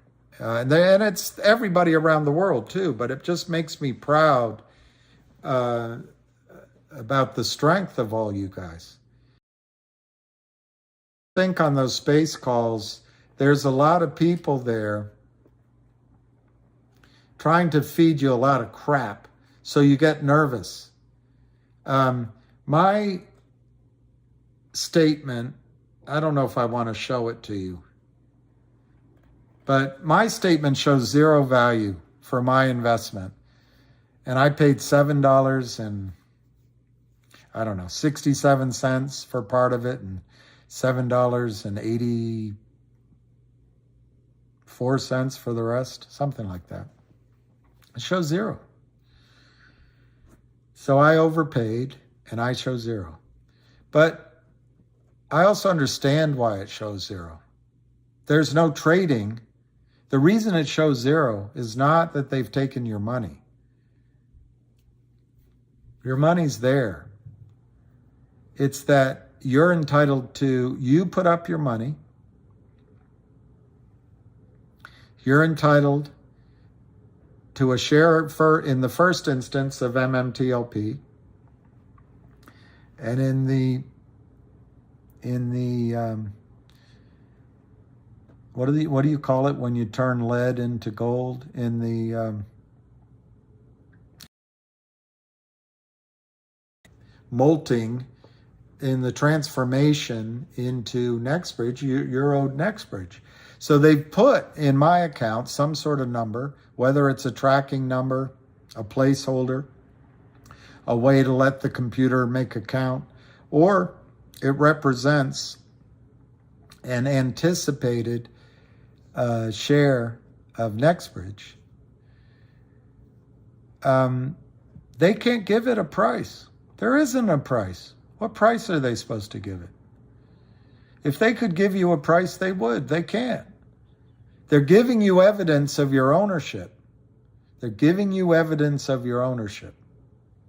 It's that faux QSIP number, or maybe it's real. I don't know. Andrew on the call thinks they're going to break it up into pieces. I don't know, but maybe. But they're trying to come up with a solution. But your evidence of ownership, let me see if my account's still open.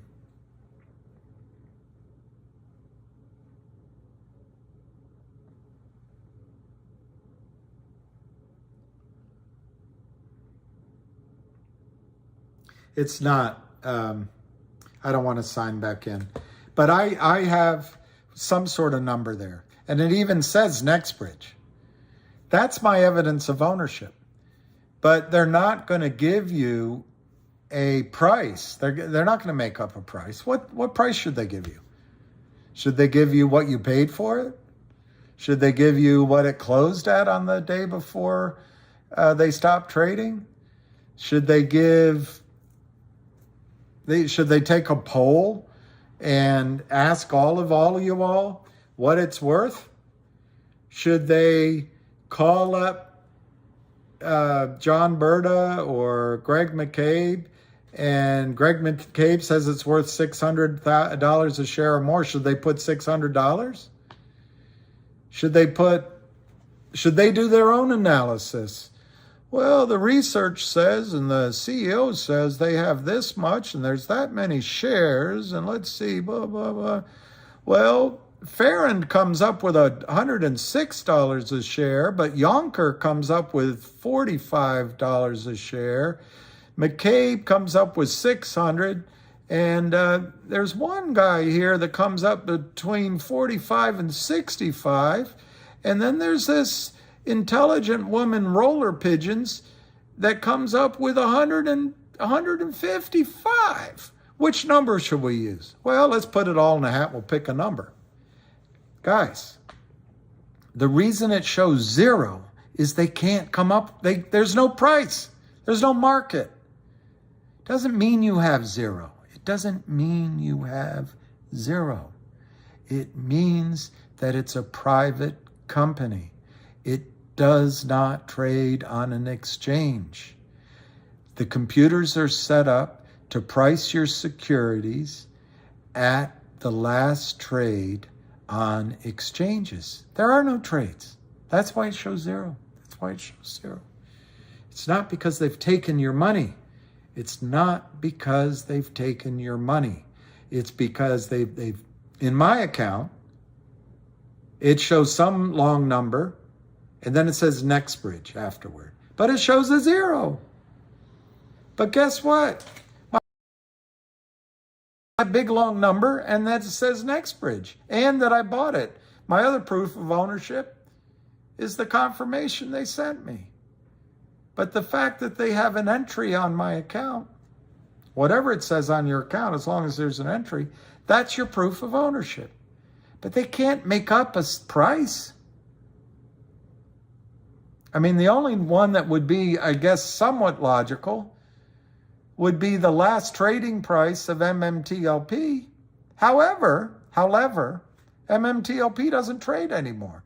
MMTLP doesn't trade anymore. MMTLP does not trade anymore. What you're entitled to is shares of a private company, and here's what happened, guys.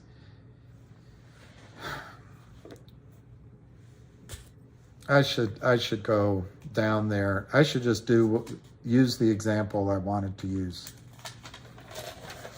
But I haven't. I shan't. I can't, and I shan't.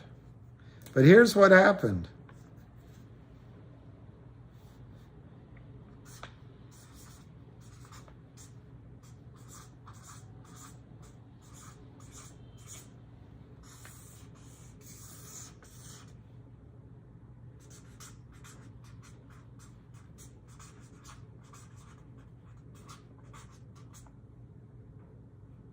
Bridge.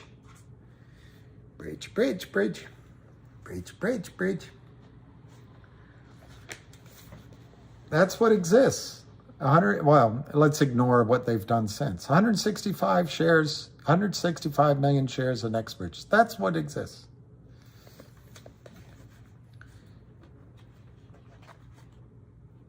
In other mergers, which might have happened, by the way, except that I counted on Jeremy to be so smart, and I think he is smart.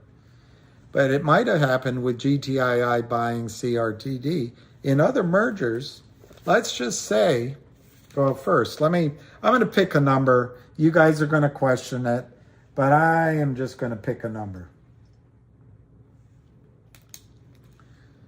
I'm going to say, you're not going to be able to see this.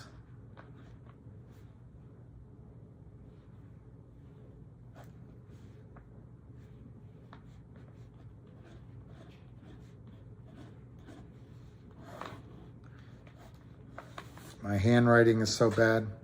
Another zero, got to get another zero in there.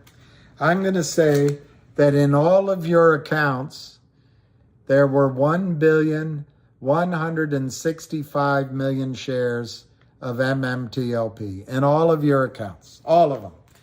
There's apparently 105 broker dealers. They're broker now than they were before.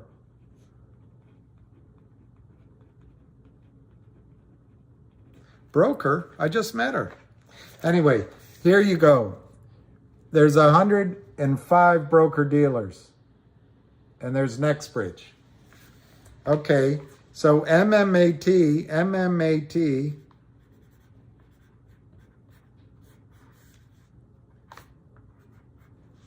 distributed those shares. I'm not clear from what I read if they first go to the DTCC or first go to the transfer agent, but anyway, that's the whole loop-de-loop. I'm going to say these go, the 165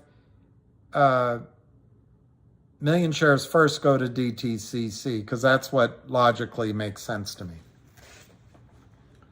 So they go to the DTCC, and over here,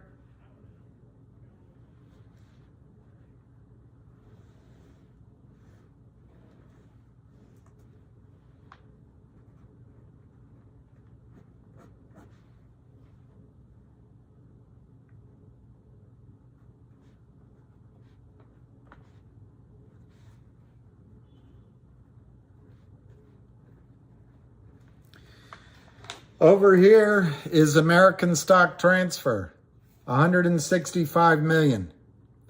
In my opinion, of the 1,165 million that was in your accounts, it's my opinion that 165 million transferred to AST, or they were already here, because some were already in their street name. So for simplicity of argument, I'm going to say that there were no existing shares in street name, and they just moved all of this 165 million to AST. So what happens? MMAT gives 165 million shares of NextBridge to the DTCC, and the DTCC distributes both to the brokers what they're supposed to have and to the AST. All right, I'm going to change my example. I'm going to assume there were 100 million shares transferred from here to here, and there were only 65 million existing, because in my example, the DTCC gave the broker dealers something. They gave them something. But anyway, the point is, MMAT gave to the DTCC 165 million shares that the DTCC distributed to street name, the broker dealers, and to the American Stock Transfer. Now, how it happens, it all goes to American Stock Transfer. American Stock Transfer gives the portion that belongs to street name, the broker dealers, to them, and gives the rest to the people that registered here, that registered here. Okay, my point being, now I'm going to go back to simple math. My point being that the transfer agent, I think, was all filled. All these seats were taken. But when the MMAT distribution happened to the DTCC, it goes to the stock transfer. Stock transfer gives it to the brokerage firms that are listed here and to the people in street name, in personal name, in their own name. So let's assume the brokers got 65 million shares or 100 million, doesn't matter. Let's say it's 105 broker dealers. I don't know. Let's say they got 105, whatever. They got 100 million shares. Point is, whatever they got, to the extent that people were here at the AST in their own name, like John Berta, Greg McCabe, had some shares in their own name, they got the NextBridge shares for those shares. It's already been delivered to them. It's already in their name. But to the extent that the transfer agent gave the broker dealers 100 million shares in total, some's in Merrill Lynch, some's in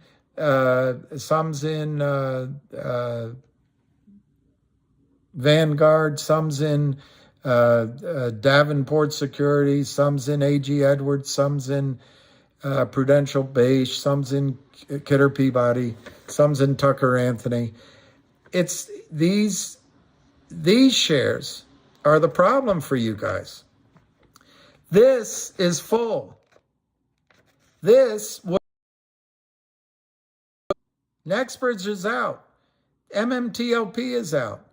AST gave to some of the names.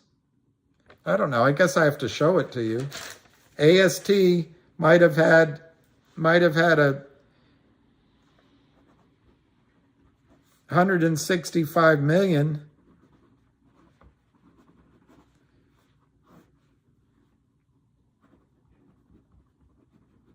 I'm just going to use one investor, okay? Greg McCabe.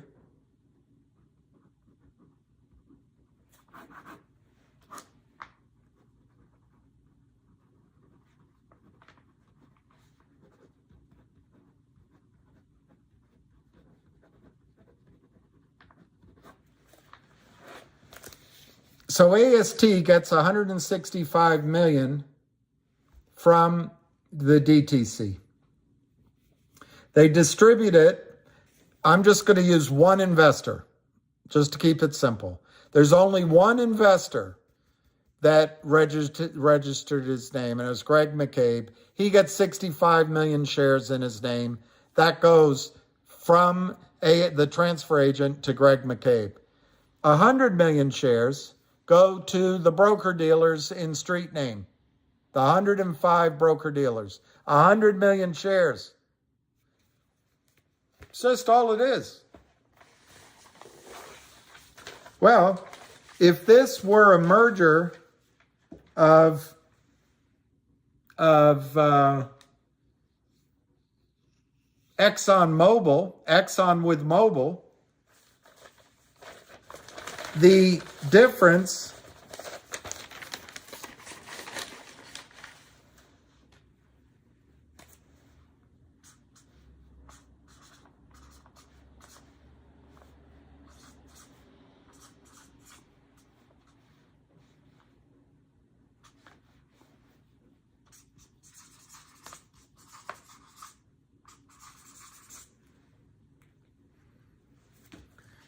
in the broker-dealer accounts,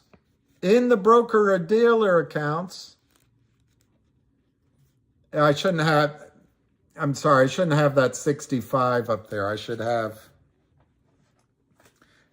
00. Because 60,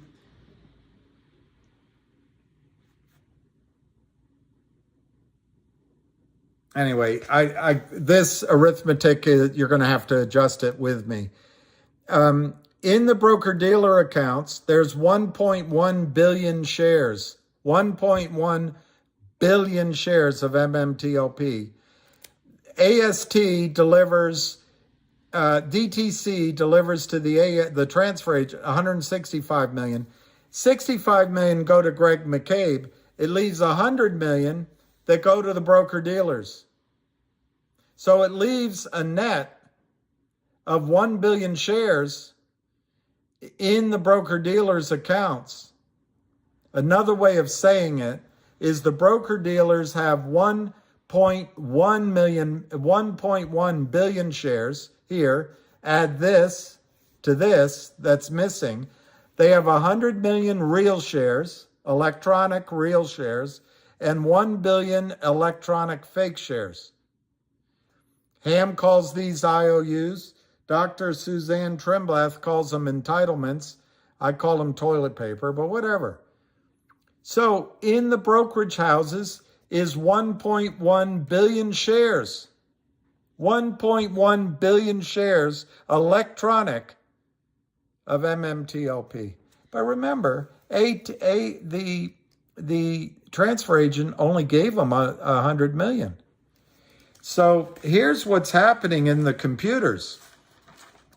Their computers are set up to treat your account like it's fractional reserve banking.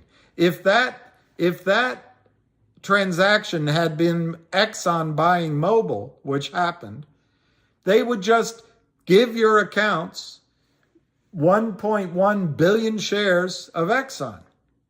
And you'd never know. The only 100 million of them would be real. The other billion are fake, but it's all electronic. It all sits in your account. All has a CUSIP number. All has a closing transaction price because it's Exxon's a publicly, well, XOM, ExxonMobil now is a publicly traded company.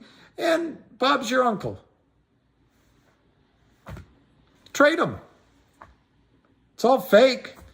90% of those shares are fake, but who cares? There's a market for them.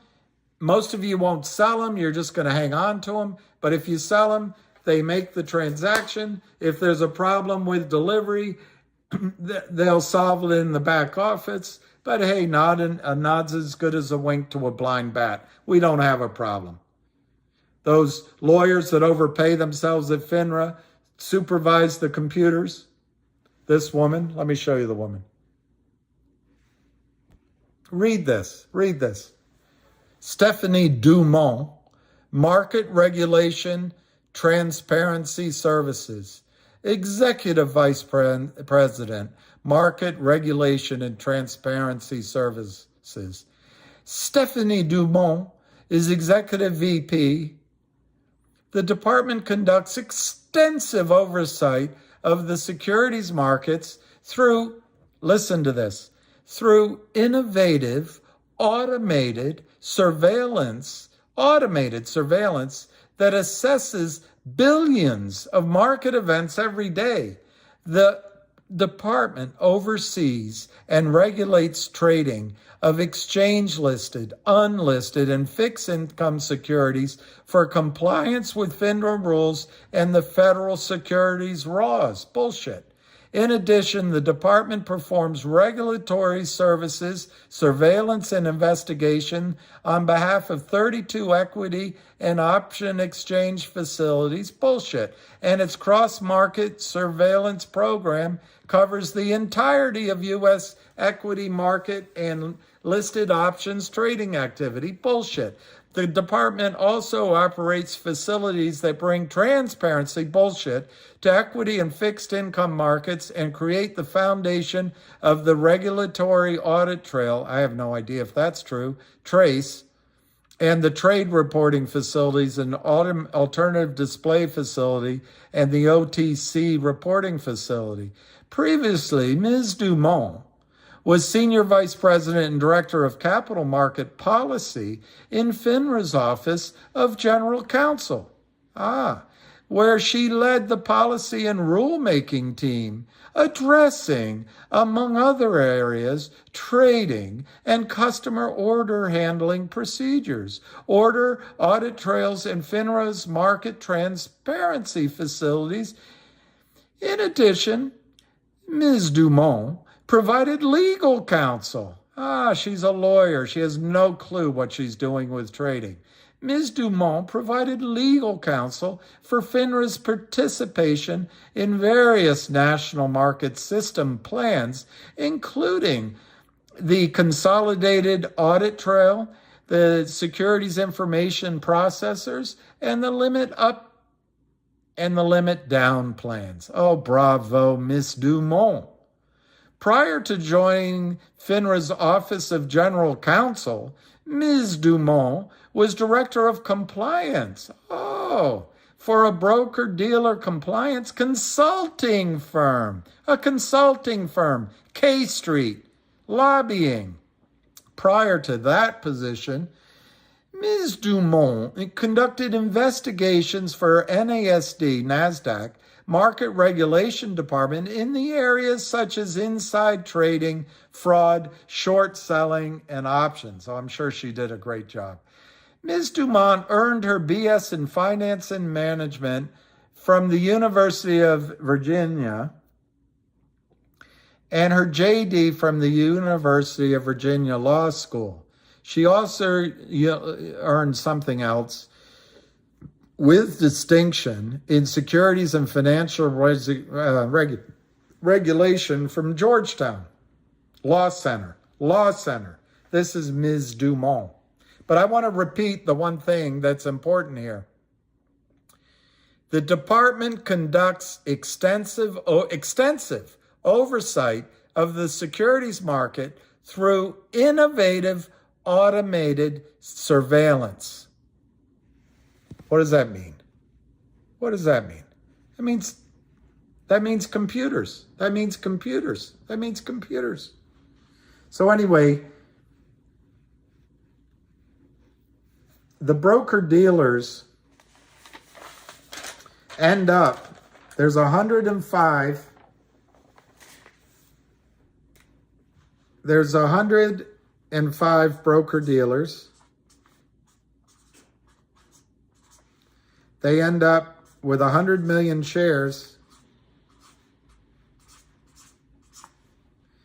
that they have to put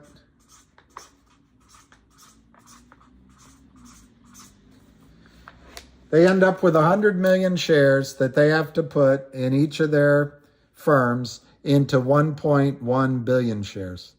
If this were a publicly traded company, they would put the 100 million electronic real shares into your accounts alongside of 1 billion FTDs, IOUs, entitlements, counterfeit shares, but they would just, we'll take care of that later. The system will go on. And Miss Dumont's computers would do their oversight every day. And it would be just as pleasing as it could be. I went to UVA. I got my JD at Georgetown, my JD at UVA, and with distinction, I got something else at Georgetown. And I just sit and look at computers all day, and they are going to tell me that it's all right. There's 1.1 billion electronic Nexbridge trading in the open market, and it's A-OK. Well, guess what? It didn't happen this time. Only 100 million are real. The 1 billion are fake. What did they do? What have they done? In my account, in your account, they've put, in my example, they've put 100 million into your accounts and my accounts, and they put the billion. We don't know which shares of ours, nor do they, by the way, nor do they. They don't know which shares are real or not real because they've decided to dilute. The solution to this problem is not dilution. They've decided to dilute the real shares alongside of the fake ones. And what they've done, because it's their habit in every previous merger, is to stuff your account with counterfeit shares and a nod's as good as a wink to a blind bat. So your accounts have a bunch of FTDs. And by the way, according to Dr. Suzanne Tremblath, some of that is allowed in the rules, according to her. Anyway, there it is. Well, what's different this time? This ratio, to be simplistic, is around 96% of the shares in your account are fake and 4% are real. I don't know I didn't do the math. But roughly 95, 96% of the shares in your account are fake. The rest might be real. But if these shares were in your account in a normal merger and Nexbridge were publicly traded, you'd be getting a price and you wouldn't know. You wouldn't know that you had fake shares. You'd be going along, you'd be driving to work with your wife, you'd be picking up your kids. The stock price would say $40 a share, and you say, hey, that's great. And the shorts would start crushing it because they will. That's what they'll do. They can't now, but they would because they have 1 billion shares they got to cover. They start selling Nexbridge. They don't care. And then Nexbridge would try to raise money, and Nexbridge couldn't raise money because Kurt Kramer and Philip Vallier and Jeff Eason are crushing the stock. And you'd be going, oh my gosh, it was $40, now it's $21, and now it's $10. But I thought they said it, those wells are worth something. It's going to take years to develop those wells. And in the meantime, the criminals crush shares because there's so much meat on the bone. They sell it down, and then Nexbridge needs to raise money, and they go to Philip Vallier, and they raise 1 billion shares at $1. Or 1 billion shares at 10 cents. They get $100 million. And Philip Vallier, he's a great money manager. And Kurt Kramer, man, there's no one smarter. No one FUXs with us. That's what normally would happen. But instead, almost by accident, 1 billion shares, 1 billion, in your accounts are 1 billion shares, 1.1 billion shares total, but 1 billion of these are real. 1.1 billion, 1 billion of them are fake. But the shorts can't sell them. They're trapped too. They can't crush them. They can't destroy them. Paranoia will destroy it. They cannot destroy them. This works to your advantage. I know we're all boo-hoo-hooing. But NextBridge is going to Roth Capital, and they're going to raise real money. There's no criminals shorting this billion shares down to 10 cents. They can't do it. They can't do it. So what's in your account is the electronic representation of what you're entitled to. In a normal situation, you would have gotten the same ratio, real to fake. But the broker-dealers, Stephanie Dumont, with her Juris Doctor and her something else with distinguished, UVA, Georgetown, executive, walks in, clack, clack, clack, lives in a nice house, got a great title, nice benefits, nice retirement plans, going to revolving door to Goldman Sachs, Stephanie Dumont, who's never gotten her hands dirty. Maybe she did in college, in high school. Never made a living collecting a paycheck. Never even operated as a lawyer that had to go chase clients. Her computers would just hum. We don't know about the 1 billion fake shares. They're just humming. I'm overseeing it. Bob, do you have time for a cup of coffee? Let's go to the meeting. The computers are all okay. This is Stephanie Dumont's role. Well, and she's in charge of it. It's transparent, don't you know? The computers are transparent. Well, this time, the shorts cannot crush NextBridge like they did to COSM, like they're going to try to do, unfortunately, to CRTD, and they continue to try to do to GTII. They cannot crush NextBridge. This is good for you. So you get to see the value of the Oro Grande to oil and gas buyers and investors. You should get to see as close to a real price once Roth Capital is done, without the interference, albeit there'll be the sneaky window dressing firms like Thielen Partners going in and offering Roth Capital a buy order on the low side to help out their criminal short clients. But leaving that out, you're going to have as close, guess what the word is? You're going to have as close to a transparent price in the offering that my friend Alex Montano organizes at Roth Capital. You're going to have a transparent price. Not Miss Dumont. We run a transparent department. Our computers, they're not transparent. They're not transparent. It's hogwash. It's hogwash. So, the beauty of your situation, I forget who I'm talking to, but the beauty of your situation, the record of your ownership in your account is not the zero. The zero is just because where would the computer go grab a price? The default price is zero. That's all it is. The record is that CUSIP number that says NextBridge next to it, or maybe not in your case. In my case, it does. That's the holding number. Guess what the beauty is? If you had gotten trading stock and ignoring a squeeze, the criminals would be crushing the price of NextBridge. Absolutely crushing it.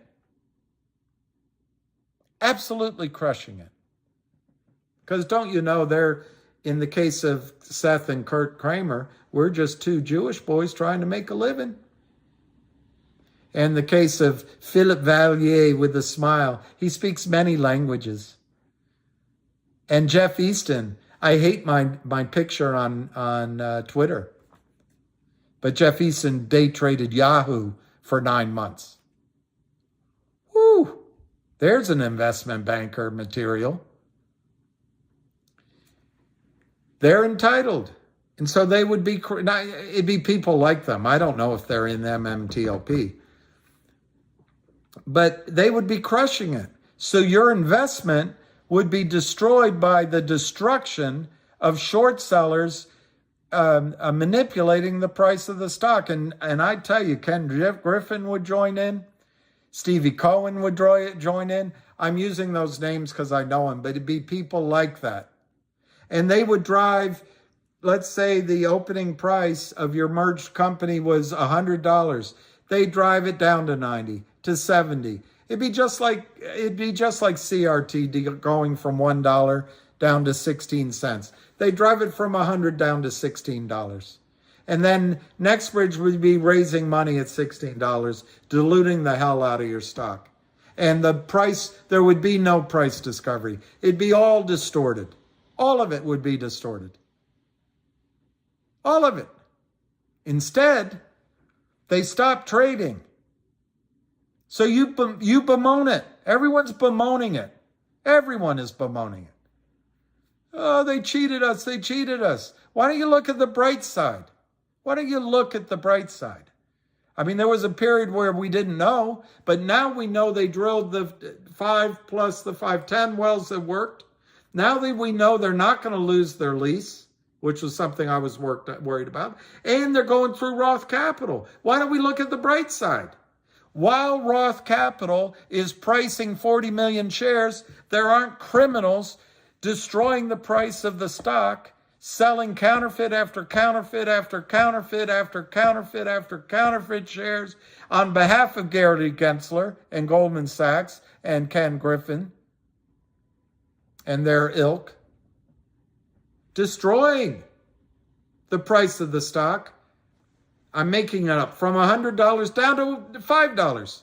And then Roth Capital has no choice but to do a deal at $4. Why don't you count your blessings that the stock's not trading?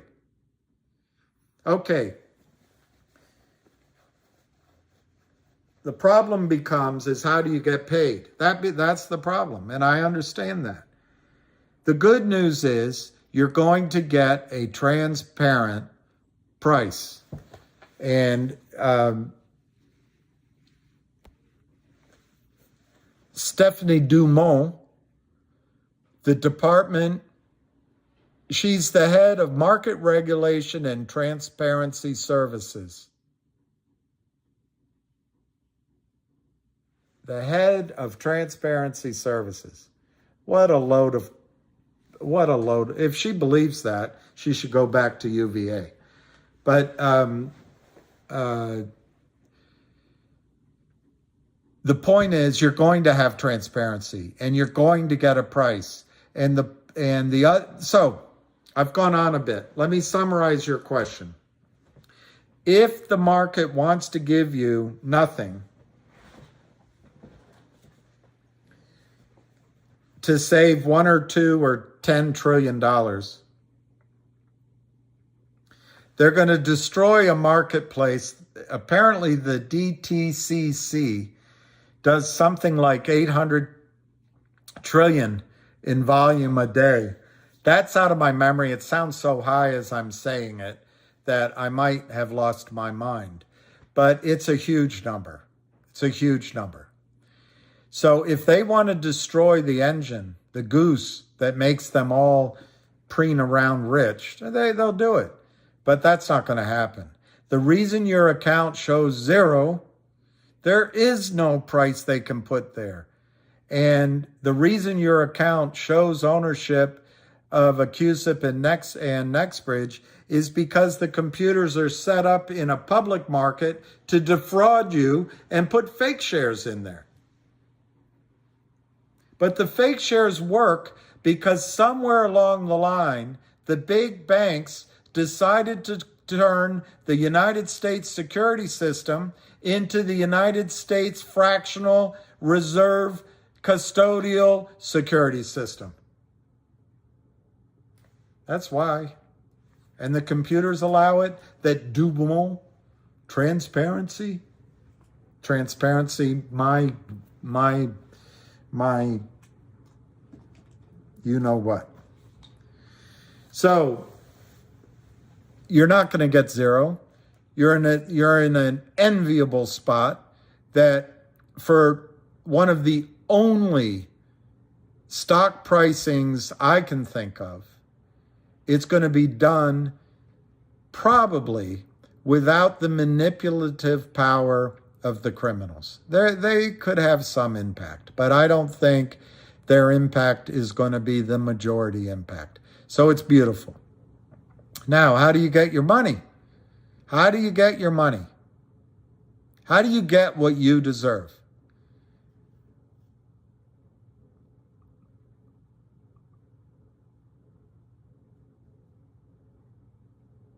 You go the legal route. 7 years, 10 years, 12 years.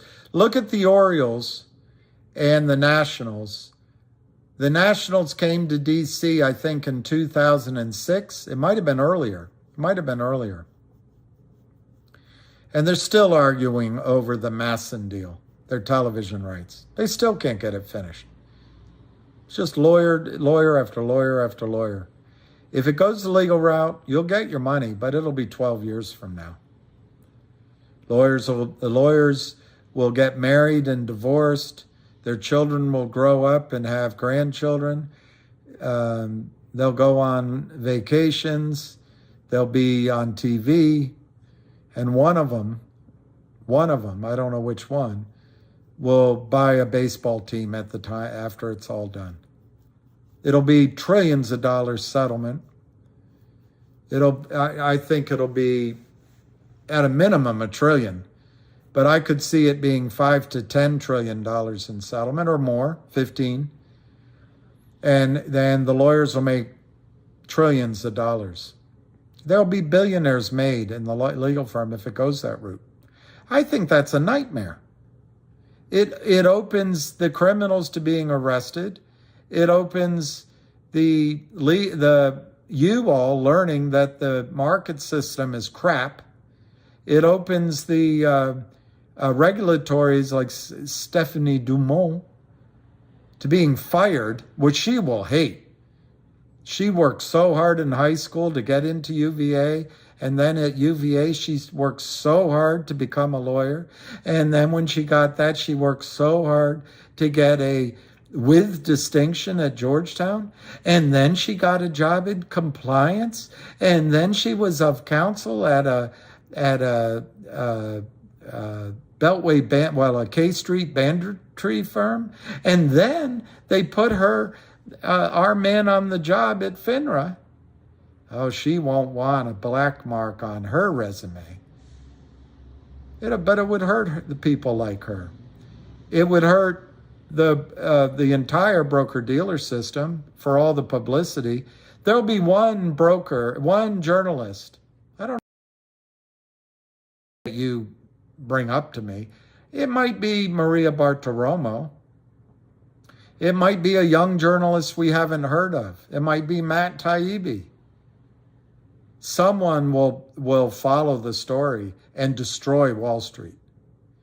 And Congress people, they will lose their money from Goldman Sachs. No, they don't want to go that route. I don't think the legal route. I think we're headed down that path right now, but I think there's some business person somewhere or some government person somewhere, Goldman Sachs somewhere, will say, no, enough of this. Well, the lawyers will take it down that route long enough so they can each have a massive payday. They can call you dumb retail investors, but all they're doing is going to work and learning everything you learn, but they're charging $1,000 an hour, and they're going to lunch and charging $1,000 an hour, and they don't know anything more than you know. Stephanie Dumont doesn't know anything more than you know. But they'll work long enough so they can get a big payday. I don't think your answer is in the legal route, although that's where it's headed right now. The second thing is to open up trading. That's the most obvious. But how do they do it? How do they do it? Now that we're 90 days later, how do they do it? How do they recreate your rights in a short squeeze?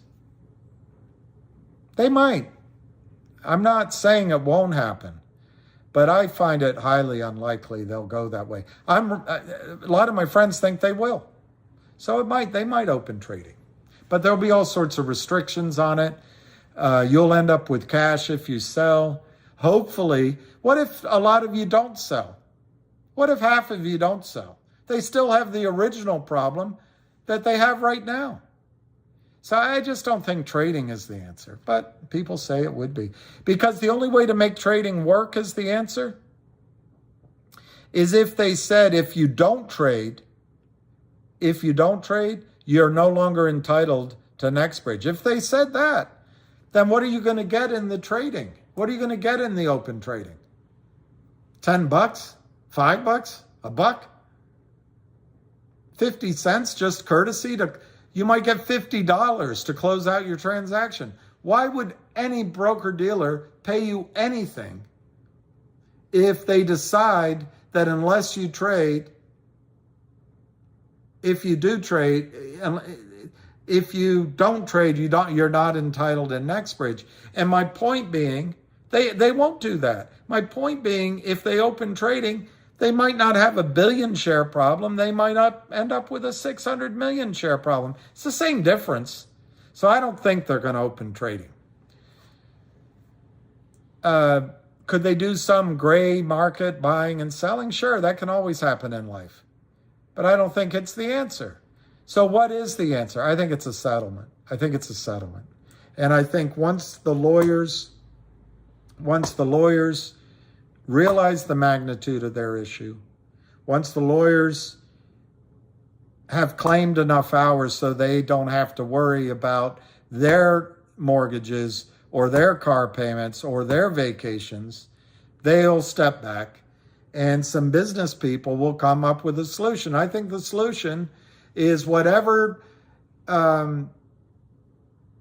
Roth Capital comes up with as the price, transparently, almost transparently, becomes the basis of a settlement. And to me, and I'll shut up right now, settlement. Let's say Alex Montano at NextBridge organizes a price of $150 a share. I don't know. It won't be as high as Greg McCabe wants. And it's not as high as some of you want, maybe. But the answer is to go to NextBridge and say, NextBridge, issue 1 billion shares. And then NextBridge could do that. Lawyers could get paid. They could be a huge company. Or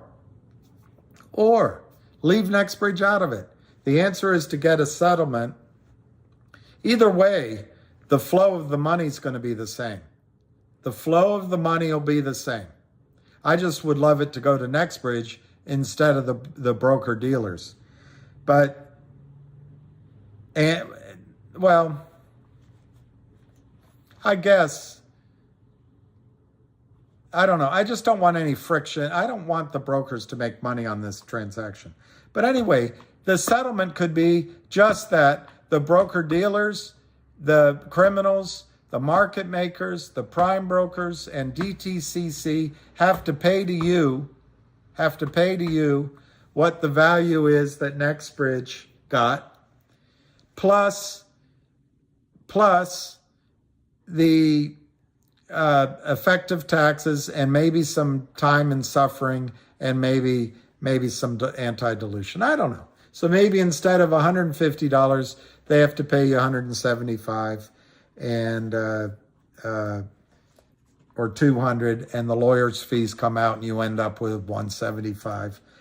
Anyway, end of the day, prime broker or more, broker dealers, criminals, the accounts that have the money in it, and the DTCC are going to pay, in my judgment, whatever black Roth Capital ends up with their number, plus brokerage fees, plus anything that it cost you and all the time, pain and suffering. And that's my answer. Very long answer, but that's my answer. You can't find MMTLP. It doesn't trade. You can't find MMTLP.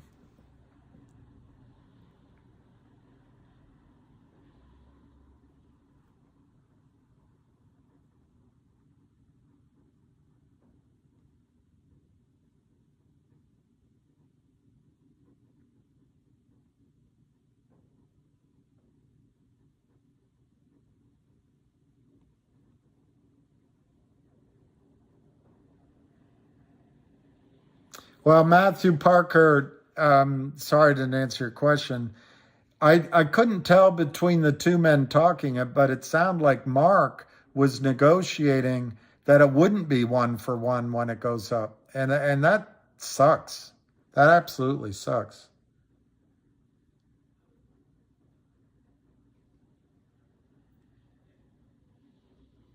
Phil Peters, William, I'm still pissing off the throat. Phil, don't piss down my back and tell me it's raining. Yeah, DBMM, I don't know a lot about it. Hey, Mike Casey, I'm sorry I went on and on. I don't know what's in me today. But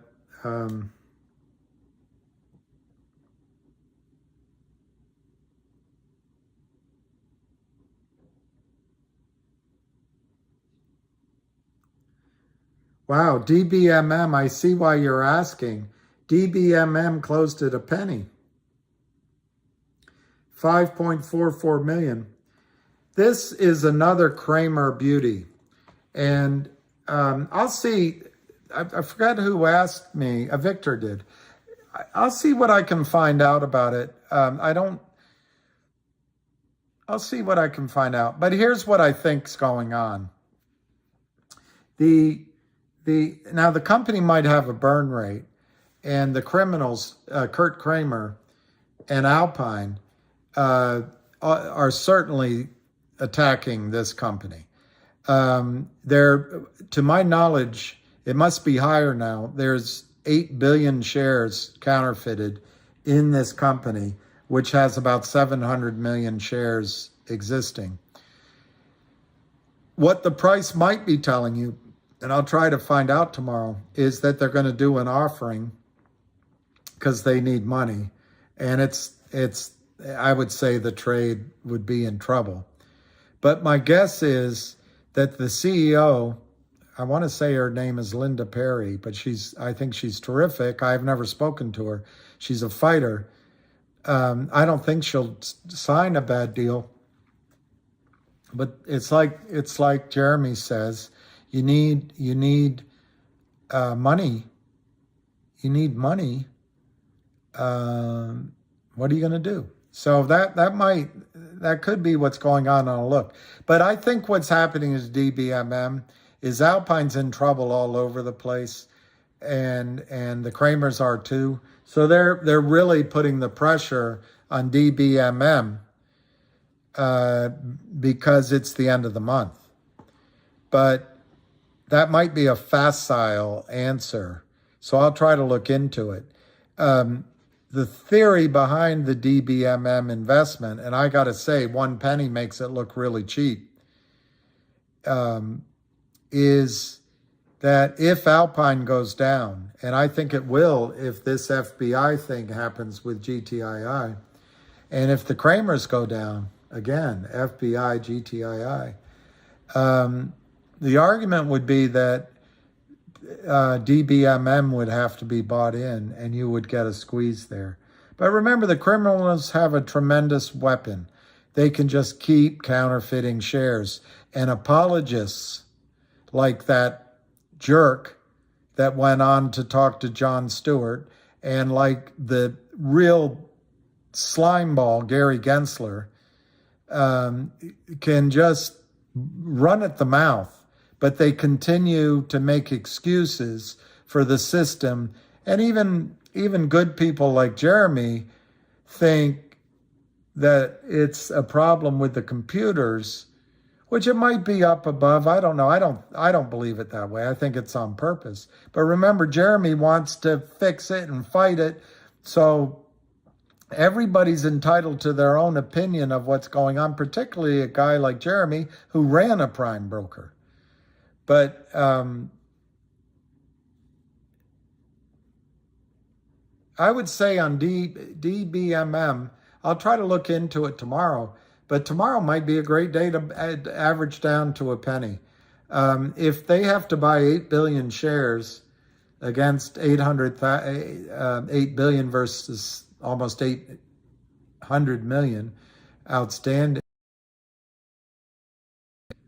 Let me look at that. Let me give you an accurate number.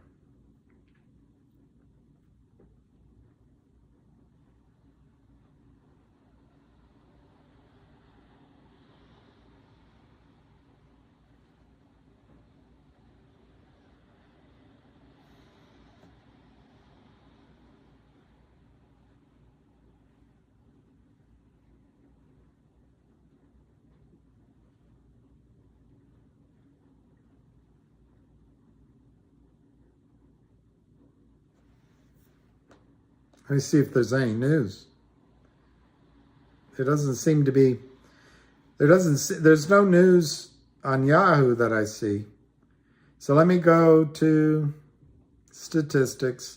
And remember, I got the statistics on Yahoo still for CRTD are different than they are on the OTC market. So I never realized there's a discrepancy. I've always found Yahoo to be pretty accurate.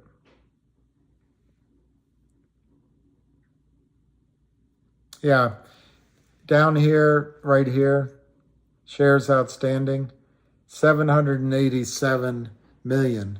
So it's an 8-to-1, 8 billion shares reportedly counterfeit versus 800 million existing. Hi, Susan. Good night. Or good night. I don't know. I thought CRTD was going to do 1 for 1. And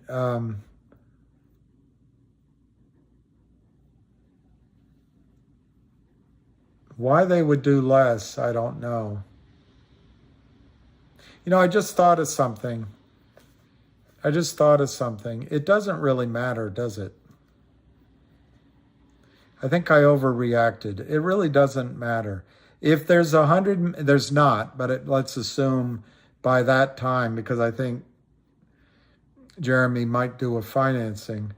If there's 100 million shares existing for CRTD in about 5 or 6 weeks, at the time, yeah, I think I overreacted. At the time, CRTD is, at the time OG collection is distributed to shareholders, if it's 1 for 1 or 10 shares for 1, it doesn't really matter. You take the value of 10 million, divide it by 100 million, it's still 10 cents a share, whether it's, you know, if you have 100 shares and you get 100 distributed to you at 10 cents each, or if you get 10 distributed to you at $1 each, is that right? You see what I mean. I don't think the ratio is going to matter, Susan. I think I overreacted. If it's a $10 million distribution and it's divided by, let me just use my computer because I'm so slow. $10 million distribution value divided by 100 million shares. It's 10 cents a share, right? If you give out 10 million shares,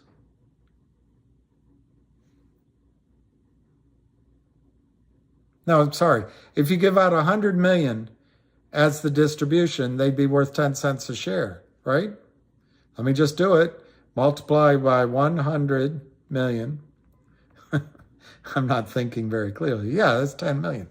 So if he distributed 100 million blockchain units at 10 cents each, you'd get 10 cents a share. But what if instead he only distributed 10 million shares? In other words, he gave you one blockchain share of the new company for every 10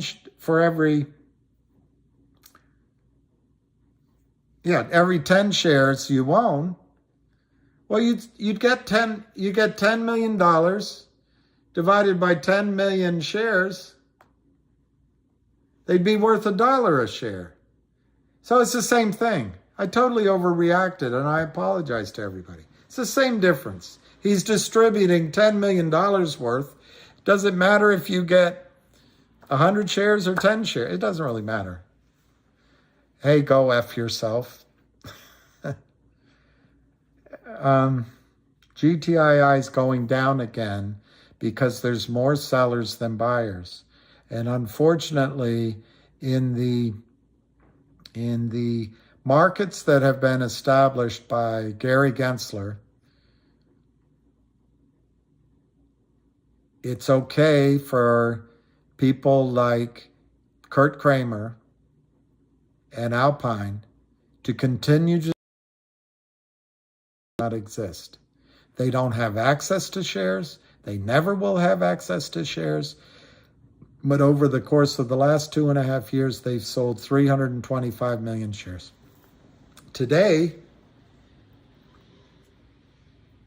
that don't exist. Today,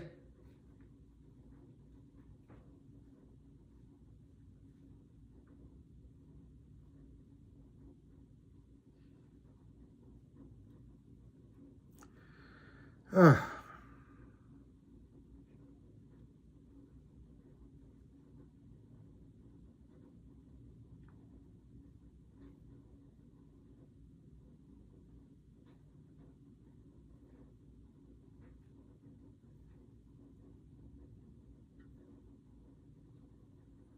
they don't show it yet for today.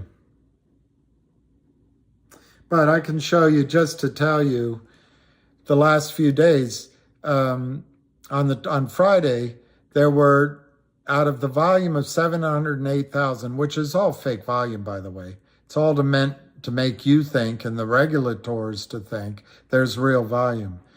There were 432,785 shares sold, failed to deliver, sold short, criminally sold, 61% of the volume. So you can't expect the stock to go up when there's just constant pressure from the criminals. Now on Friday, Jeremy Frommer, for some reason, maybe because the lawyer said he had to do it, decided to announce towards the middle of the afternoon that he had decided to walk away from the merger or the acquisition by GTII of CRTD. That just sent CRTD plummeting, anger, panic, and it bled over to GTII. So I think this morning, the very opportunistic short sellers, Alpine, the Kramers, said, great, we get another chance because there's so much anger, there's selling, there's panic. We get another chance to sell it down. They opened the stock down. They drove the stock down. And it, like I just said, the volume is, I would guess it's 90% fake. It's all illegal. The reported short by FINRA is 61%. Dumont oversees it with complete transparency. And I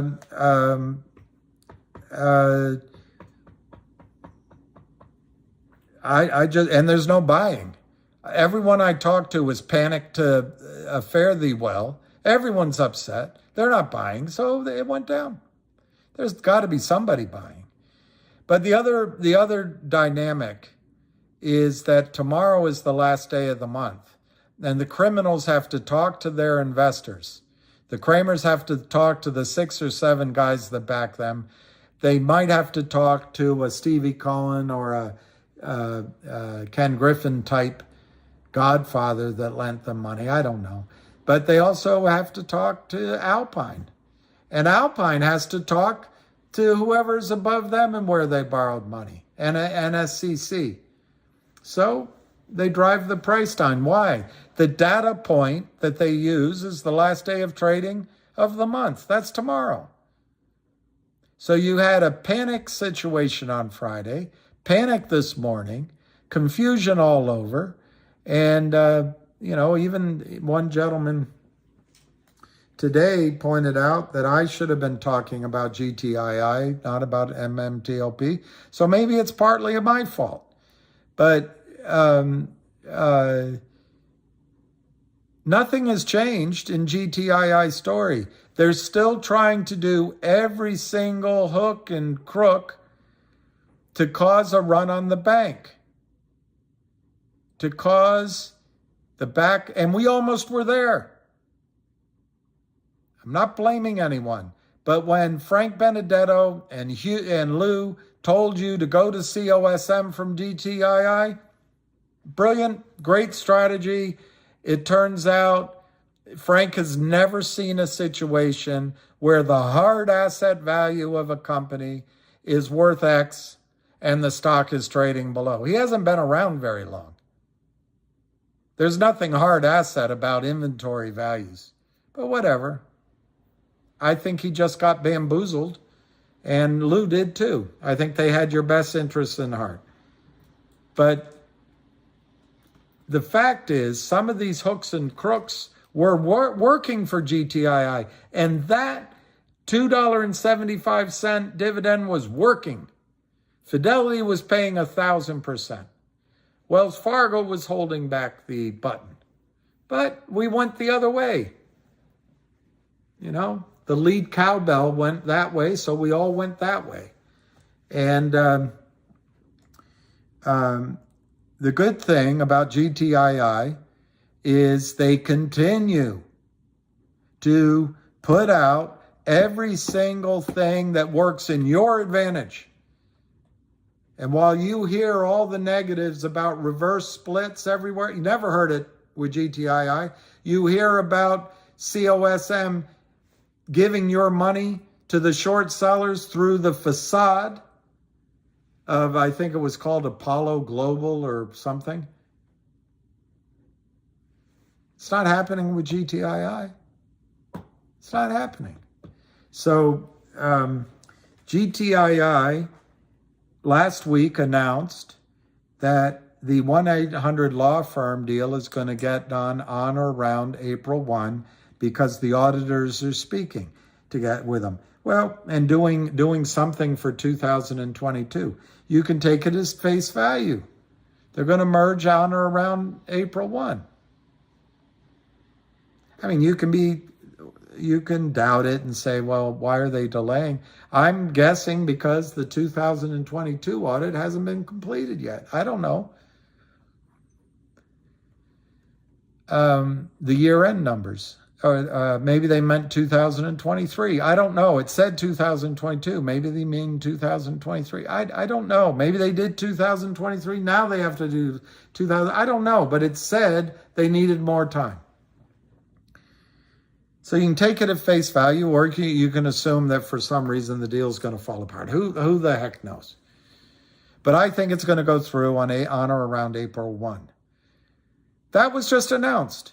The week before, they announced that Wes Christian and all the other slew of the misfits with him, the good misfits, are the good team Lollipop, are going to go after criminal short selling in GTII. You can believe that or not. You can say, oh, God, the price is down. What's going on? Why is it down? Shouldn't it just go straight up? Shouldn't it just go straight up? No, because you've got a group of criminals that sell, they fake the volume, they spoof, they cross, they manipulate the market through these useless market makers. They sell shares they don't own. They can't locate them. There's nothing to borrow.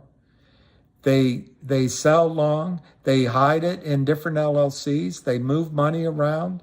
They bring Alpine to its knees, and they keep doing it because Gary Gensler doesn't care. Gary Gensler is part of it. Goldman Sachs makes money off of it.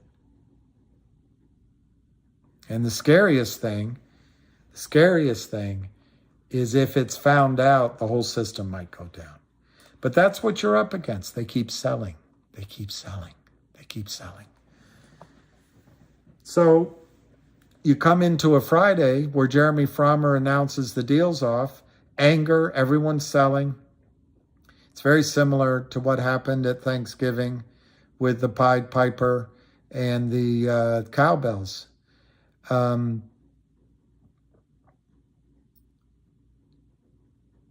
It happened again on Friday, and it happened today. Well, the company announced a week ago that Wes Christian and all his team are going after this criminal trading. And they announced that they are, I don't know if they used the word, they're going to file a lawsuit, but the all implication is it's heading to discovery, it's heading to demanding. They're going, and the company was paid. The company was paid. Wes Christian's company was paid. Anyway, I thought last week a lawsuit would come out. I think it'll happen this week. Maybe it's next week. But when that comes out, you're going to see it go across the world, everywhere, on all the desks. Lawsuit, discovery.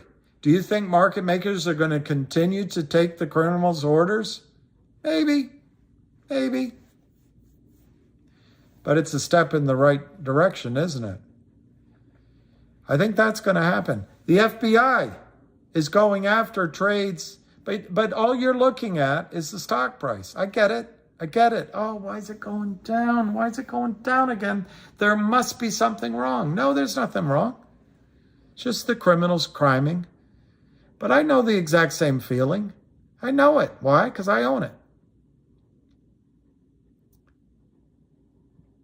But the brilliant research team run by Charlie Mayo in the boiler room hasn't suddenly come up with a reason why GTII isn't going to acquire 1-800 law firm, isn't going to distribute 4 or 5 different blockchain items on Upstream.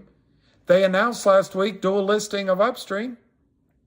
No, that's not true. They announced last week the 1-800. I think this week you might get an announcement of the 1-800 Upstream. My understand the dual listing. My understanding is just a pro forma approval at this point, and it's all full speed ahead. And it could come out this week. But then you're going to get 3 or 4 distributions on Upstream. Fantastic. The company's doing everything it can to cause a squeeze. And there was published from the DCC and the NSCC that there are deficiencies because of a huge naked short at Alpine of GTII. Unheard of. So you can obviously look at it like, oh my God, the stock is down, okay, that's what they want you to do. The other thing they want you to do is when it goes back up, they want you to sell it quickly. And you can do it. I'm not telling you not to. But I am telling you none of the facts have changed. It's only gotten better. When Lou told you to basically get out of GTII and get into COSM, the approximate number of shares was somewhere between 75 million and 125 million less counterfeit shares. So we've got that going for us. They dug their own hole deeper. The FBI is on to somebody that walked away from a trade. I don't know what to tell you. I think the answer for why the stock is down is there's more sellers than buyers. But they're all counterfeit sellers. It's all fake volume. So if you really, at some point, have to look at why you got into the investment. And if it was for the potential of a short squeeze, where you could make life-changing money in the trade, and that still is what you see, then stay in it.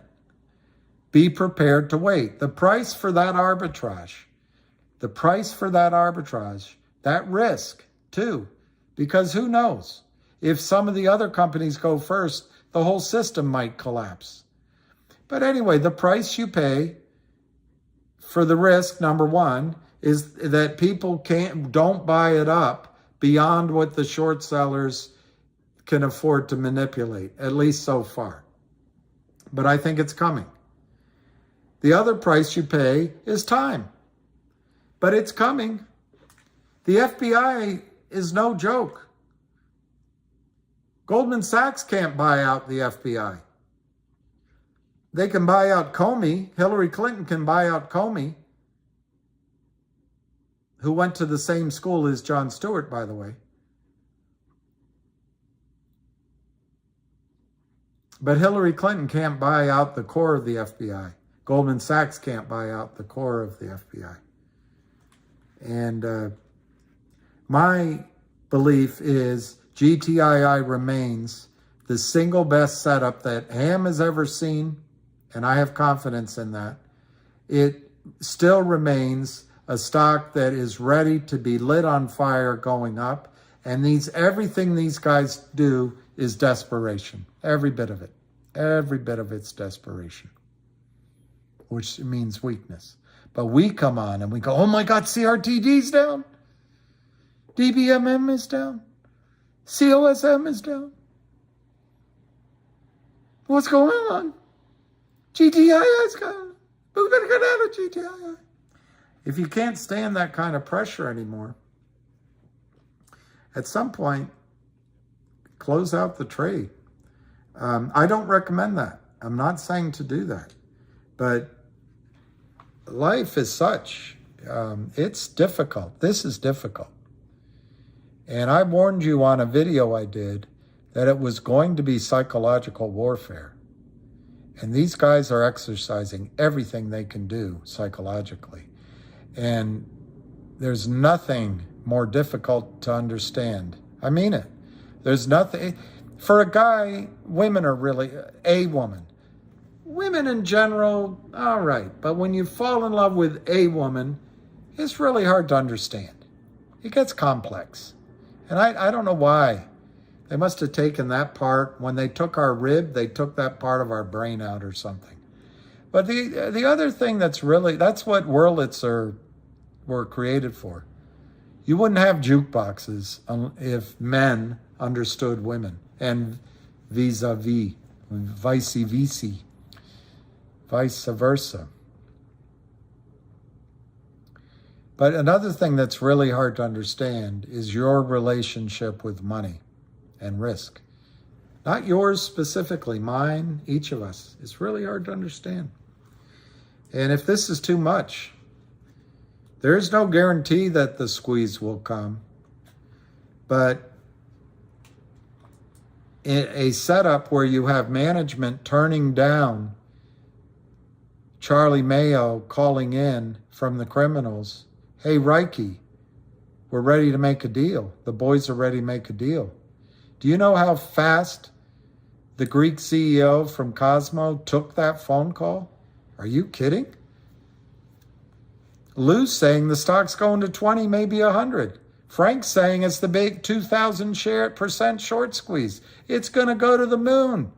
They're reverse splitting and they're changing their name and CUSIP number. It's going to cause a squeeze. Amateur hour. But they're saying it and everyone's flooding to it. Do you see how quickly the CEO of Cosmo, he gets a phone call? Are you kidding me? You'll give me $40 million? I'll take it. And just like that, all of the money the shorts took from you on the way up was given back to the company, and the short squeeze was off. And then the shorts kept selling. The shorts kept selling. And they're still selling. And they're still selling. And they're still selling. And all those deals that Frank calls, and I'm not picking on him, but Frank calls them hard asset value. Let's see what value those deals have as the stock price goes down. Lots of times companies don't want to do business with a stock that's under $1. It's a pretty tough spot that the CEO, maybe with good intentions, put himself in. But he took it. And it's a tough decision CEOs have to make. They're not there to force a short squeeze. They're not there to force a short squeeze. They're there to look out for the long-term interests of their company and shareholders.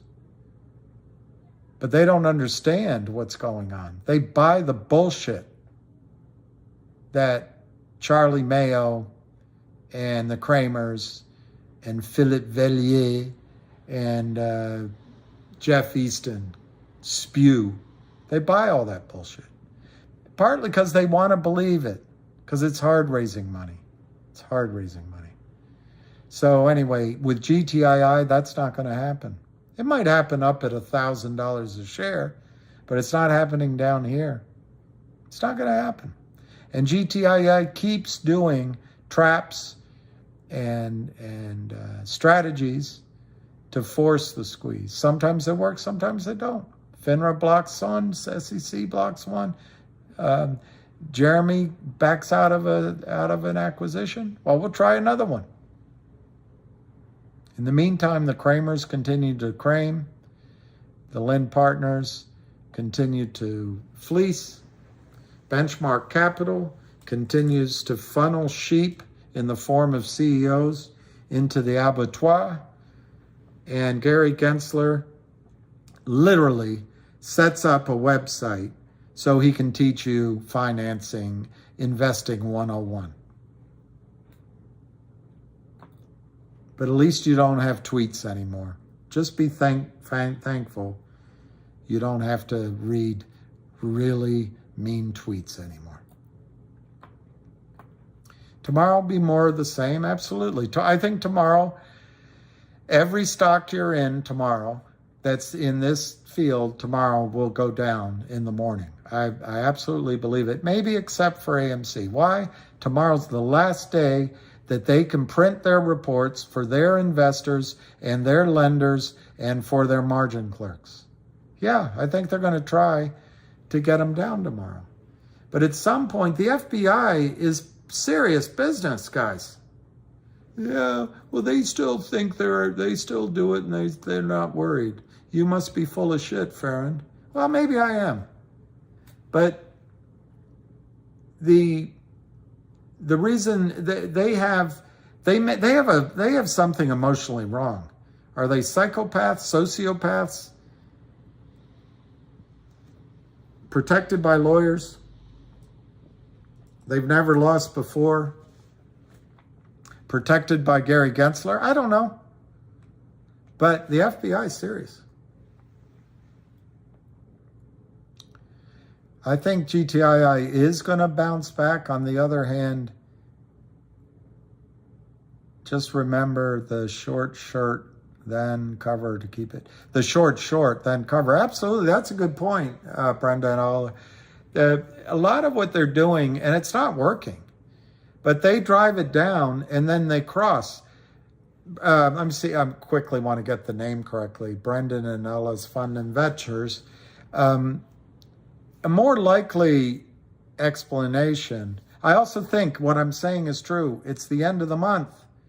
But a more likely explanation for getting it down. They drive the price down so that then they can cross trades and pay each other. The criminals can carve up the loot. And then it goes back up. Who gets stuffed? The prime broker, the accounts that trust them. That's mainly it. And who's going to get screwed in the end? The DTCC. And if a prime broker fails, which will very likely could, a big one, it'll go to the taxpayer. And they'll go before Congress and say, we're too big to fail. And Kamala Harris, who will be president then, will cackle and say, and explain it to us as if we're 4 years old. She'll say to us that this is a bank, and this is a securities firm, and they lent out money, and they've gotten caught short, but they provide a really important future for us, and the future is the future, and we can agree that our future is our future, and we have to you're going to have to tax you for this. Anyway, I think when GTII goes, it's going to rock the world.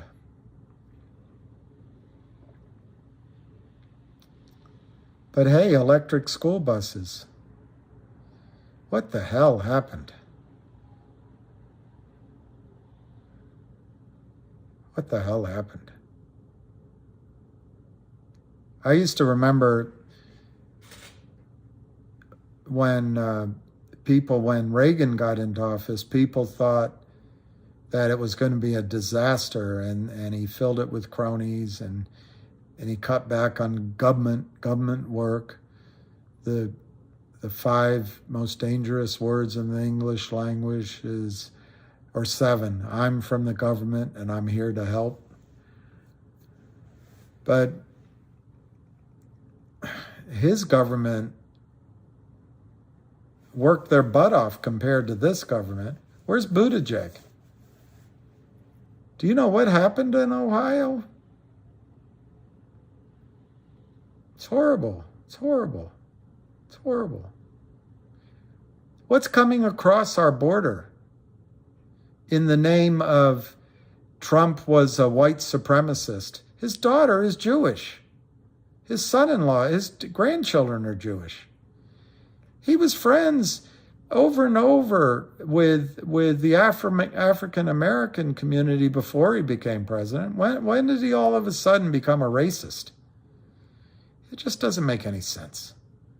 Yeah, maybe his dad was a dick when he ran those apartments, but I'm not totally sure. Trump sold them, but I'm not totally sure it's fair to put the sins of the father on a son. Maybe it is. I don't know. But what the hell do we have now? What the hell do we have now? It's really frightening. And I'm not trying to be political. Who the hell is running this country? What's coming in across? Are there spies? Are there terrorists? First it's trains. What if it's a reactor somewhere? It's really scary. Who the hell is running this country? But let's not get into that. Let's stick to the financial side. Who's running who's giving guidance? Who is direct? And I'm not saying Trump did very well on this, by the way. I'm not saying he did a very good job at all. I don't even remember who he put in charge of the SEC. I can't remember. But they didn't do anything under Trump to solve this. I always thought he would, but I don't think he ever understood the problem. But I think he wasn't a fan of the banks. Anyway, I don't want to get political. It's just pretty scary what's going on. Matthew Parker, the social credit score is absolutely frightening. Absolutely frightening. I have a client and a friend, and I haven't spoken to him for a while, but I think the world of him. Young guy, hardworking. He learned English in about 9 months, 12 months. Just so hardworking. But he told me in China they have this social credit score. And I have another client, another friend. She worked with the Clintons and the Bushes, and she actually was one of the young women that translated from Chinese into English when Nixon went to China. And she always tells me that the great thing about America is we can raise our hand and ask questions and challenge authority. It doesn't really happen in China. It will eventually, because it's the human drive. But what if we get social credit scores and we can no longer raise our hand? What if people like Manuel can't come on and say it's all garbage, and instead he's taken off to the hoosgow?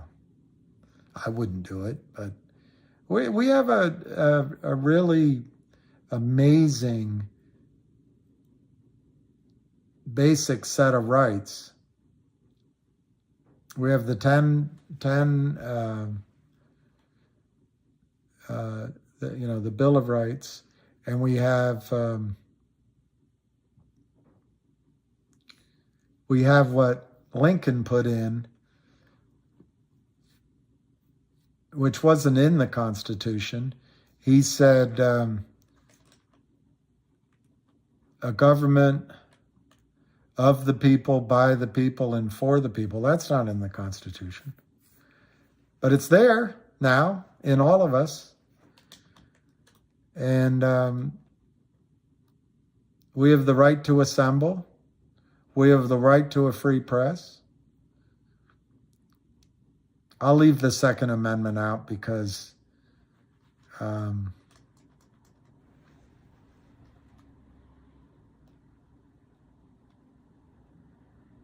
I think there's a lot of room for interpretation, and I think it was a compromise, and I think people on both sides of the argument possibly distort the words to their side. So it's not worth getting into, but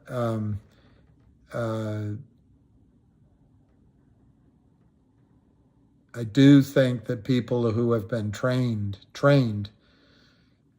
to use guns, I'm not worried about them. Anyway, but we have the right to habeas corpus. We have the right to an attorney. We have the right to, trying to think of them all now. I used to be able to rattle them off. But basically, we are treated as individuals against our government. And there's very few governments that allow that. So I hope we don't lose it. I really hope we don't lose it. Freedom of speech, freedom of thought. We have the right to own property.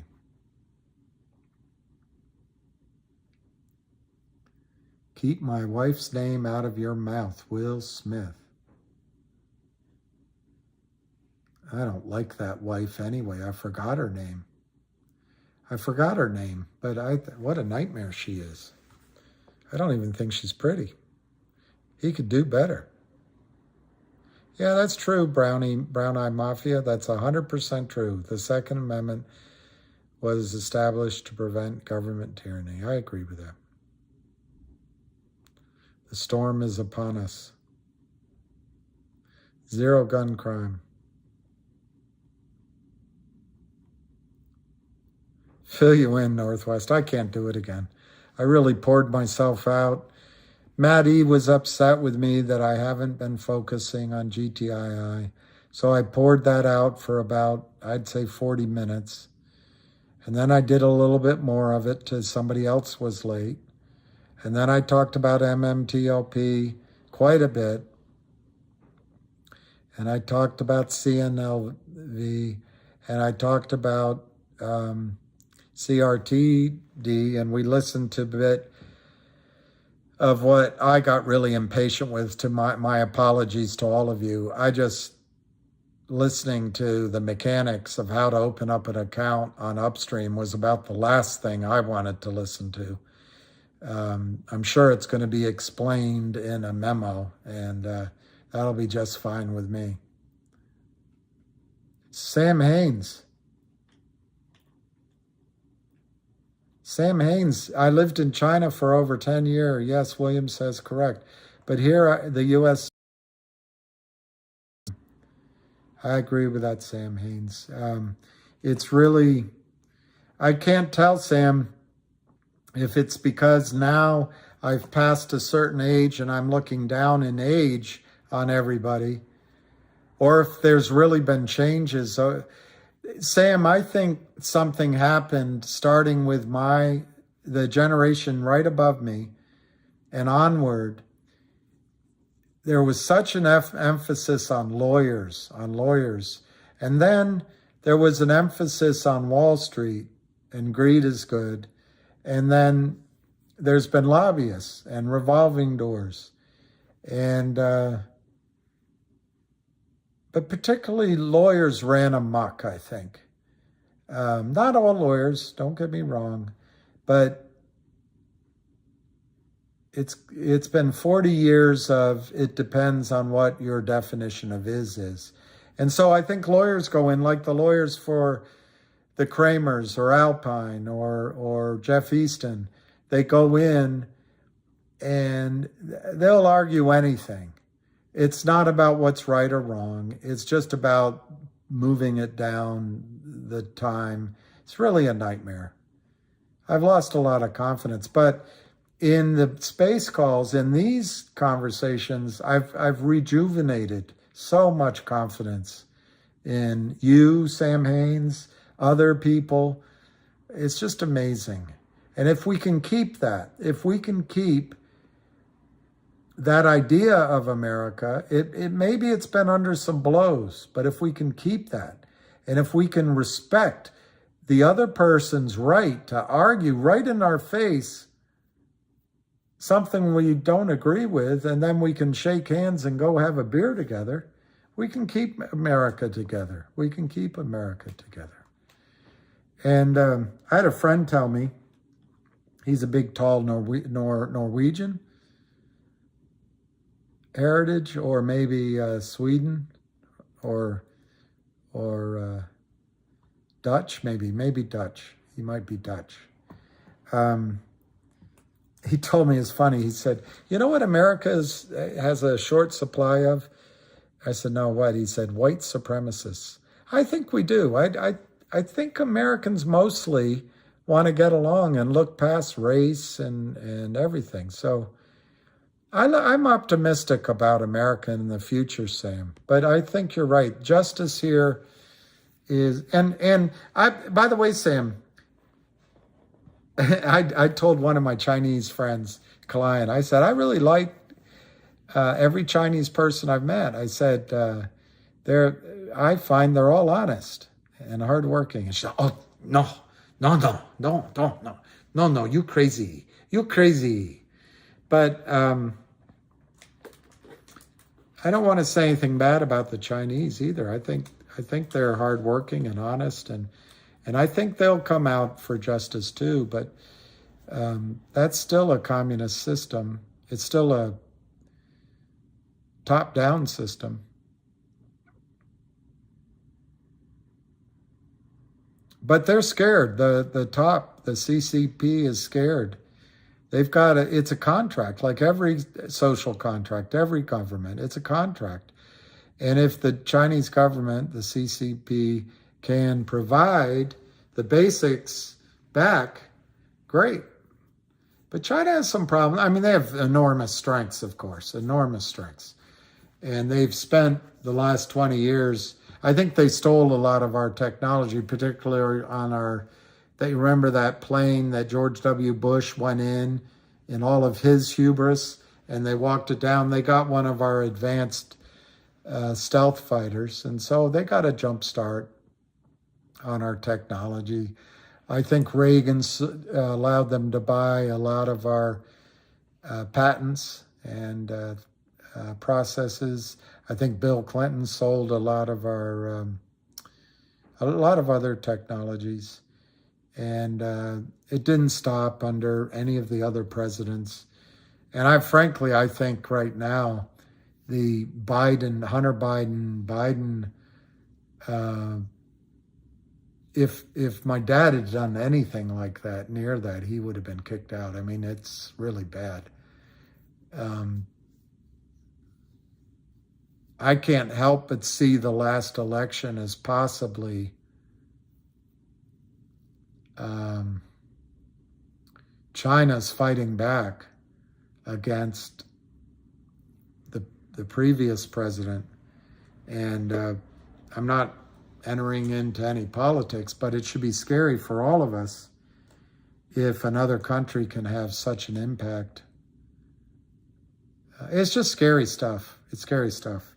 And in the meantime, we got used. We should be friends with China. We should be friends with China. We got used to the just-in-time world system, and it's falling apart. So sayonara to a lot of the luxuries we've gotten used to. But it's okay. Life will still be okay. It'll still be really good.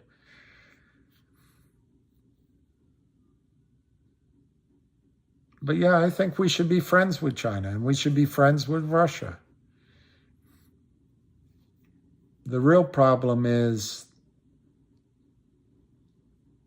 I don't know. I don't want to go on with it.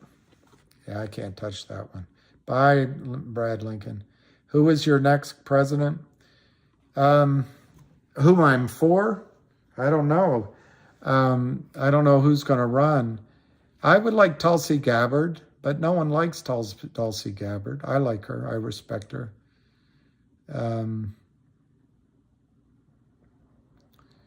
I think it's time for a younger president.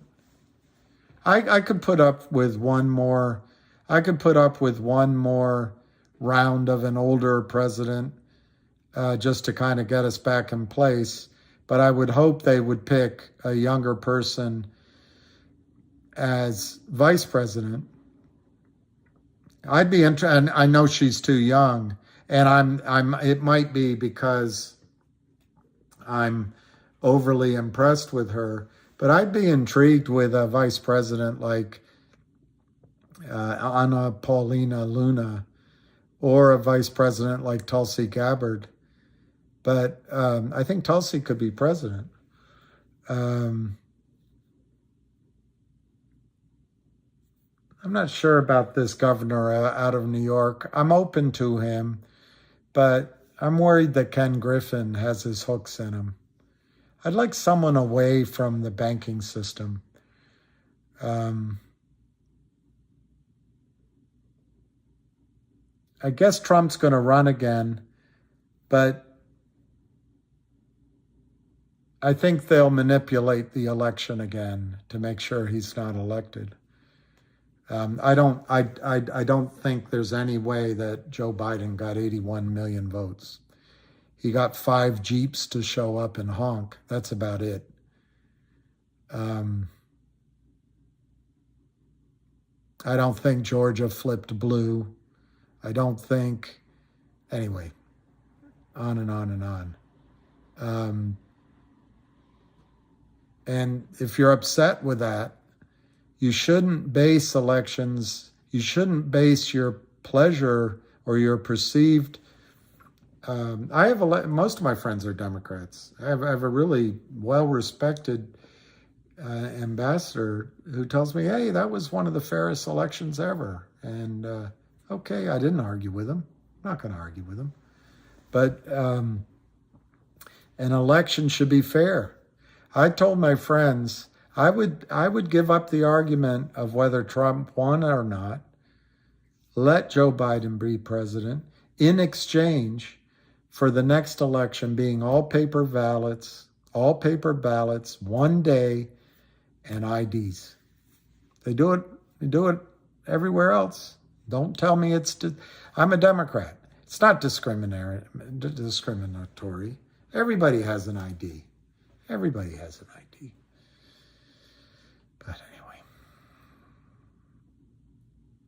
Well, yeah, that's true. Oops, to Mary Pants. That's a good point. A lot of the votes against Trump went to Biden, but the Kerry, who's Kerry? Kerry. Anyway, the votes don't add up, but I won't bore you with it. When you add up all the votes, it's more than the amount of registered votes in the country. Something went wrong. But you make a good point. You make a really good point that a lot of people didn't like Trump. And we're split apart.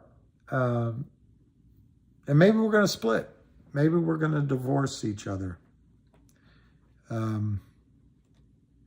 That'd be a sad day. That'd be a sad day. But maybe that's what'll happen. Oh, Carrie from Arizona, Carrie Lake. I don't know about her either, but I'm impressed.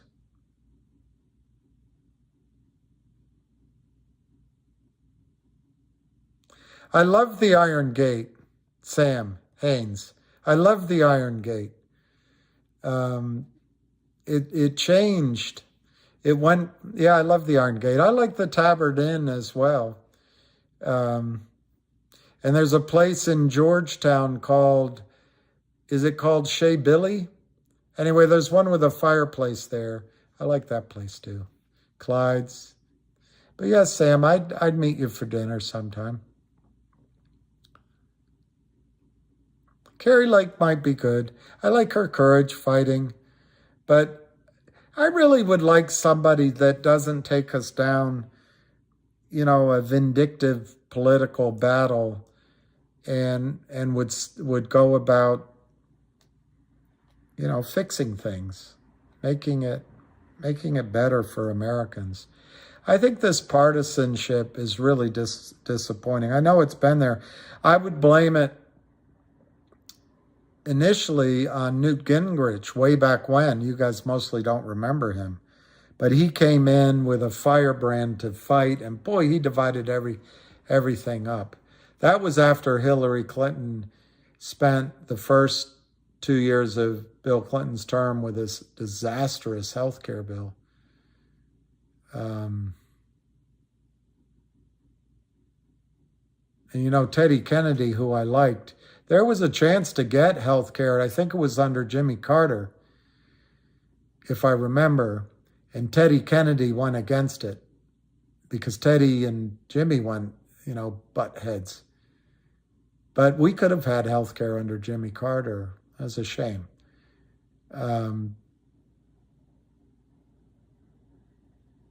Teddy went against it. But I liked Teddy's courage. Anyway, I think the most recent angers are because Hillary lost the presidency. I think she really turned up the volume on splitting people and blaming people and all that. But I can see the point as well that a lot of the tweets were mean, so I can see that. I would just like a statesman. Is there a statesperson? Is there a statesperson? I don't know.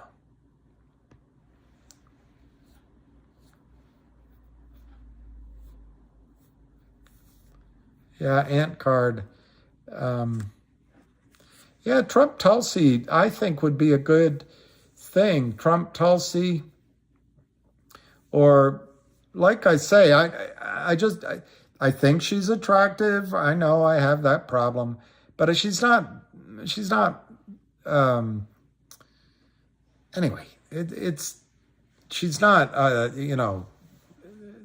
it's not the bee's knees or anything. But I like what I've seen in Anna Paulina Luna when she was questioning, and I like the fact that she dresses conservatively. Anyway, I think she served in the military too. I know anyway, she might not be the one, but I think she'd be an interesting vice president under Trump. I think it needs to be a woman if Trump were to run. I do agree that I have a friend, and she turned to me and she said, what about my daughter? Shouldn't she have a president to look up to? Which is that's not my baseline. My baseline is just have someone competent. But on the other hand, I hear it. But women are doing well in this city anyway. They're doing really well in this city. Women, believe it or not, no one wants to believe it, women own the most money. They have the most money in the United States. So things are changing. Who's APL? Ah, that's a good name. APL. Trump Nikki. Yeah, I don't know. I used to. Who's the governor? Weem? She might be good. Weem might be good. I'm not against a man being the vice president, but you know who I liked, and he's totally forgotten now. I got to remember his name. I have his autograph. I met him when he gave his speech. He was a Democrat, Georgian. He went to Republican. And I want to say his name is Vern. No, his name is, God, my memory. He ran for Senate and he lost in Georgia, and I think it was unfair, but okay. Vern Jones? Anyway, I like him. That would be a good choice for vice president. He gave a really good speech, and he believes in our government. I think it's Vern Jones. Well, Sam Haynes, we need a female president because male is too aggressive. Perhaps, but I hate to tell you, Sam, who's running our foreign policy right now is a woman. It's Victoria Nuland, or at least it could be. No one knows for sure. Victoria Nuland. That's the theory, that women would run a kinder, gentler government. But a lot of women have voted for Hillary. We came, we saw, he died. Voted for the war in Iraq. A lot of women have supported our war machine. Tulsi Gabbard doesn't, and she served. She saw what war does. Yeah, it's interesting.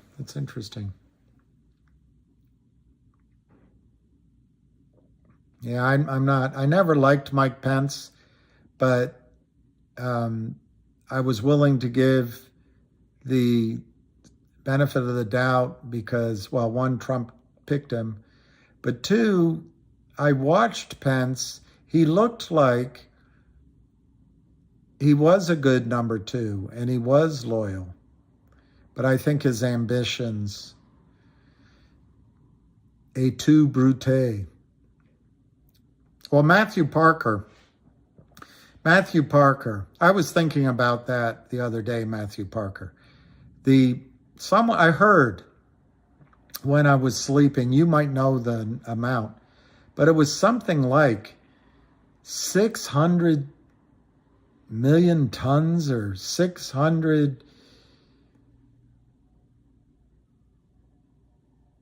billion, I don't know, some massive amount of methane, as the Brits say, and methane that got tossed up in the atmosphere.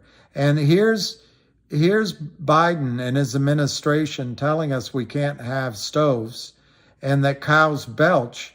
And in one bombing of a pipeline, he destroys the flow of natural gas, which is cleaner than coal, the flow of natural gas to Germany. And Biden did it, or Victoria Nuland did it. And it belched more methane and natural gas in the atmosphere, which, if you're talking climate change, methane, I got to get it right, is something like 27 or 40 times more powerful as a heat trapping gas than carbon. But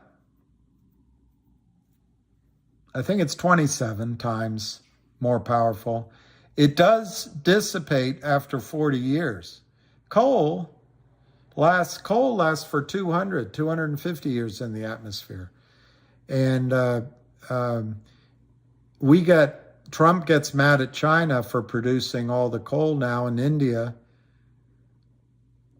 And in fairness, the climate accords are hard on us. What did Gore do and Bill Clinton do, really? But China has a point. We burned a lot of coal. The UK burned a lot of coal. Britain burned a lot Germany burned a lot of coal. Russia. So they kind of have a point. We had our Industrial Revolution and we put it all up there. It stays for 200 years, though. The number one thing to avoid climate change is to keep the remaining coal in the ground. Keep the remaining coal in the ground. Number one thing. But then it gets frightening. The methane hydrates that are frozen in our oceans, if someone could capture them, they would be the first world's trillionaire, multi-trillionaire, quadrillionaire. But we don't have the technology yet. But if the oceans warm up enough, that methane, that's frightening. But the really frightening area is Russia. It's Siberia. All of those frozen steppes, whatever you want to call it, marshes. It's a lot of it traps frozen methane up there, and as the world warms, that can all come up, and it can be really dangerous. So anyway. Okay, let's read this. Peter Welding, I'm losing hope on GTI, getting destroyed every day on the stock.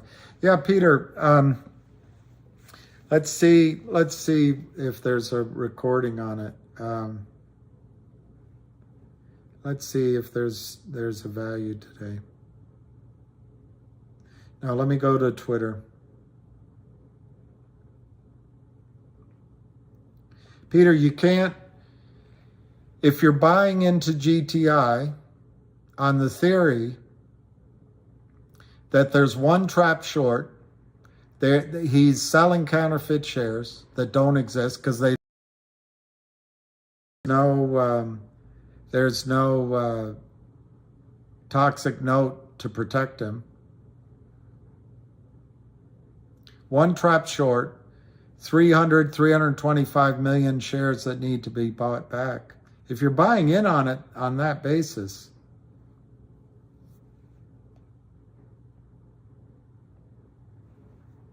today, whoever asked me on DBMM, 81.5% of the volume today, that's a Kurt Kramer client that he destroyed. 81.5% of DBMM today was marked short.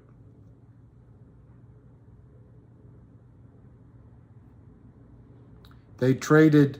A lot of the trading's fake, but they traded 5 million 437,000 shares of DBMM today.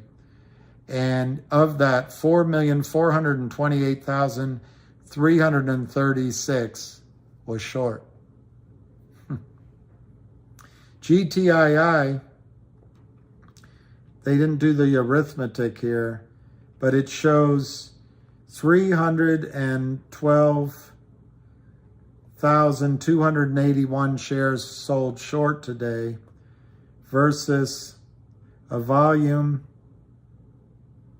of 1,043,855. So I guess it's roughly 30% short today. It's not much. So there may have been some real selling today just out of frustration. But anyway, the reason the stock is down, GTII, is because Kurt Kramer, Alpine Brokerage, and criminal short sellers are allowed to commit securities fraud every single day, and they do it, and that's not going to stop. So if you're tired of it and frustrated by it, maybe just get out. I don't think you should get out now. And I've gone through it I went through it at intense 40-minute lecture on GTII because one of the followers said I had been ignoring GTII, so I did it. And then I did it again for a lesser period of time. But if you want to get out of GTII, you're getting crushed. Every single day it goes down.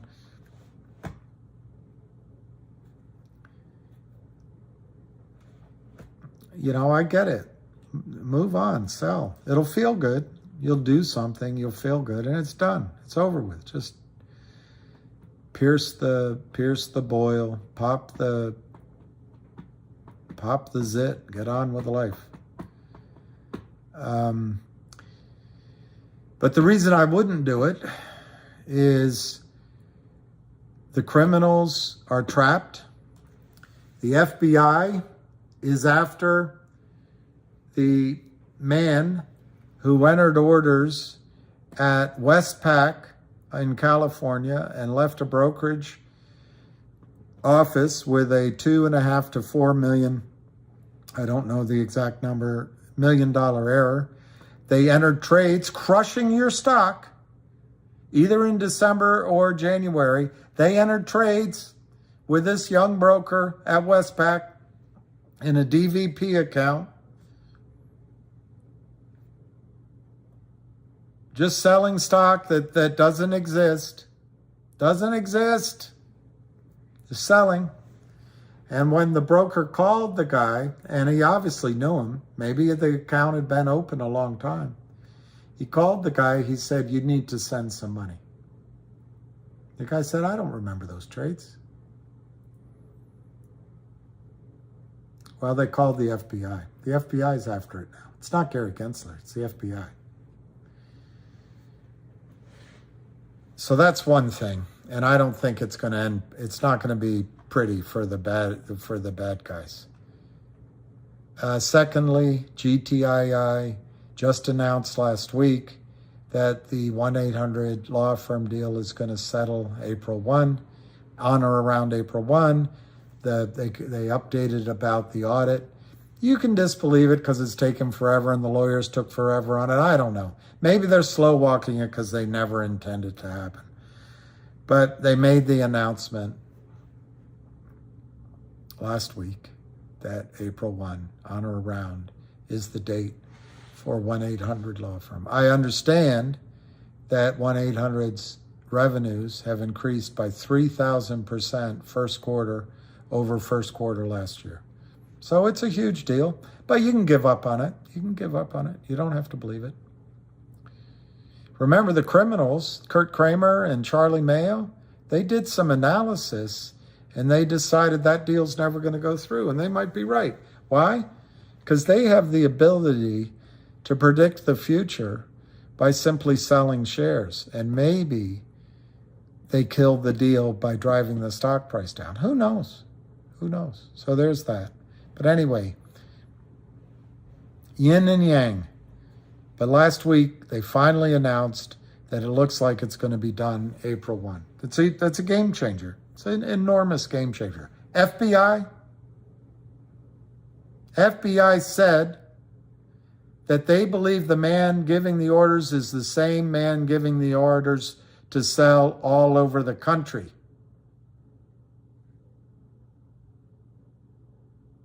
FBI, 1-800 law firm, $100 million in backlogged revenues. April 1. 3, Trento Mines, a $30 to $40 billion lithium project that's been working on for 2 years. And it looks like, in my opinion, the odds of success are over 50% now. And we might know something within 6 weeks. 50% ownership of 30 billion, 15 billion added to GTII. Trento Mines. Wes Christensen announced 2 weeks ago, aggressively going after short sellers, and he described it in the press release, all of the things I say to you that are illegal. I expect that lawsuit to come across as filed and subpoenas going out and noticed to all the bad guys. I expect that to happen this week. I thought it would happen last week, and maybe it'll be next week, but soon. Lawsuit. Wes Christensen going after short sellers, asking discovery. Yes, it's going to take forever. Lawyers take forever. But let me ask you, with the FBI and with the lawsuits going out to market makers, broker dealers, prime brokers, the regulatory bodies, do you think it's at least possible that people will be reluctant to accept sales from the criminals, Kurt Kramer, Seth Kramer, Charlie Mayo, and Alpine, and all the rest of them?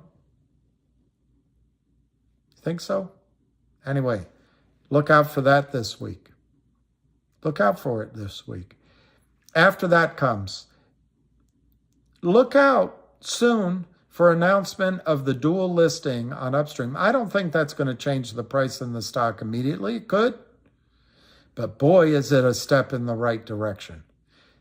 Everyone told you that when they said go to COSM, we weren't working. And I say we in the broadest sense, because I'm not part of the company.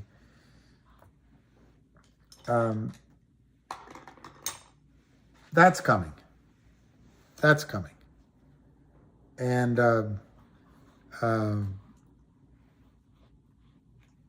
1-800, the Upstream listing, dual listing, it sets up, as 1-800 law firm goes through, we can issue a coupon on every share as a blockchain distribution, special dividend of $1,000 of legal work. Now, the small print can be worked out that if you actually, you have this X many of shares, and if you use this coupon, only a certain amount, depending, they can write so the company doesn't go broke. But the brokerage firms aren't going to be able to determine which shares go where and how that formula works. So that's another way that it causes possibly a run on the system in the back offices. Second, these are the distributions. The Wes Christensen lawsuit, they can distribute on Upstream as a special dividend, I think they intend to, a piece of that distribution to you as what? An NFT. How does the system do that? They have a warrant expiring. They can either extend it and move it up to Upstream, or let it expire and start a new warrant as a special dividend on Upstream, or both. All four of those things could catch out the back offices and cause a squeeze in the stock soon. You've got 325 million shares, naked short, counterfeit. Kramers have no way of coming up with it. Alpine has no way of coming up with it. GTII is not going to sell you out like COSM did. Just not going to do it. Not going to accept it. How do they buy in 325 million shares when it starts? The FBI could cause it, but remember there was an order when the stock was up at 250. There was an order for 19 million shares to buy. That order's still there. Kramers haven't covered anything. They're just trying to frustrate you and get you out of it. But you know what?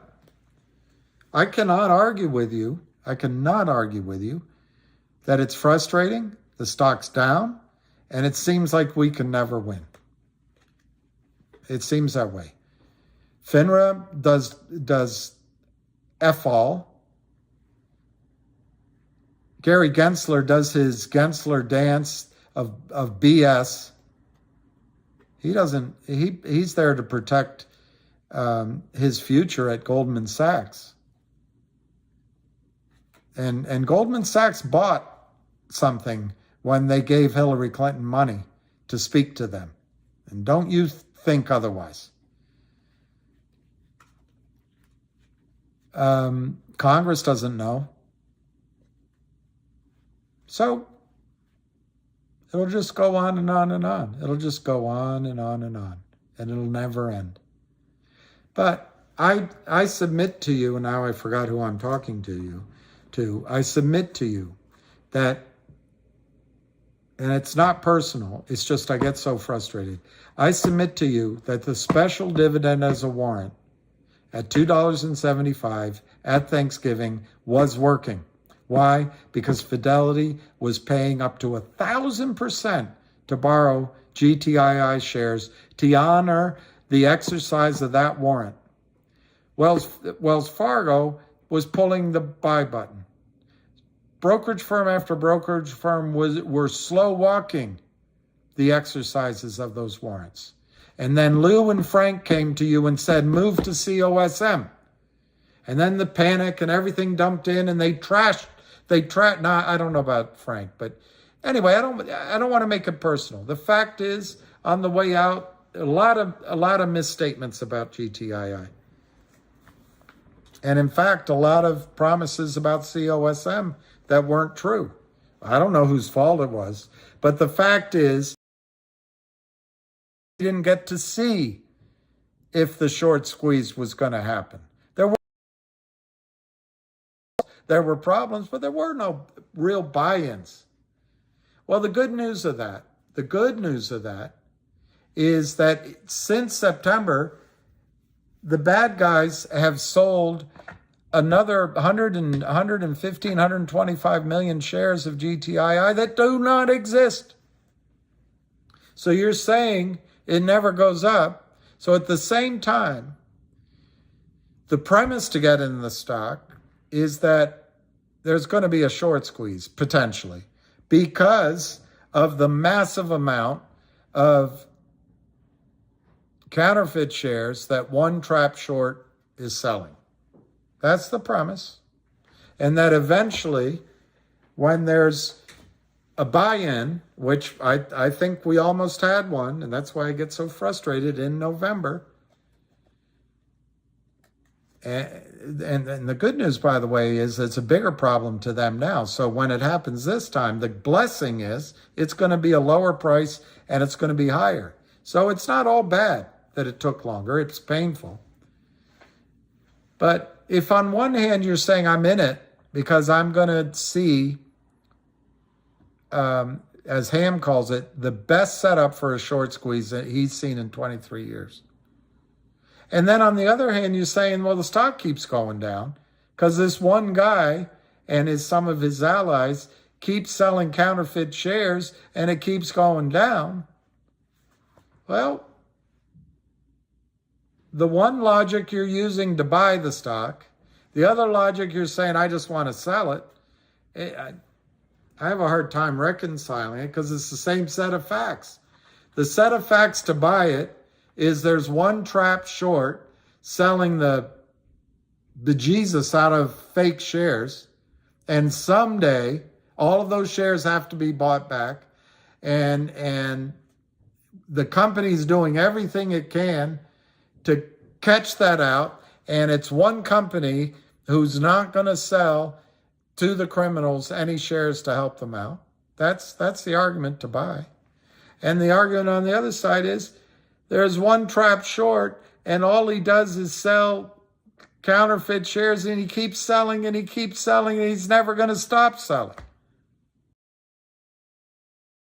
I don't know. I guess you got to decide which is going to win. I understand the frustration. I really do. I'm not trying to be dismissive, but I think every share that Kurt Kramer has sold fraudulently has to be bought back. And I think one of the reasons the stock is down today, I tend to think your name was Pete, but I could be wrong. The stock is down today is tomorrow is the last day of the month. It's the last time the criminals can get their portfolios reasonably organized so they can go to their investors, they can go to their lenders, and they can go to the regulators. And maybe Alpine can go to the government and say, we're in compliance now, maybe. But it's not going to last, I don't think. But anyway, I could be wrong. So I don't begrudge you if you're tired of holding it. Let me put it this way, as Bob Clayton taught us at Merrill Lynch. He said, the question you have to ask your client, would you be more upset? I can't do his accent. He had a really elegant North Carolinian accent. But he said he was from North Carolina. But he said, you have to ask your client, would she be more upset if she sold the stock here and it went up to $100 a share and she missed out on the gains? Or would she be more upset if she didn't sell here at $10 and it went down to $1? And then you wait until she makes that decision. That's what he taught us. Ultimately, it's only a decision you can make. But I think the risk reward, let me put it a different way to you, Pete. If your name's Pete, I'm sorry if it's not. Let me put it a different way. There's no sane short seller on Wall Street that would sell short GTII. Nobody. The only ones that are selling it short, maybe, is Kurt, Seth, and Charlie Mayo through LLCs. But in all likelihood, they're no longer doing it. It's Alpine doing it. It's also maybe Kurt and Seth and Charlie and Alpine are hiring other criminals to do it for them. It's possible. They did it before, they could be doing it now. But they get paid off. So one of the reasons the stock goes down like on a day-to-like day with fake volume is so they can move shares around to pay each other off, stripping money from you and stripping money from the prime broker and their clients. Their clients get stuffed with the losses. No sane trading desk would do this trade. None. Why? Because at $1.40, how many shares, if they started shorting, could they short at $1.40? Not many. They'd have to sell it down and sell it down. If they wanted to short 10 million shares on a trading desk, they'd have to sell it down. They might get up an average of 75 cents if they're lucky. In return for what? It might go to 25 cents. And there's 325 million shares that have to cover. And there's demand for the stock, and there's all the things I just said to you. No one would enter into it because what are they going to make? 50 cents? 25 cents after costs? On 10 million, they might make 10 million shares. They might make 2.5, what? I can't do the arithmetic. 2.5 million? In return for infinite upside, infinite losses. What happens if that 19 million shares comes in to buy? What happens is some of these aggressive shorters that they're paying each other money, the stock goes back to $1.50, $2, $3, and it triggers one of them. What happens? The stock could be $1,000 in 2 hours, 3 hours. No one's going to do that trade. No sane risk-reward trader is going to do that trade. It's an insane short. So flip that risk-reward around to you. And I think your name was Pete. You're at 140. You can get out now. Take your money. Or you can buy more now, 140 or 120. I don't know the ups and downs. Let me look. Let me give an accurate price rather than guessing.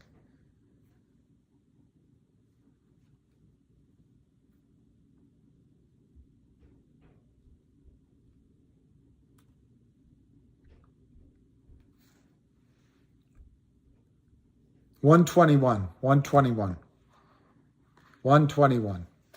So you can get out at 121 because you think it's going to go to zero. I don't know how it's going to go to zero, but you think it will. Get out. But if you can tolerate the example I just gave you of the best available trading desk on the street trying to short 10 million shares, he or she's probably not going to get it down below, I don't know, 50 cents, 25 cents before buying comes in on a massive scale, before some of these other things happen, I think. But it's not a perfect example. Perhaps he could get it down further. But if you allow that example that the risk is down to 50 cents maybe, or 25 cents, you got a risk of $1 to the downside, which I don't see ever happening, but okay. And so that's disgusting. You don't want to lose that $1. So. But if it goes down by $1, buying will come in. It'll snap back up. All these things I listed to you, I think, will cause the stock to go up. What really changed since Friday? CRTD said, we want a higher price. GTII said, no, we don't want to do it. So what happened? GTI is not buying CRTD. So what? But all this angst and panic. When the buying comes in, it's 325 million shares that Kurt Kramer put out there that don't exist. If that happens, the risk is the stock goes to $10,000 on a spike. 10,000. It's incredible. I'm not advising you to wait for that number. It's just that it'll blow through all of your GTC orders. For the same reason that a sane person would not short this stock because the risk reward is so against her. She can make 50 cents. She might make $1, but she can't cover for $1. And there's costs involved. She might make 50 cents if she can cover before it goes back up. Odds are she can't. Odds are she can't make any money on the trade. It's a losing trade from the beginning. But she's exchanging that for a buy-in risk of 325 million shares all at once in the error accounts of these brokerage firms. Remorseless buying to the upside. They could take the stock in a minute before my friend Maddie said, don't have a coronary. Before I could have a coronary, it could be $600 a share. That's the reason no professional would short this stock, because their risk reward is upside down. So flip it to yourself, Pete. I'm sorry, I don't know if that's your name. Flip it to yourself. Your risk reward right now, it's already down. Your risk reward is pick a number. I see them trying to get it under $1. I don't think they're going to be able to. I see them trying to do it tomorrow. And then I think it's over for them to try to put it down. They're trying to get it down. And I'm sure it's probably Alpine, to help with this problem they're having with their deficiencies. And tomorrow's the last day of the month. I think that's it. But, I understand. Maybe you sell tomorrow while it's down.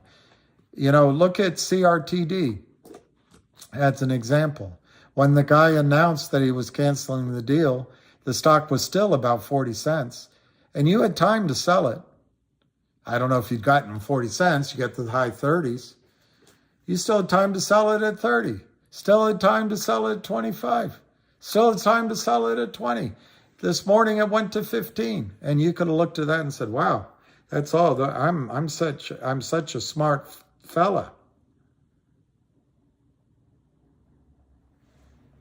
And I'm not telling you it would have been thing. Stock closed at 1875. So my point is, all of those sales would have been smart as of the close today. I still think after tomorrow, you can get a reflexive snapback in CRTD. But anyway, going back to GTII. So your choice, because you're sick of it and you want to get out, and I understand that. It's my choice too. I'm sick of it. I wish I had gotten out. Frankly, I wish I'd gotten out when Lou said, motherfucker, we're going to Cosmo. I wish I'd gotten out. It was so obvious in retrospect. So obvious. But I didn't think that so many people didn't understand the situation and would follow him. But I wish I had sold up there in both stocks, but I didn't. So here we are now. It's ever today, ever tomorrow. So we have the choice now. Do we sell now at the bottom? I'm not a diamond hand guy, by the way. I'm not a diamond hand guy. So you have to ask yourself in GTII, is it a busted trade? Has something changed that makes it worse now? Is there some genius over at Power Up Lending that has figured out that this is a bad management team, bad strategy? You have to decide that. If so, if it's all changed and there's a reason to get out, I think you got to hit the bid and get out and move on with your life. If it's an emotional thing that's driving you crazy, what I think you have to do is make a plan, because I think it's going to go back up. But maybe you don't. Maybe you just have it go, and this is what the criminals want you to do, They want you to get out back when you're at break even. And maybe you just get out at break even. Go on with your life. And I would get out of the markets because they're all like this. Even in mutual funds, you're being cheated. I would just get out. But I do think you'll get a snapback. And maybe you can, if you had a plan, you can do that. But if things haven't really changed, there's no reason to sell. There's no reason to sell. In fact, things have gotten better. What are the things that are better? FBI, they've announced on April 1 that they're going to do the 1-800-LAW deal. You can apply skepticism, but it's in a press release.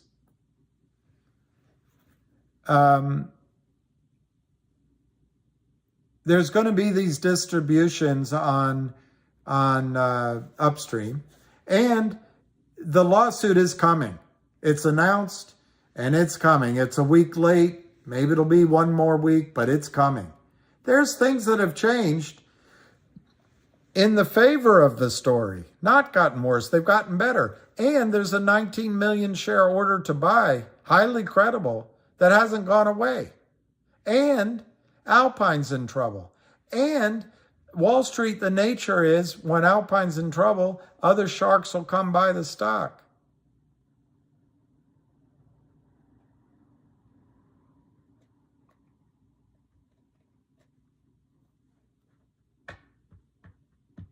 And the short position's gotten bigger. The amount of shares that have to be bought has gotten bigger. So you have to look at it as risk reward. I mean, one analog is look at CRTD. The CEO made a decision. The story's untold. Maybe it was the right one, maybe it was the wrong one. But there were plenty of times from Friday to get out of the stock from 40 cents down to 20 cents. And now it's 17 or 18 cents.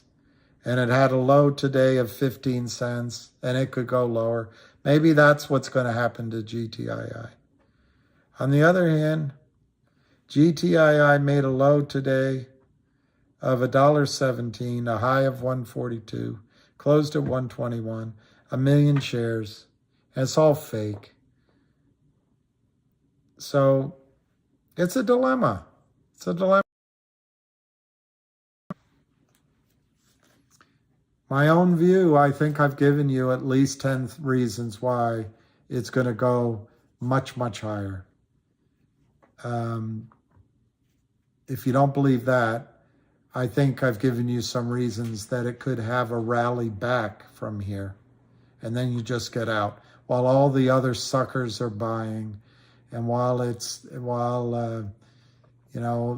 idiots are getting it up to 5 and 6, get out of it. Or just sell it. I wouldn't sell it today or tomorrow because, like I say, it's the last day of the month tomorrow, and they want to paint the tape, which you couldn't do. You're not allowed to do. I don't know, Pete. I hope that's a good answer. I'm sorry you're going through the pain of owning the stock. I know what you're feeling, and sometimes it just feels good to do something. It just feels good to do it. But ultimately, you have to answer that question that Bob Clayton asked.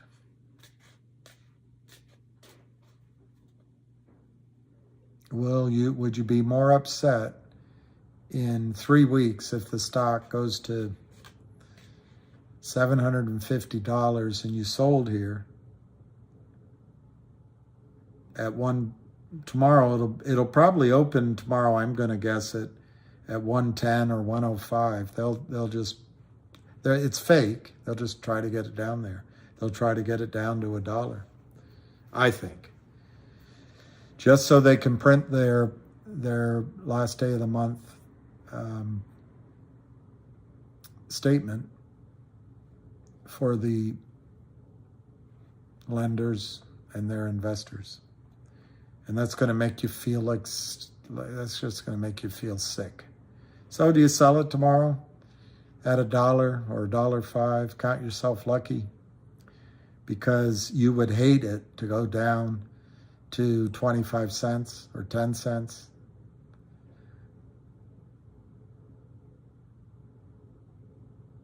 So that's your question. Do I sell it tomorrow for $1? Because I would hate it to go to 10 cents, and I'll take my buck, and I should never have been in the market in the first place. Or I'm going to hang on to it. I'm willing to risk it going down, because I would hate to wake up one morning while I'm shopping and notice that the stock had opened up at $20, $50, $75, and all of a sudden was trading for $800 a share, and I had sold at $1. I don't know. I don't know how to make that decision. I can totally understand deciding that I've had enough of this yo-yo. Next time it goes up, I'm getting out, or at least I'm taking my money out, my original money out on the way up. That's money management. No problem with that. I'm not diamond handsing you either. Don't diamond hands. At least there's $1.20 left, or in the morning, I bet it's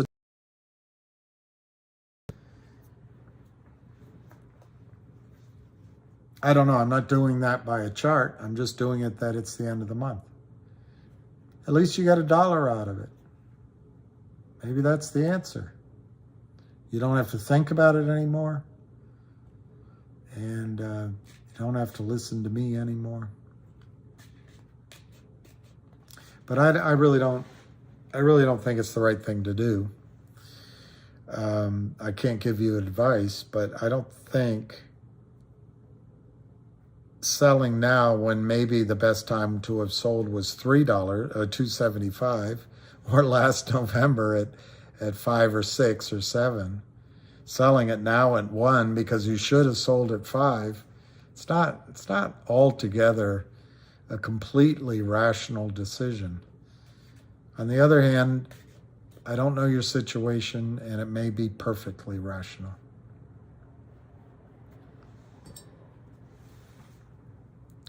Hey, Ellie Belly. I was talking about my kid sister, Bridget, when she was 4. She's now, let me think how old she is. She's probably, wow. She's anyway, she's a mother of 3 now. And I've told you this before. Her daughter is Eleanor, and her nickname is Ellie Belly. Anyway, her daughter's 16. I think it's 16. Is about to turn 16. She's a cross-country runner. Her daughter looks just like her. Spitting image. She's a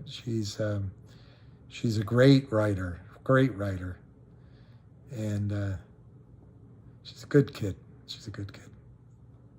I think William Tuck Keating Realtor. that's a long name. William Tuck Keating Realtor. I think the odds of the Trento mine closing are about 55 to 60%. And if you'll notice, that's up from 30 to 35%. And it's still a long way down from 90% or 95%. Can I do another Lou in person? I didn't know that I did. I was getting worked up. I didn't know I did. No, I don't want to do. Remember Lou? Lou made some good recommendations to you as well. I'm not here to tell you everybody's every single recommendation is going to work. That's just not going to be the way. But flip that around, by the way, Ramirio. Flip that around. How does Jeff Easton and Hailey Kim and all these guys, how do they get 220% returns when Warren Buffett is losing money? How does Ken Griffin make the $16 billion? It's all cheating. It's all cheating. I didn't know I did a Lou impression. I didn't know.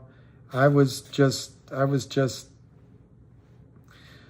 Lou is pumping ape, Roscoe. Well, I tell you what, Lou called ape correctly on the way down. Lou,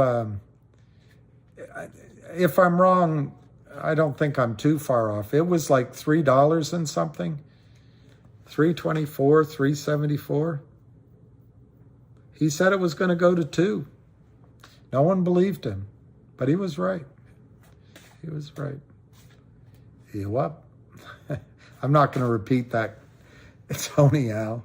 But I thought one of you, Tony, one of you was so funny. They took the C and they put it in front of the name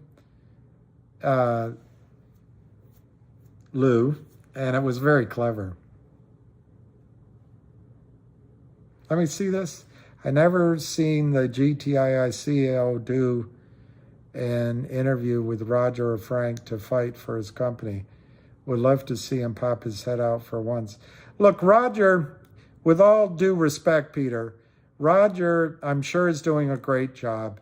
He's got charisma, he's got that accent, and with a little help, he's got the looks, and he's out there pulling the train. And he, man, is he out there. He's fighting his billion-dollar fight. He's getting all these retail people putting money in his stock, and he's completely different than COSM. Absolutely different. There's no way he's doing the same thing. And he is fighting the fight. I don't know him. He's had a great run. He's got the stock up 10 times, right? And he's doing things. He's actually following whose book? Ham's playbook. Ham's playbook. Not his own. Ham's, that's fine. I give him credit. At least he's following it. At least he's following it. Frank Benedetto. Frank is, I think, doing a good job with CNLV. But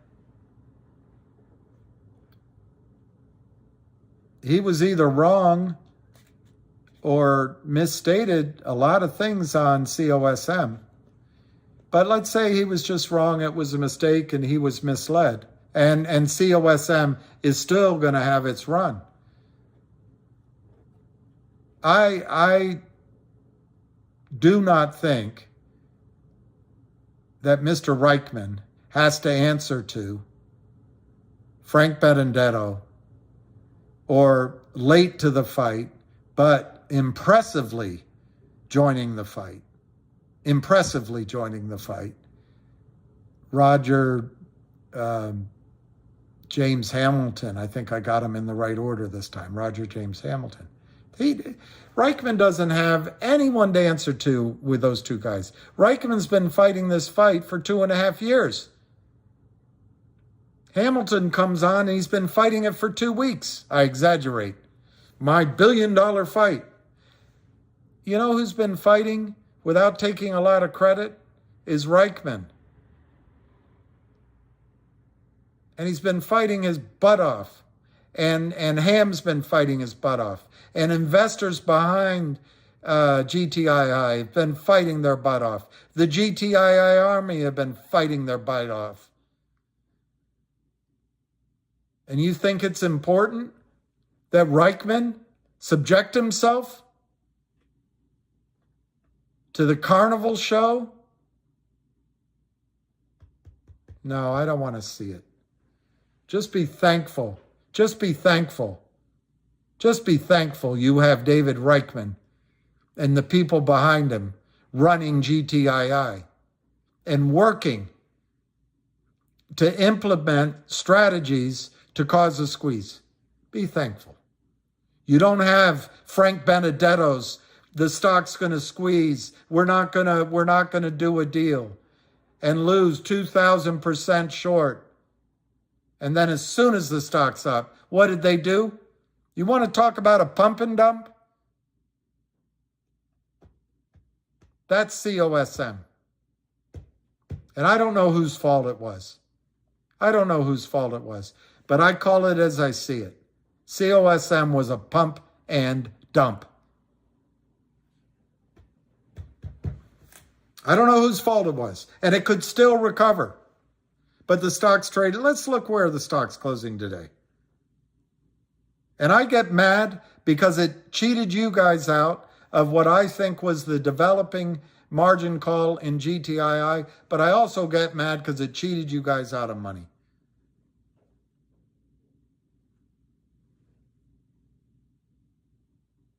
Closed at 345. 345. 345. 345 divided by 25. Closed at 13.8. Closed at 14 cents. Oh, this is going to run to the moon. And when we get it, we can come back and it's much better. And this is what Frank was saying about CSM. Frank was saying, and Lou, I don't know which one was saying it, but they both were supporting it, that GTII wasn't being straight with you about they weren't answering phone calls. Then they weren't acting on Upstream. And it went on. It went on. Falsehoods. Falsehoods. Now, maybe they didn't know what they're doing. I don't know which one's better, but maybe they just didn't know what they were doing. But maybe that's because the CEO was telling them this stuff. Maybe it's because Frank was telling them this stuff. Maybe, I won't go any further, but it's a small pond up there. So please, spare David Reichman the ignominy of having to answer to Frank Benedetto, who, along with Lou, and I don't know. Frank's now working with all of us hard because I think he's doing a good job on CNLV. And he loves the fact that there's a lot of investors here because that's what he is. He's a PR guy for companies. He loves it. He can go sell it to the next company. It's great. I can't fault him for that. That's his living.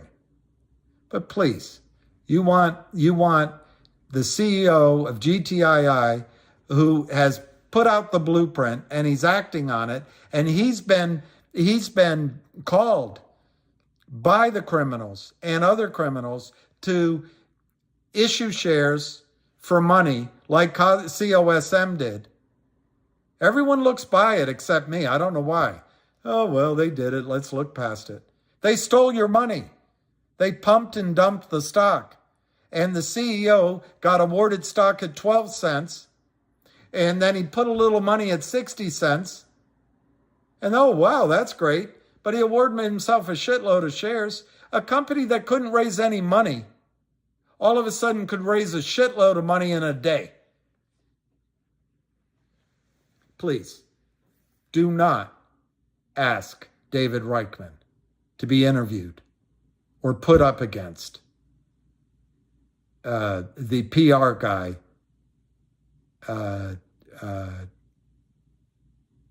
Benedetto. I mean, I'm sure he's a great guy, and I'm sure he's working hard. But frankly, he's being paid to do it. Which is fine. Everybody's got to make a living.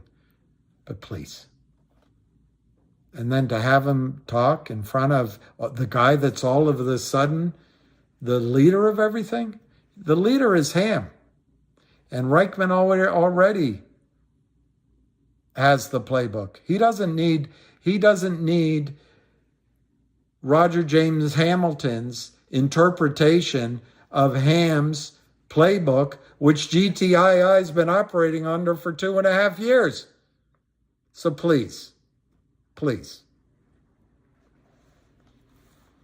It's not going to happen. And I hope it never happens. It's not respectful.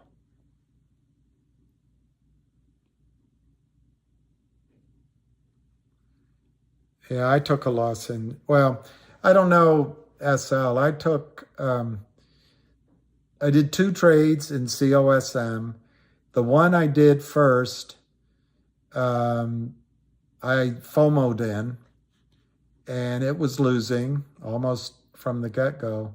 I averaged down, and believe it or not, I talked to him, and he told me, if you don't get out of that, that is a disaster waiting to happen, basically, is what he said. You deserve to lose your money, he said. So he said, sell it. Well, the next, I don't know, the next day or the day following, I sold it. I think I made $2,000. But then I got in it again a little bit because I'm not blaming her, but I think Alicia was trading it, and I trust her judgment. So I did a little bit, but on that one I lost money. I can't remember how much. So it wasn't. The description, there were a couple of things wrong. The CEO might be the most honest guy in the world. I don't know. But I'm sure he had offshore accounts. And I'm sure that there was trading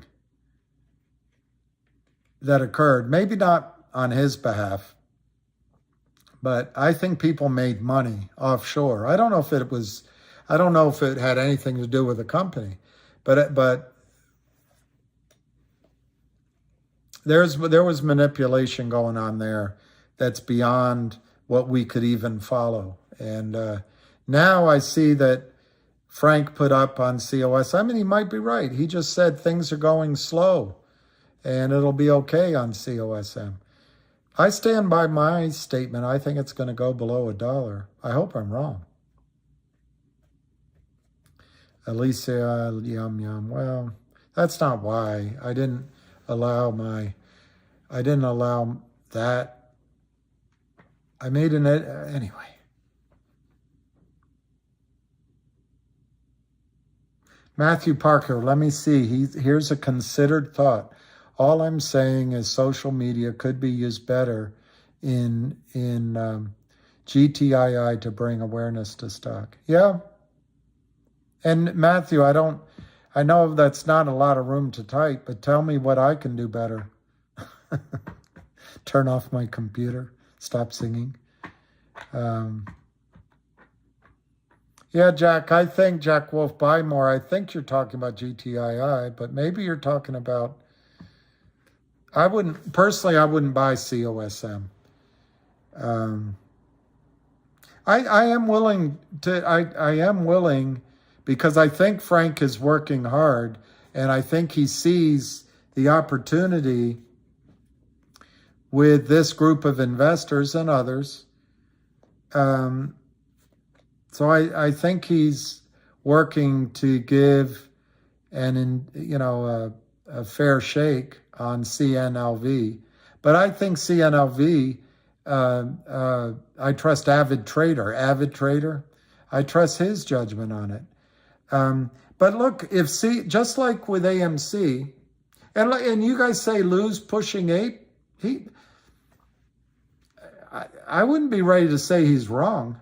I wouldn't. I saw some information on AMC it was somebody else, I'm trying to remember who it was, that led me to believe it might start moving. I don't know, you got to always be ready to change your mind. You got to be able to adapt to new information. Because the thing is, you're not trying to make your money in one name. You're not trying to make your money with anybody but Lou or only with Lou. You're trying to listen. Is his next idea a good idea? Let me check. Let me see the chart. Let me see what he's saying. Let me see what Avid's saying. Let me see what Arca's saying. It's one of those things. I've always thought Lou has connections, and I'm willing to give. You know, I've had recommendations not work, but man,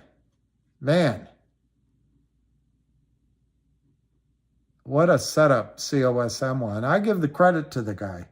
He actually took money out of the market, and he now has a viable company. So you got to give credit to him, but it wasn't what you guys were looking for. It wasn't what you guys were looking for at all. I don't know. I don't really.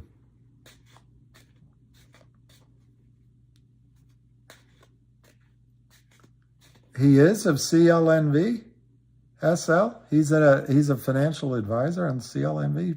Lewis? Well, I think Lou had. I think CLNV, because I listened to an Avid video. I don't know how many shares are short, but I think CLNV has a chance to go up. And believe it or not, I assume there's a short there, but I think there's a lot of momentum behind Frank Benedetto on it, and I think it could go to $2. Hey, KYP. Exactly, VO. VO Warrior, I don't know the reason we haven't run up. On GTII, we've run up many, many times. And many times. I think there's at least 5 times that I should have sold, but I didn't and bought back. At least 5. It could be 7 times. But the reason we haven't run up, we did run up. We ran up 3 weeks ago. But the reason is, God, they counterfeit shares that don't exist. They just sell shares that don't exist. That's why we're not up. Simple as that.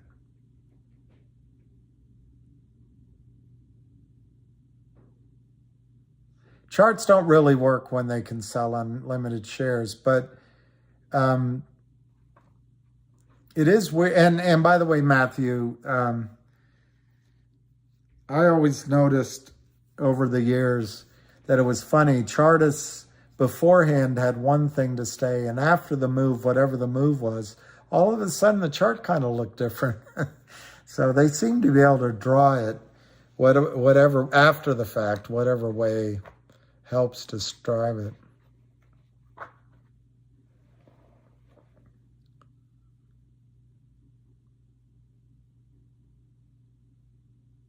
Oh, I didn't know it's 6 hours. Jack, you're down 75%.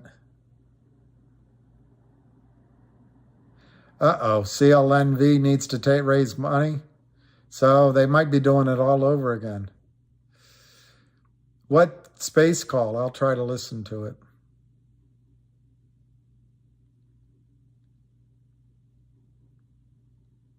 Yeah, Paul V. If Alpine gets in trouble and Kramer gets in trouble, absolutely.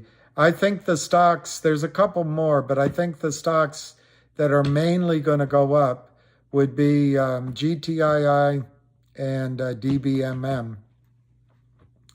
But I think there's some others. They've killed so many. I'll try to get some other names. Is there no steam, or is there real provable manipulation?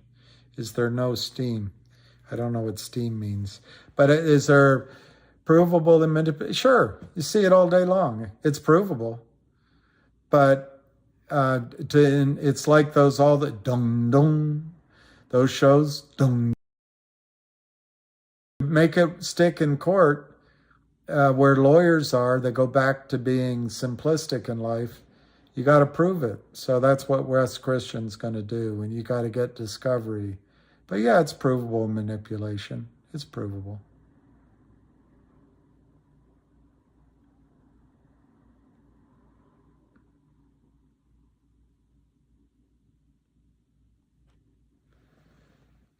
I've followed so many wrong paths. I have too.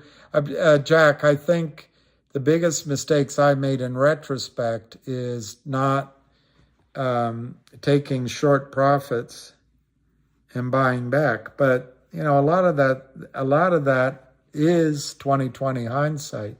Like I say, I really thought that, and you were seeing it, evidence of it, that we could have had the squeeze in November, December timeframe. But anyway, we are where we are now. I get worked up on it a little bit because you guys are in pain and it could have been different. And I'm one of those guys. If I've got a sore tooth, I constantly rub it. So, yeah,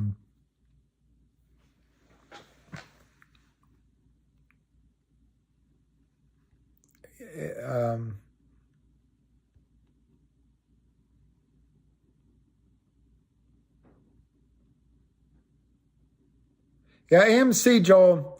Tony, I like Tony DiNardo. Tony DiNardo. I like him. I got to remember the last name.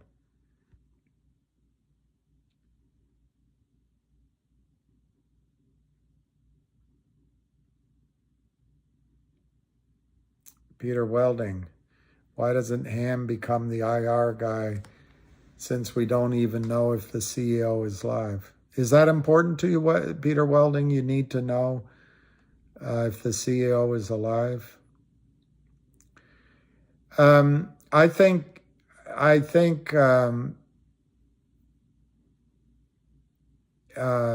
it would be a complete violation. I don't know, Peter. I don't know if you're being a real person or not. I got to be careful. But I have to restate for you, Peter, that when you're a public company, everything you do has to be above board. Everything. Everyone involved has to do everything correctly. Otherwise, they can get in trouble with FINRA and Gary Gensler. If they don't, they get in trouble. But of course, the criminals can do whatever the hell they want. Ham is too honorable to take that job. Ham is too honorable. He wants to be able to speak his mind.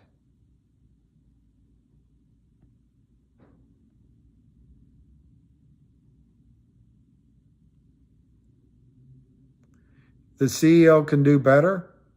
GTII CEO? I don't know.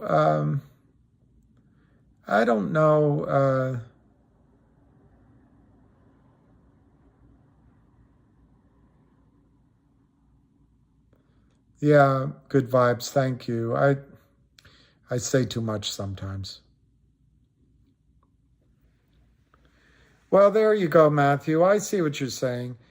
Using social media and being more open like everybody else is, that's not the math. That's euphoria and being super high on drugs. Is this guy Peter Welding? Maybe I'll just ignore Peter Welding. A cryptic trader.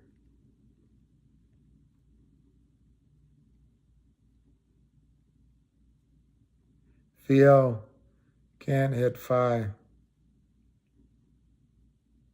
Yeah, I hear what you're saying. I'm having a hard time scrolling. Oh, Peter is a troll. Peter is a troll. Peter Welding in a short squeeze. I don't use drugs, never have. And in a short squeeze, Peter Welding. Your friends, Peter? Your friends, Peter? In the space of time it takes for the FBI to go in and put handcuffs on him and frog walk him out, if it in fact is one of those guys, GTII will go over 500. So thank you, Peter.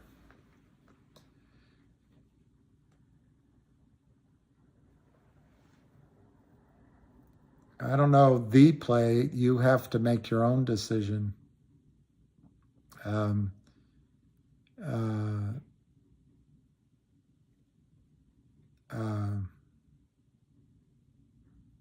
I did look into Apex trading, Grigory, but I can't remember what I found. Let me do it again. I did. I got it up and I was impressed. I remember being impressed, but now I can't remember. I can't remember that much about it. But Apex trading, I did look it up. I did.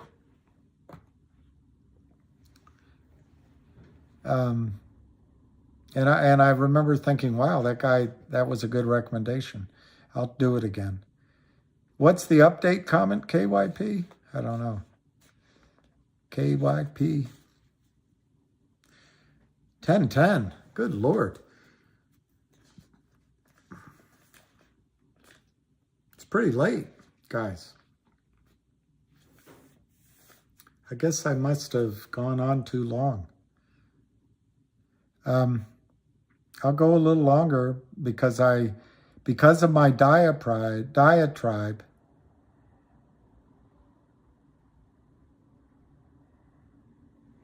Oh, they do say my titles say CNLV a bunch of times. All right, okay, thank you, Craig. I didn't know that.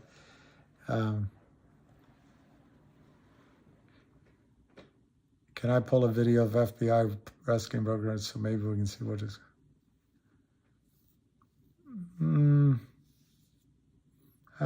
Maybe. I'll see if I can look at one. But thank you, Greg. All right, I might as well go for 20 more minutes.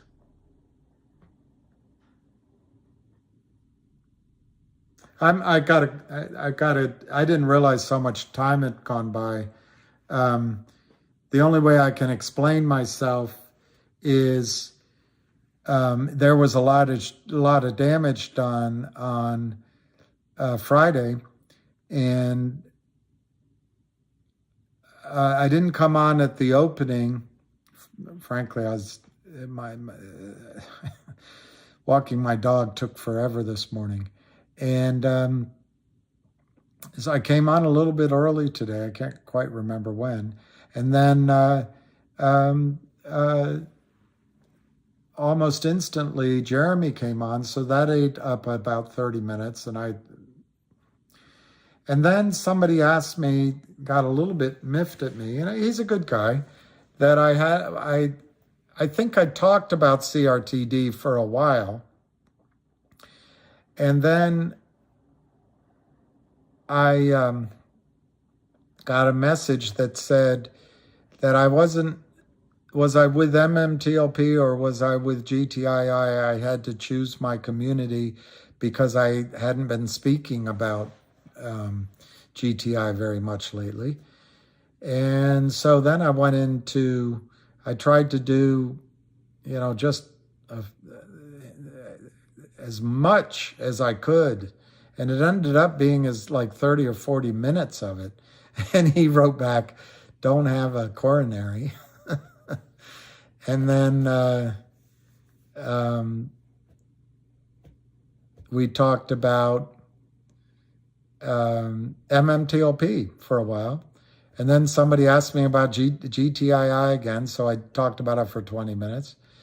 And then I think we talked about some MMTLP. And then I went into the longest thing on MMTLP because someone asked if we're going to, why is it zero, or we're going to lose our money. And then I came out of that and we talked a little bit of politics, a little bit. And I think I was enough all over the place that I pissed everybody off, not made anybody happy. I don't know. And then we talked, a couple people came on maybe that were trolls, and I answered some questions, and I don't know. I don't know why it's been this long.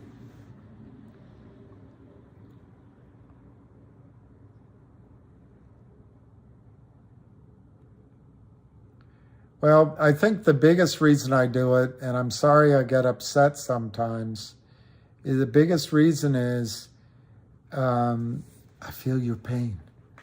I feel your pain. I feel your pain.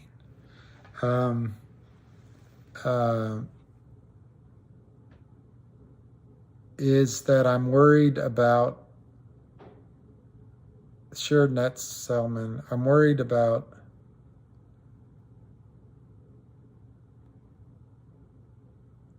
I never rewatch any of them. I did when I first started doing Time Life videos. I would look at them just to see if they were working, and sometimes I'd listen to them all the way through. But I don't know how to edit, so there's really no point in rewatching them. I am a GTII MMTLP, no rules. I dropped the mic.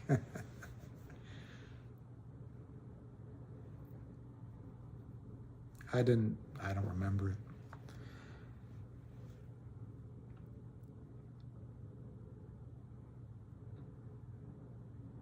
That's a good point, maybe.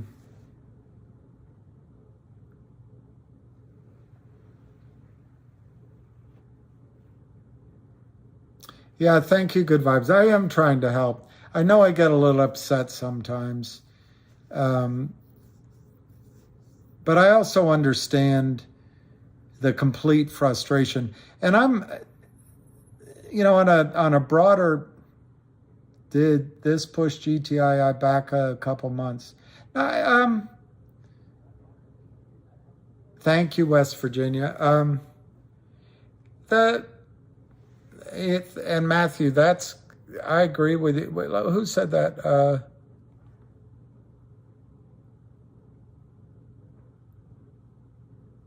Wow, foreign investment. That's really nice. I remember William's first videos. He was the only guy on YouTube making GTII videos. Then Avid came and around and Ace. And it was, I remember, it was like dating. It was a lot like dating. Dating is a lonely business.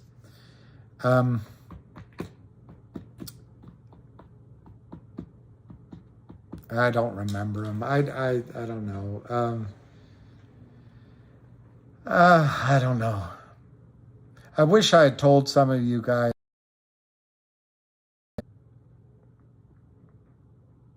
You got trapped in futures today? I'm not laughing at your loss. I'm laughing at cussed like a sailor. Sailor. God, I'm losing it. But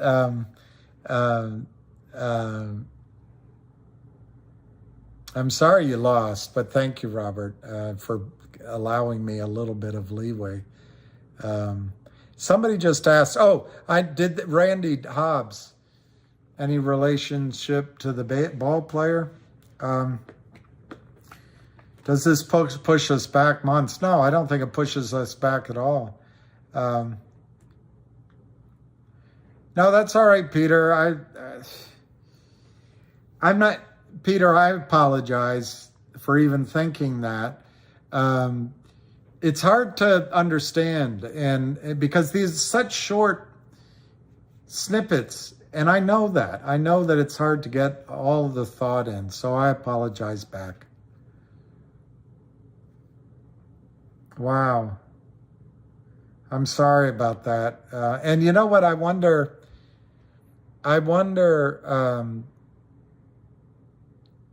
if they use the computers. I wonder if the computers are going to get ahead of us being able to trade.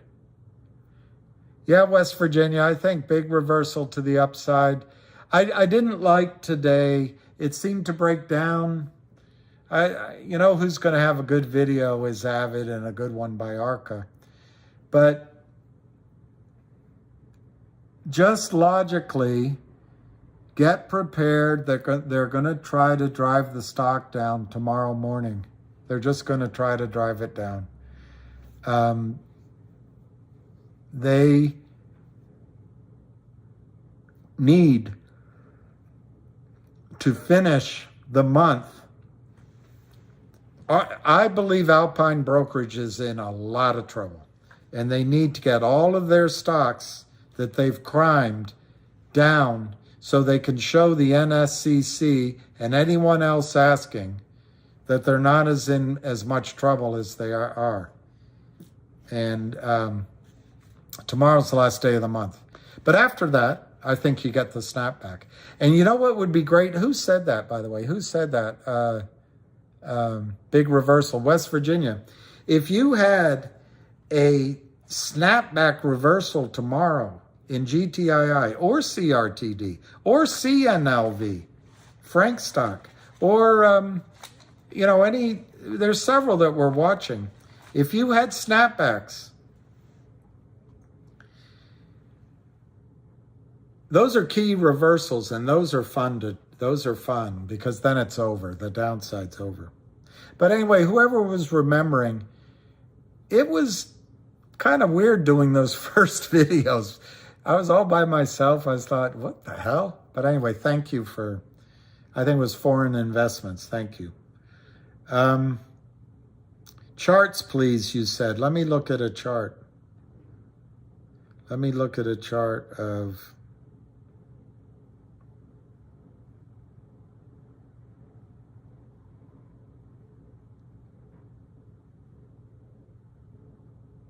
And all of you, I apologize because maybe I monopolized.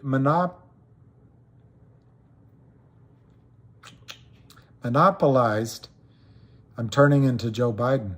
I monopolized some of the discussion you guys might have been having or wanted to talk about. I should have made a video, and if I knew how to edit this, I might take that part I did on MMTLP out, and that part on CRTD, and the part on GTI, and make them separate. I don't know. But I apologize for monopolizing so much time.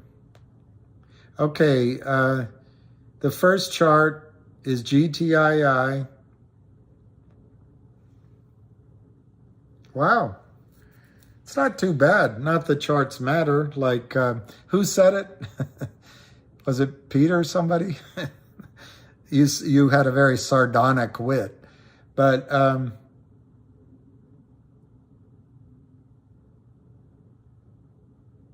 I was taught by one broker to use a fat thumb, and then by another broker who was a great chartist. Oh, he was a great guy. He smoked cigarettes. He was a Marine. He was a great guy. Wow. Anyway, I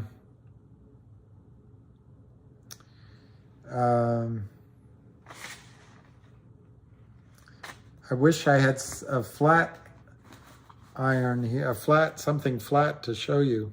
But anyway, let me show you. This is GTII.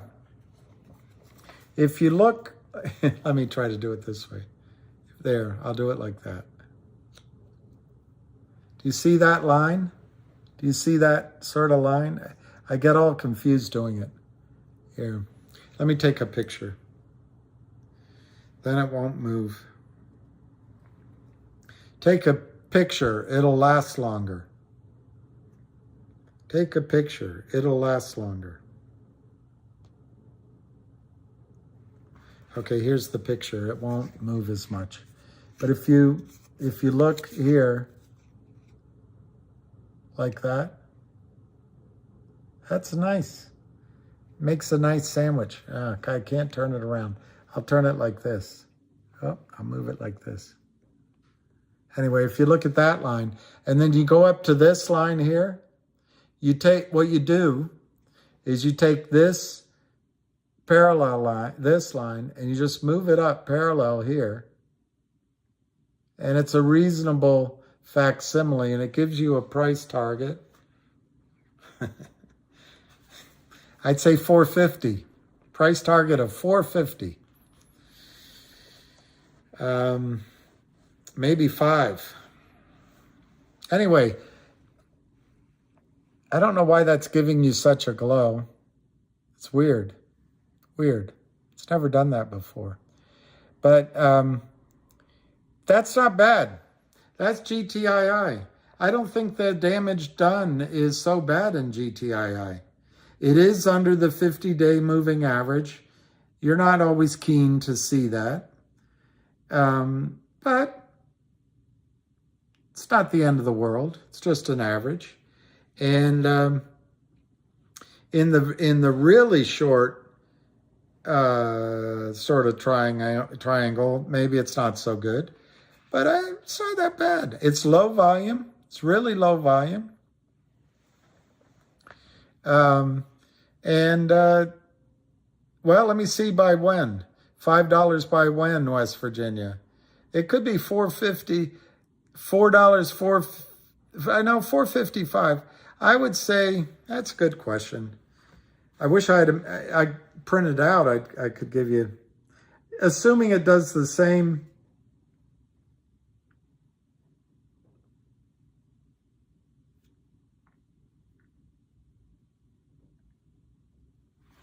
See these up days, West Virginia?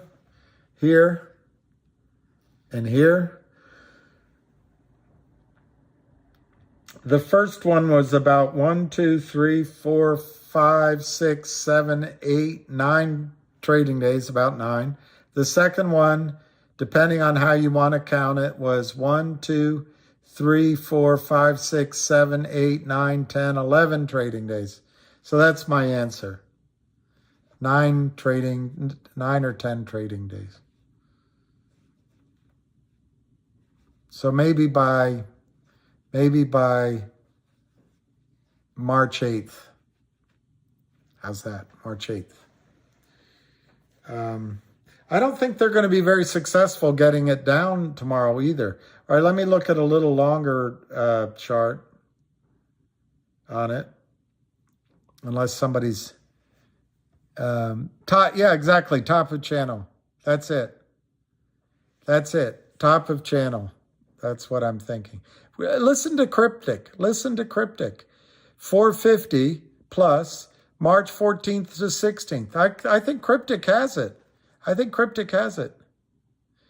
VL Warrior, would extreme buying pressure... let me read it again. Would extreme buying pressure to push it up counteract their push down tomorrow? Yeah, but look, they don't have endless money, and it costs them money, and they're going to run out of the ability to sell it. And on top of that, whatever oversight is going on at that freak show called Alpine, I'm not sure they're going to allow that much more stock to be sold. So anyway, let me see what he says. $4 in 2 weeks. I love it. Go with Cryptic. $4 in 2 weeks, according to Tad. Yeah, I think the reversal doesn't need catalysts. Look, when you use technical, I don't know if that'd be nice, but what? Wait, Matthew Parker, William, please off it. I don't know what off it is. Off it. You wanted me off of it. I don't know what it means.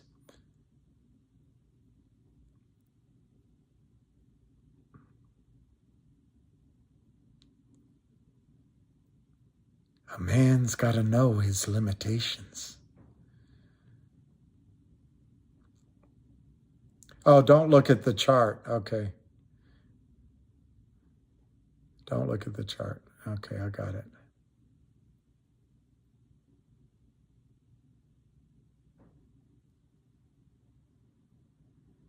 Well, the one way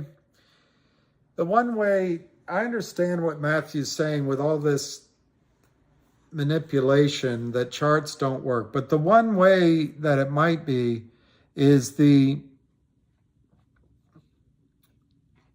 TJP, I don't know enough about them, but I'm being predisposed to start thinking that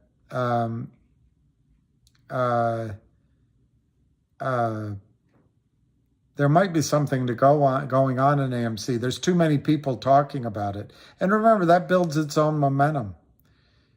I don't know enough why APE would or wouldn't run, but I would guess if AMC goes up, APE would go up. So,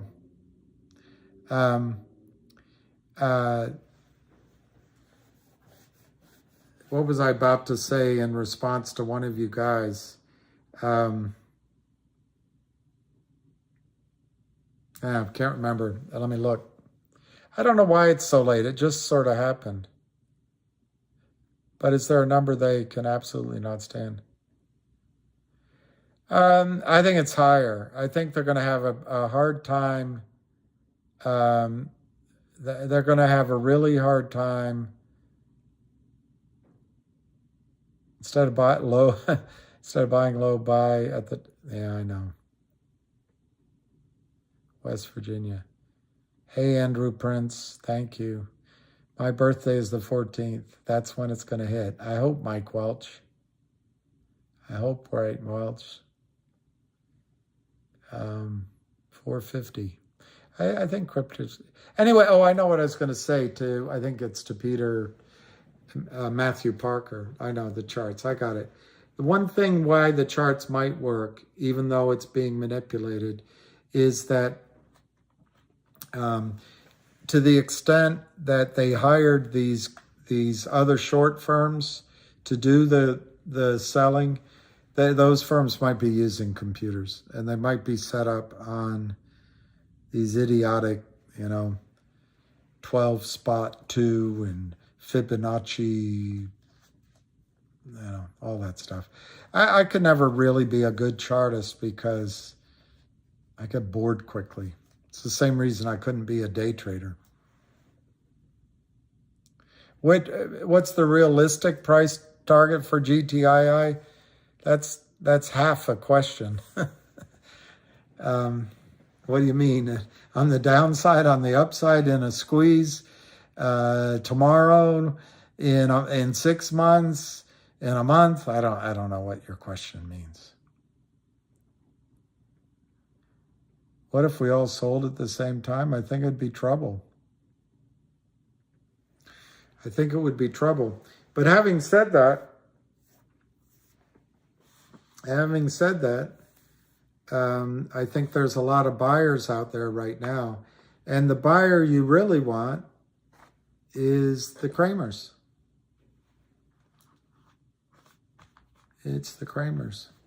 So anyway, it's 10:32. I don't know if there's I'll do it a little longer, but then I've got to...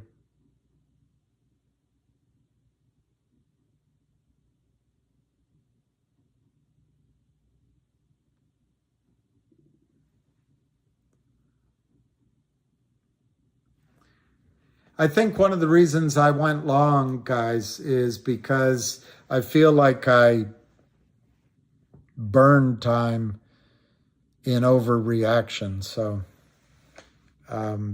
it looks like the questions are slowing down.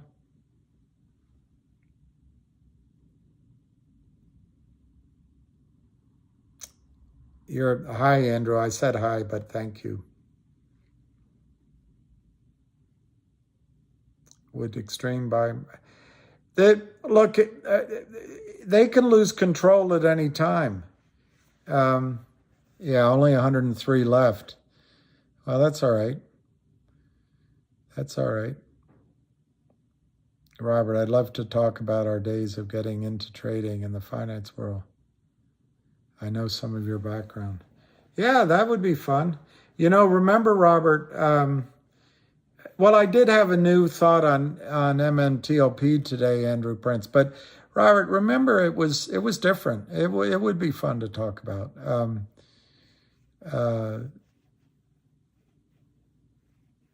Yeah, it was different. Anyway, one thought that I had that was new on MMTLP, Andrew.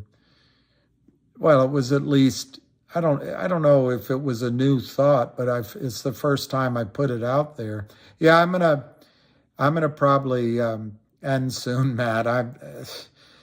I went longer, Matt, because on 2 or 3 occasions I kind of did an intense focus on one thing, and I just think it was unfair to everybody. And I'm also a little bit worried. Yeah, Avid's done a great job. Ham is spectacular, or as a friend of mine used to say, craptacular. Well, now the one thing on MMTLP that struck me as I was talking today, it's not so much, I just realized I had never expressed it before, is that by freezing the trading and by NextBridge being a private company, you guys got sort of the best of the world, because if it had been a normal merger like GTI and CRTD, although I think Jeremy Frommer would have come up with the way to catch the system out. But if it, other than just to use a different example, a merger of I don't know, Ape and AMC, I don't know. But if in the merger, if there were counterfeits, the system would just absorb those counterfeits and you'd never know about it. You wouldn't be upset and everything would go along. In this case, what I realized I hadn't expressed, and it's not that it's not obvious to you guys, it's just that you're lucky. The value of the Oro Grande, the value of NextBridge cannot be shorted to oblivion regardless of its intrinsic value. It's a great thing. It's a great thing. It means that the Roth Capital? I'm losing my mind. Is it Roth Capital? Anyway, their deal will be, I don't know if it'll be accurately, completely, but it'll be more accurately priced than a secondary offering in a public company that's been compressed downward by the criminals. That's really what Jeremy got too greedy. I don't know. I just wonder why. We don't know. But I do wonder why Jeremy, he would have been running the company. But he had his reasons, and he's right. Deals fall apart all the time. I don't see what's really changed. I showed earlier the press release where Jeremy was saying that he wanted to get a collar going, which was early on. He put it up there. It's not like he misled anybody. Get a value of $3 to $5 a share. Well, the criminals come in and start shorting and selling, and at the time I think Jeremy's stock was almost $1, and the criminals get it down to 30 or 40 cents. Maybe it's hard for GTII to justify that higher share. That's not Jeremy's fault. That's not GTII's fault. That's the criminals' fault. And the other thing is,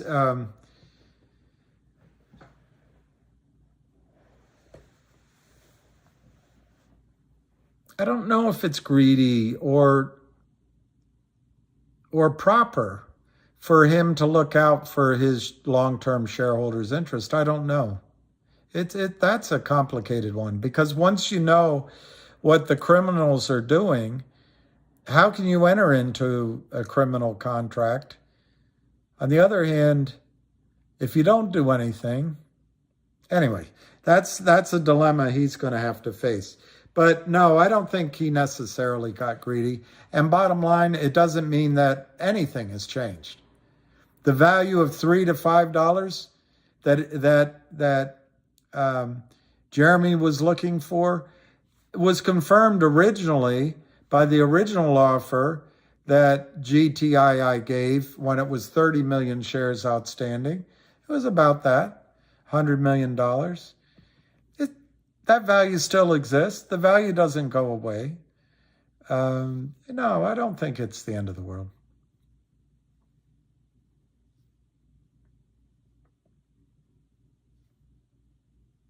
Scott Scheller, wondering if FINRA SEC knew the potential of NextBridge and are hoping there will be enough money in the play to allow them to take care of everyone.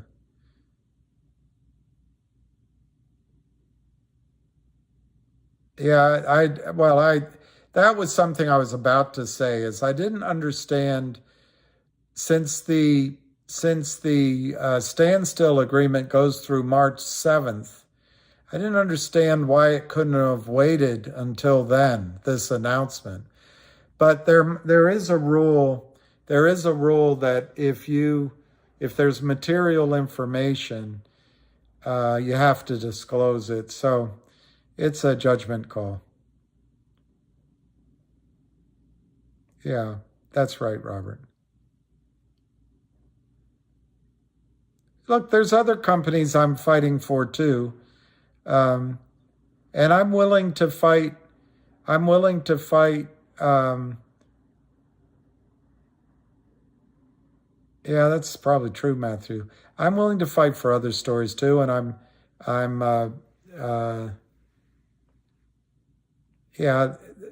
I don't mind truly trying to help, but the bear of it is helping. It's better to help than try to help. It's better to actually do something. But anyway, there was another thing I was going to say. Somebody was asking.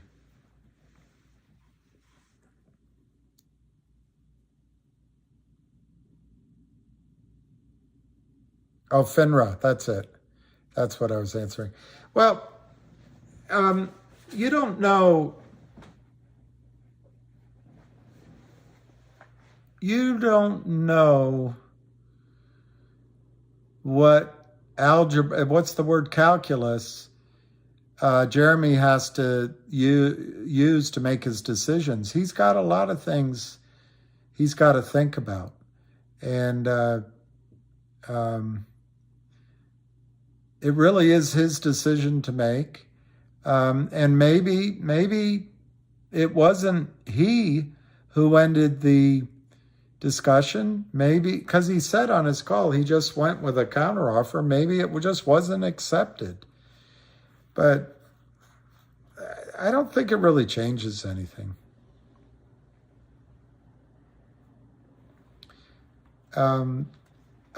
I think he does probably know something and have a plan, and I think he disclosed some of it today.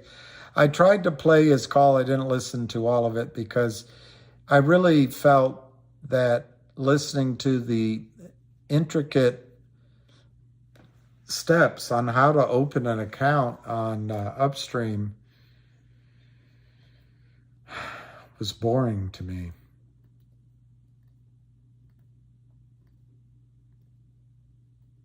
Well, yeah, I think we all of it, look, it's all difficult. It's all easy to criticize afterward. You have to,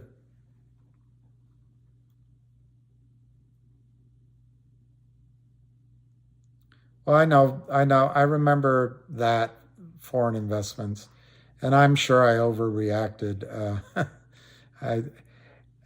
I'm annoyed with CRTD because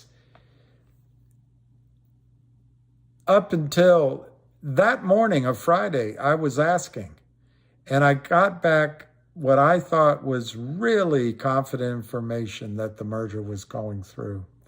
But I had an instinct, which is why I was asking. So, but at the end of the day, it's negotiations, right?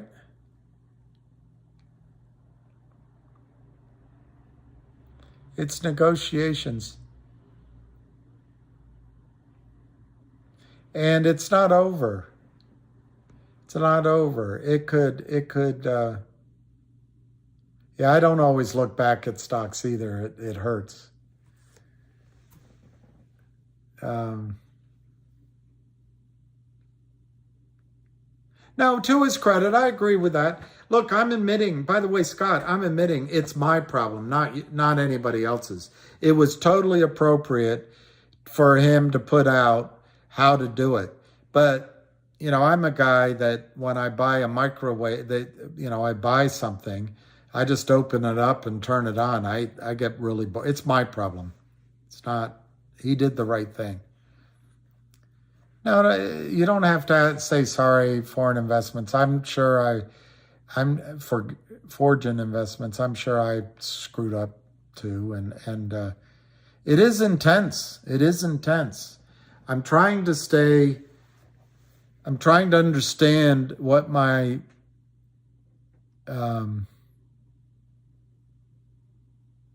what I'm attempting to do, but what my call, I guess, is to do here. And look, people are going to get upset. Don't worry about it.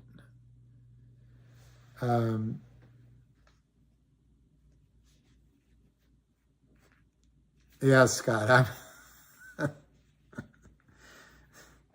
it's my own, you see some of my own flaws. I just stop listening, and then I figure, do I have to keep listening? That's why they call it the blues. Time on my hands. Something, something new. Na, na, na, na, na, na. I can't remember. Anyway, there's a question I'm supposed to answer.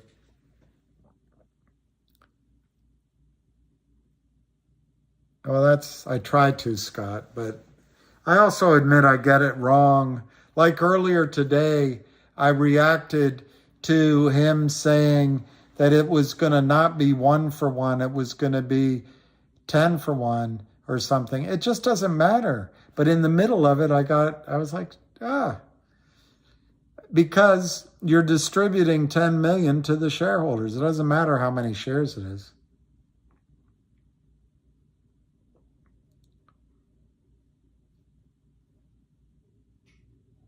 Well, foreign investments, dry powder is what I wish I had, because one of the problems foreign investments, and I'm going to try to answer that question about FINRA.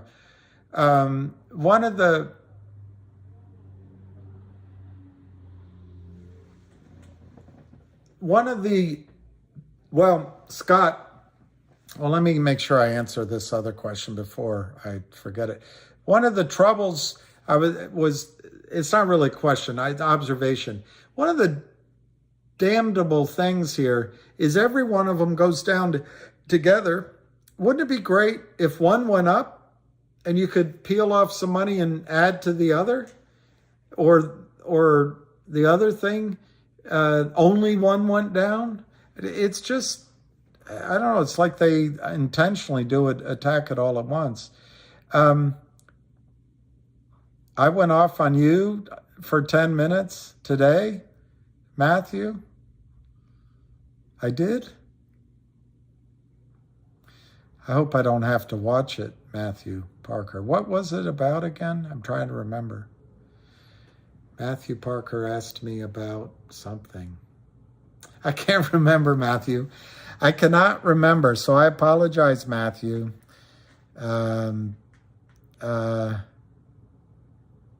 Gosh, can't remember what it was. I think I thought highly of CRTD because of a number of things.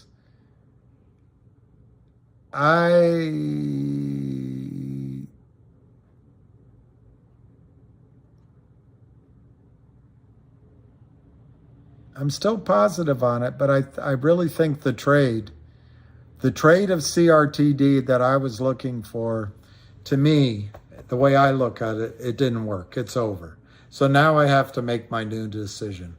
And it doesn't mean there won't be a squeeze. It doesn't mean that. It's just I have to look at it. And I knew this morning it would open, it would be crushed. I knew it. So I'm talking to myself when I told someone you could have gotten out after the announcement on Friday. You could still have gotten out in the high 30s and be buying it back in the high teens. But anyway, I think it's going to be okay.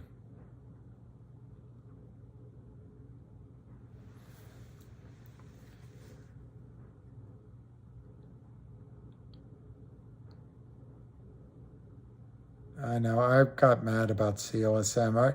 Is that when I went off on you? Oh, I'm sorry. I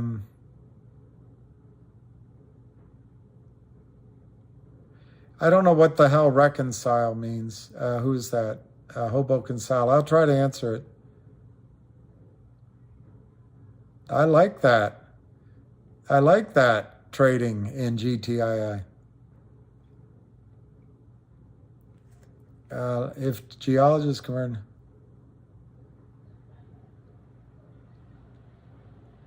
put me in, coach. Okay, that's what I wanted to say that before I moved on, because Steve said something good. What I wanted to point out to everybody, again, is that your entry in your brokerage account, I went through a big example of it, nightmare, but bottom line, the entry in your accounts for MMTLP/NextBridge, that's your proof of ownership. They can't put another number. There's no trading value for NextBridge. So they have to put 0. I believe, I really do, that you're going to be treated very nicely in MMTLP. Why? Because if you're not, I think the big boys are going to sue. So I think you're going to be all right. You're out of CRTD. I think that was good. Venting, well, what I'm thinking about, I can't believe I'm still alive either.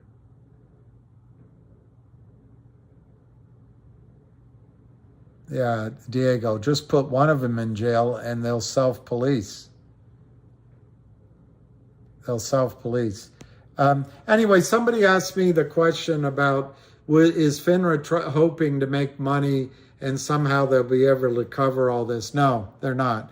FINRA, I think, is just learning about this problem. These mostly, everyone I see in this department is a woman, but I'm sure there's some men. And then the top person is a man.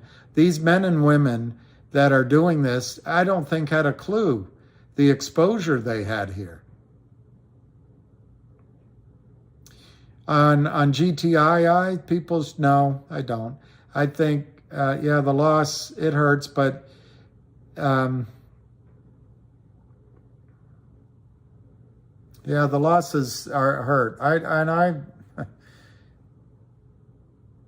Well, Robert, I don't think MMTLP is over with yet. That's the thing. There's no buying in CRTD, and I think some of the buyers have gone on strike.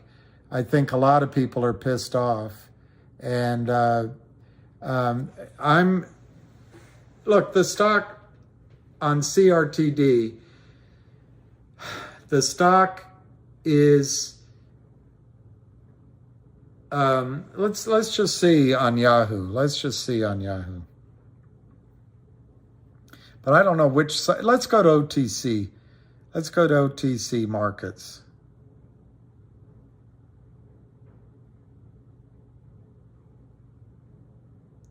And all the analysis, Robert was saying that he remembers time in the brokerage business. I feel like every bit of analysis you try to do now is so corrupted by these false sales that it's hard. You can't get I can't use my instincts on what's happening with the stock price. It's all meaningless now. It's all crap. And then these jerks get to preen around like they're great traders. Gary Gensler should stop it. He really should stop it. I don't quite know all religions, but I think the ones, the Abrahamic faiths, like mine, you have a judgment day. But then again, I've got sins, I hope. I hope there's mercy on.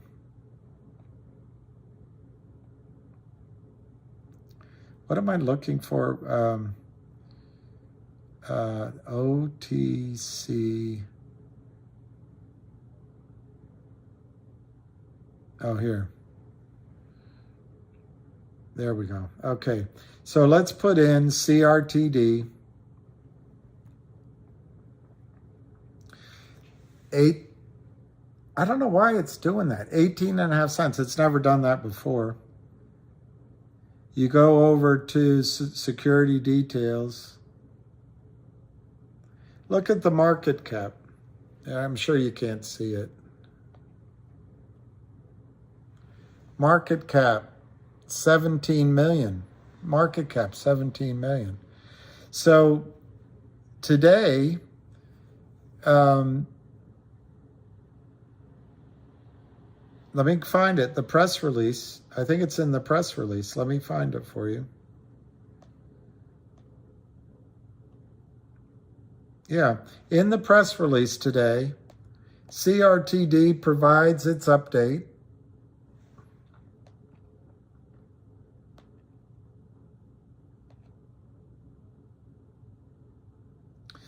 Estimates of its physical collection, as well as the IP, have ranged from 10 million, nearly 10 million, to a post-money potential 7 to 10 times that. 7 to 10 times that. 7 to 10 times 10 million. I'm not really good at arithmetic, but I think 7 to 10 times 10 million is 70 to 100 million. Anyway, the whole company's trading right now at 17 million market cap. So if you buy the shares, own the shares, transfer them to Upstream, as Scott points out, I should not look askance to that they were telling us how to do it. But if you transfer it to Upstream and get that one dividend, it might be worth more than the whole company anyway. I don't know.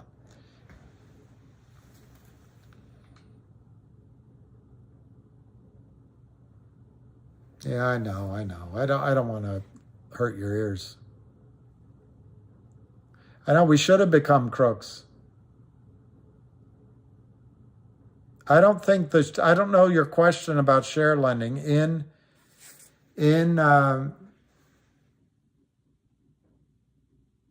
Robert, if you want to talk about it, I can give you friends. I would go to Dubai. I would go to Dubai in a heartbeat. How old are you, Robert? How old are you? And if you're married. But the negatives, here's the negatives. What are the negatives? The negatives are your time zone is completely different. If you have people, to call back to the States, it's 10:30, 11:30 at night. If you drink, that's impossible. Oh, Robert, you got to go. You got to go. You got to go. You got to go. You got to go. Married with 2 kids, well, then that's a little different. Have you ever lived overseas?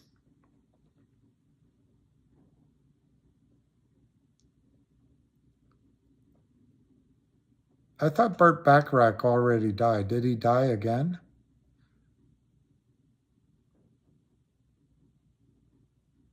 That's why I haven't gone back, Otto. In the military. Well,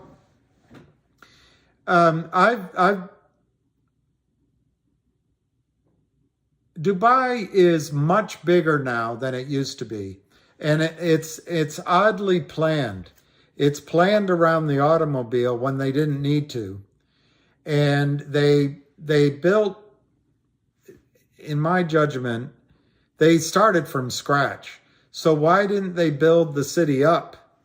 I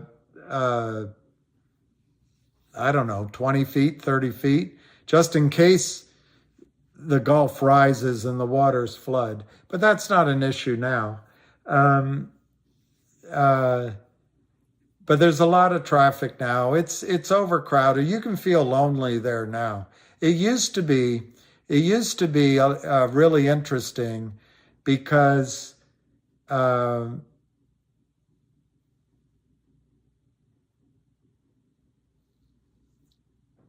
you can meet anybody, but now it's a much bigger city.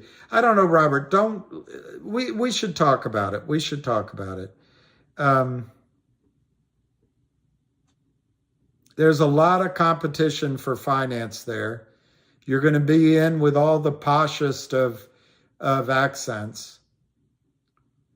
Everybody's looking for money. It's all about money.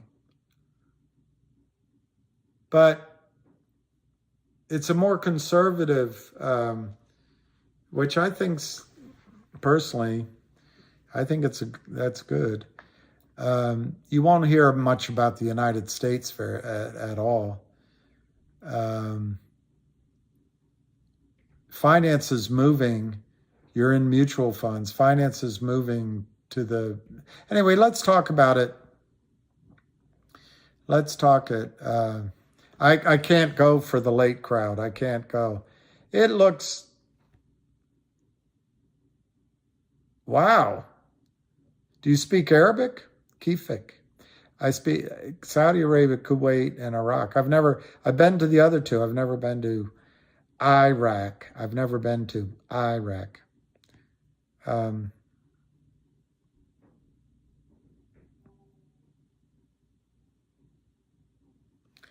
I don't know exactly what you mean by is GTII a thing, but I'm not going to take it.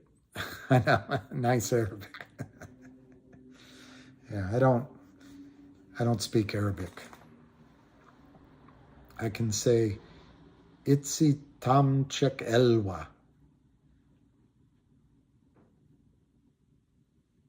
Oh wow, you're good. You're good, trader. Yeah, I'm gonna. It's 11 o'clock. Unless somebody has something eminently pressing, I think I'm gonna go.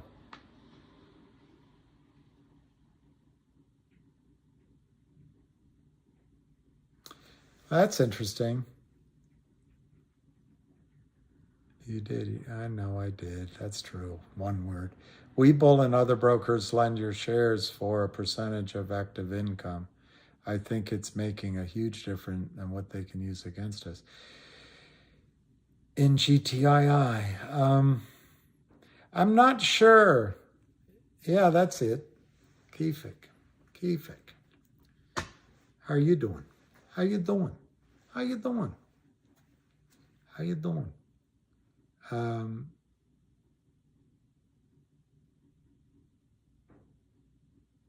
I might go live tomorrow. Then again, I might just go into I'll just go into some other time zone, and you'll never hear from me again. It's been a nerve-shattering experience for me, sir. You're going to the UK? You're going to the UK?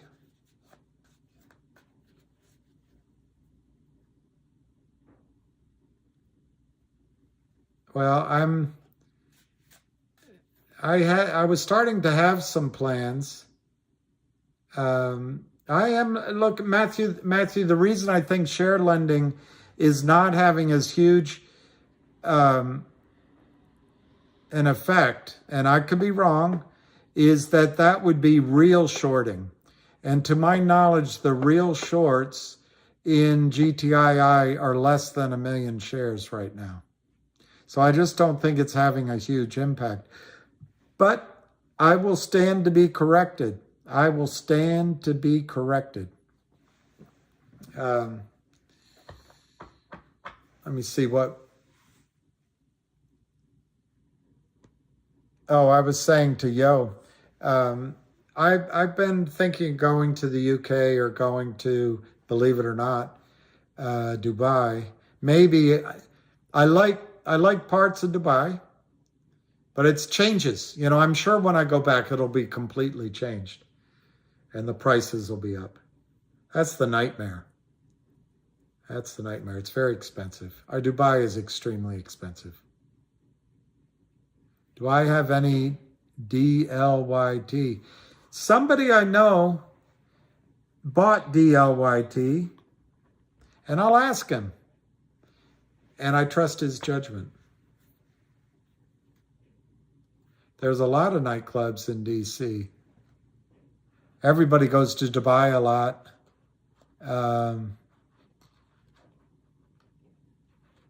Oh, so that's what's, now I'm confused. Matthew was saying it's the rehypothecation of those legal shorts into naked shorts multiple times where share lending hurts the stock. You know what? You're both onto something. You're both onto something.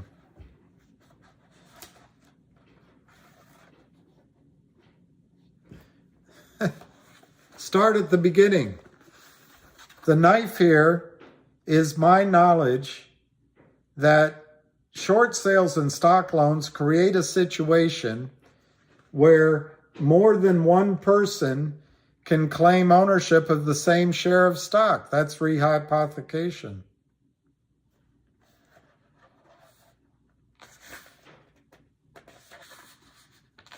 And then she says at some point here,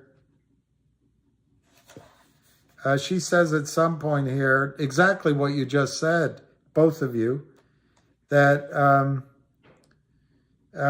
they lend out shares. I don't know if I can find it quickly, but here she says, and the worst have driven small companies to ruin.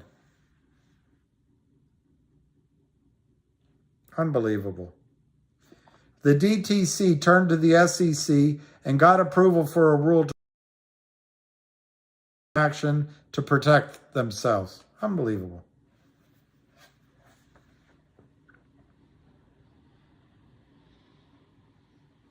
And that's where some of you guys say that you're tired of fighting it. This book is, relative, but she's been studying this for years. Ham's been doing it for 23 years, and I can understand that. But Ham sees this as something that's going to go. Oh, Lordy, Hoboken Sow. Nudist bad there with bear markets.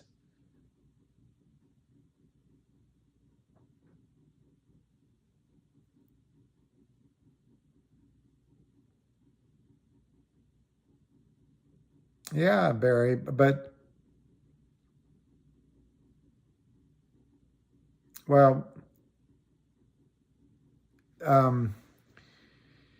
Robert, just think for a minute, if you could, in your mind, of one elderly woman who's saved all of her money and she's put it in several stocks. She brings it into Merrill Lynch, and maybe it's $1 million account. And it's the only account in the world. It's the only account in the world in the United States. But then just imagine what they've done. They've lent against that account. And initially, dollars in their fees, and they lend it out, and then they lend it out, and they lend it out, and they lend it out, and they lend it out, and they lend it out, and there's all this new money coming into the system. And if you listen to Jeremy Frommer, as they're buying shares of stock she's in, they're just putting fails to deliver. And I know I'm making a preposterous example, but it's like the whole system is suddenly $100 million, all based on that one little nest egg of $1 million. And everybody's getting fees on the way up, trading on the way up, assets under management, and they're all ginning it up with trading, and they're bringing IPOs in, and it's all because the Fed is feeding the fuel of new money coming in, and they're buying this stuff. Imagine how flimsy that financial system would be. It's all relying on this one granny's account. I'm giving you an absurd example, but I wonder if that analogy goes to our stock market and our bond market, and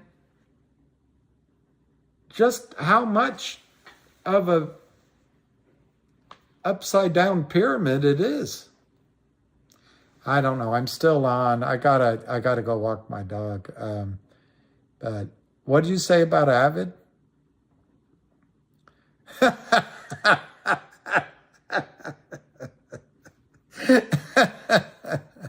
Robert, her money was really gone the moment she signed it over to that.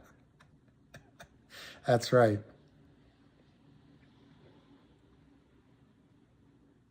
Well, I don't know, Robert, if you follow Gregory Mannarino, but I follow him. He points out, which I mean, it's obvious, but I'm giving credit to the guy I last heard it from. I know Cox did do it, but then they didn't do anything. Do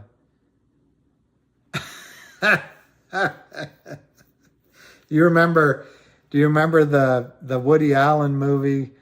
I don't know if it was Annie Hall, but he goes to meet the family, and he's all his self. He's sitting at the corner, and the father says, "What do you do?" And I think he said he's a stockbroker. Oh, that's interesting. Yeah. I invest people's money until it's all gone.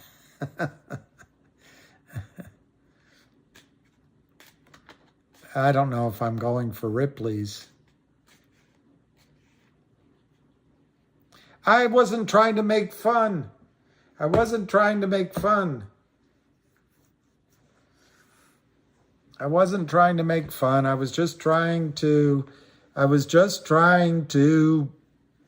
express my idea. So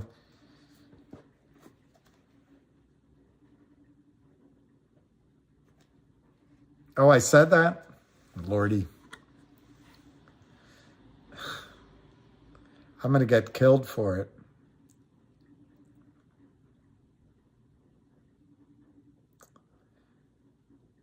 You dreadlock Rasta, living in America.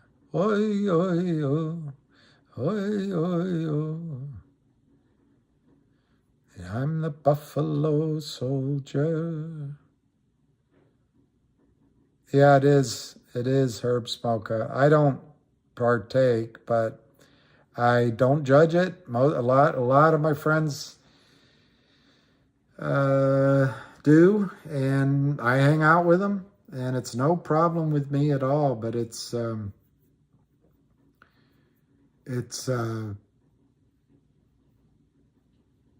don't know. I just don't do it.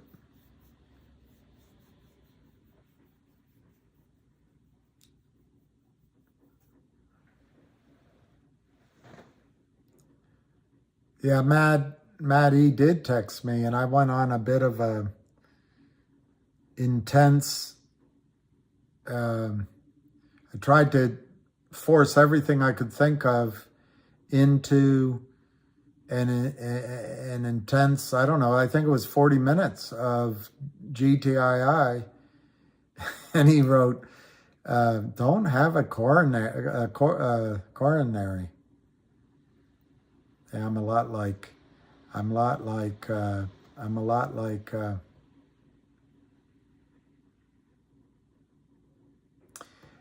don't know, Herb Smoke. I will try to do it.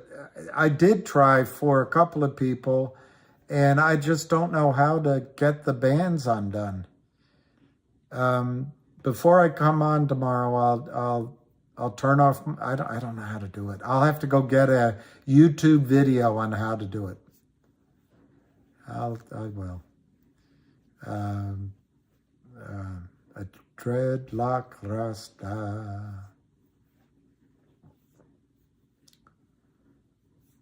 All right, it's 11:15.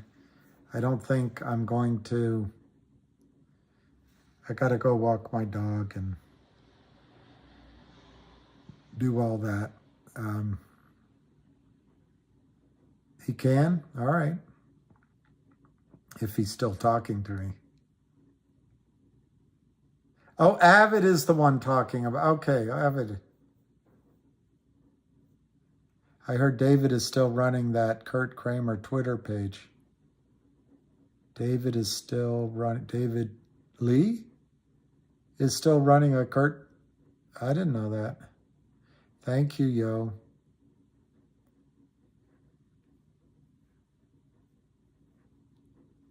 Oi, oi, yo. Oi, oi, yo. Dreadlock Rasta. Coming to America.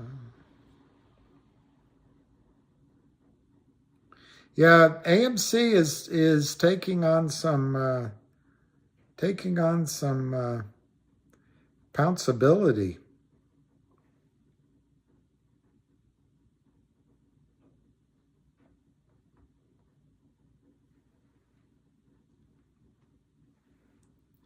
Yeah, I'll go get some rest. I've 13 minutes to 9 hours. Is 9 hours a big deal?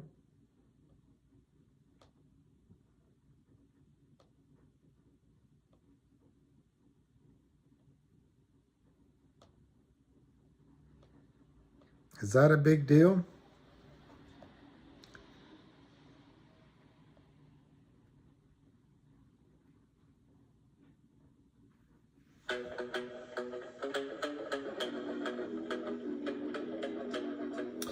I know, Herb. Let's stream. I'm not gonna.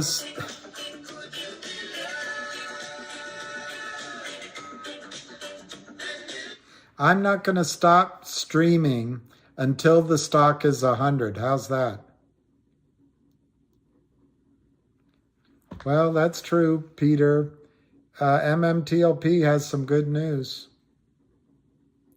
I know. No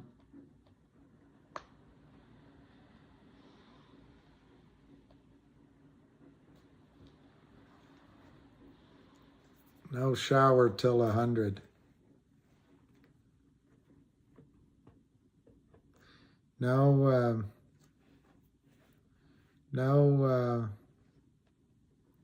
you feel like selling GTII for AMC would be the definition of backtracking in life? I don't know. It depends on what AMC's going to do. I would be leery of selling GTI right now because, you know, it's always darkest before it goes totally black. Yeah, maybe I am draining myself. Maybe I am.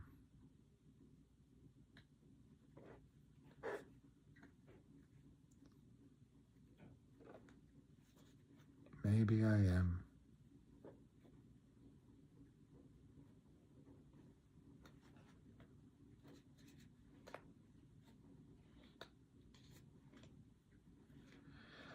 I wouldn't do it, but I do think AMC looks like something. I just, you know, I haven't done anything ever with AMC, but it looks like something's going on. But I would be careful thinking it's going to go, but I could be wrong. that it's going to go to, you know, thousands of dollars or anything. I always block man. I'm always block man. Must be real good for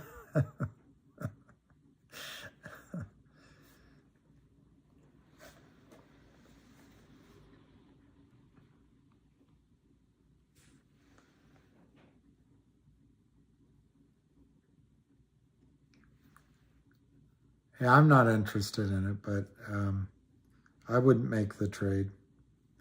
The number one reason, and I've said this so long about GTII, and I thought it applied to CRTD because of the similar investments, the investors. So it may still with CRTD.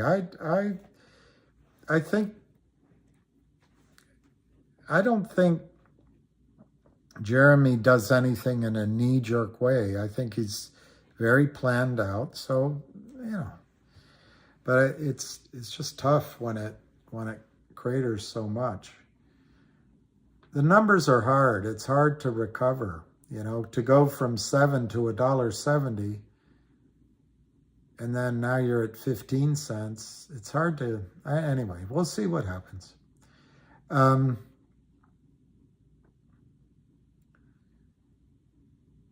What was I going to say on GTII? When? Did he do it right now?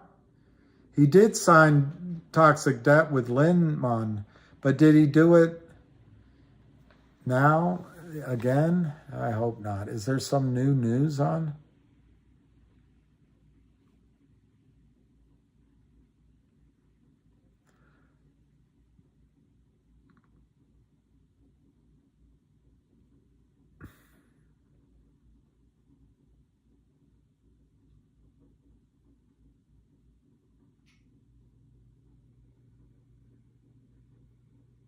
I know Herb Smoke.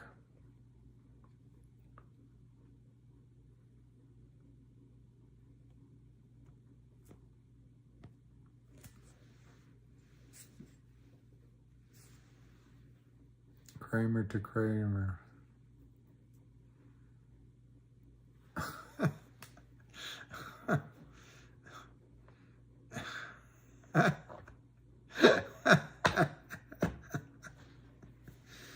Oh.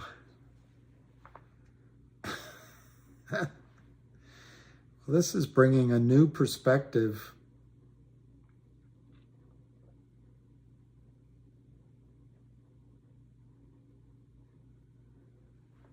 I'm Dr. Orion. Oh, thank you. Any brokers allow NextBridge shares for GTR?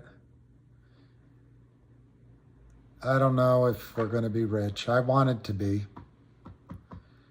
But I don't know if Alicia, if I upset her, or if it's just too late, or it's too late, baby, now.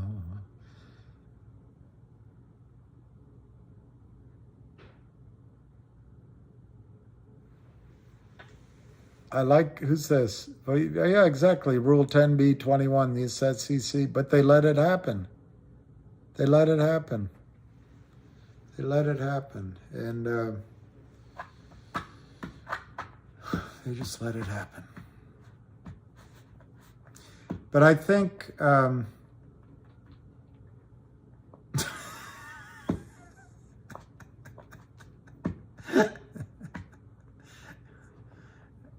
MMTLP could be a surprise.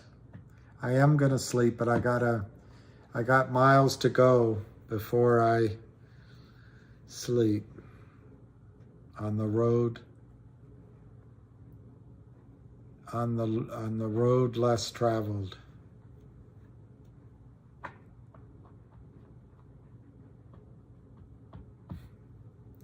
I'm starting to see why Herb Smoke, a gentleman, might wonder.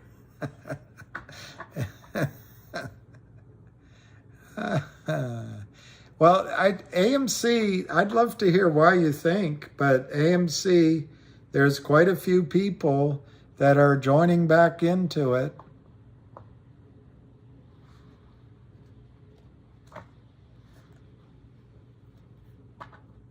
Wow. And I'm not going to read that out loud because I have a afraiding that you are going to, you're going to get me in trouble.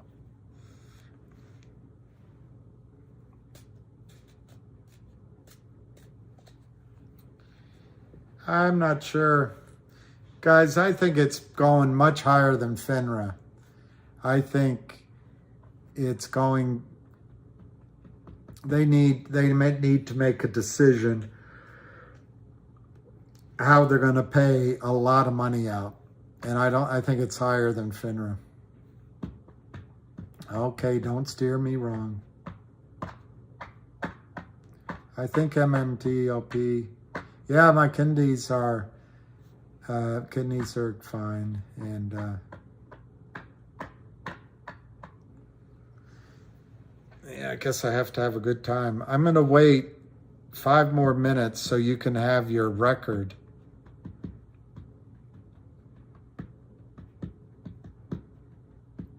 I don't know. What we're, you know, we get so off track of what we're trying to get accomplished. What we want to make is money. Show me the money. So we want to, we're playing some setups that have the best chance to have an explosive upside and hurt the shorts.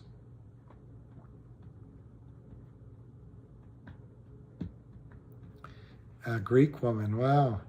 Penn, I should have guessed that, Pete. I was on the island of Stephasis,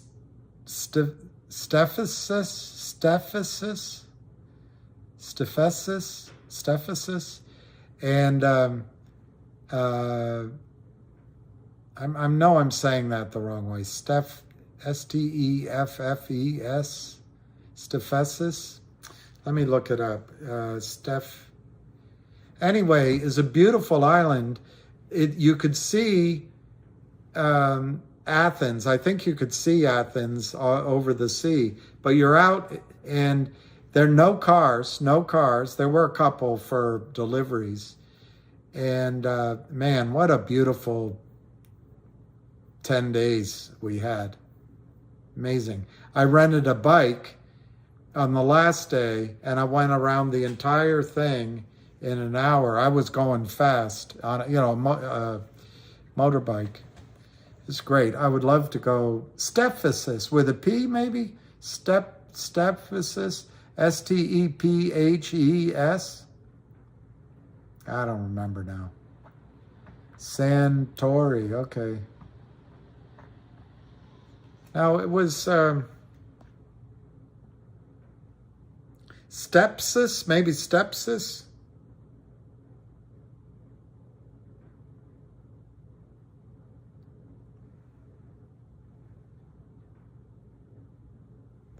I think that was it.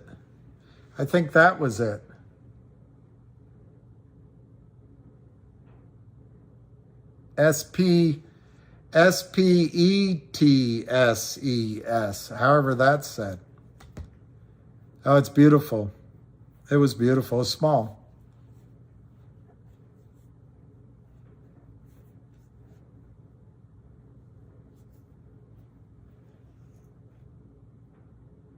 Spence's. I'm starting to see why Herb smoke. Any Latina in your country? I don't know. I've been to Asia. I've been to Sparta. I am Spartacus. I went to the top where John lived. I went to Cleopatra's bath. I went to where St. Paul, that was in Turkey, where St. Paul was from. price targets. Now someone said they need to raise money, so I'm getting nervous about CLNV. But Avid has price targets. He said, don't sell cheaply. 15, 20, 25, 30, 35, 60. But I looked at it, I think it could go to $2.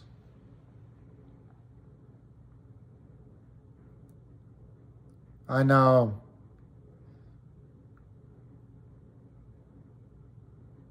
The Avis Sophia,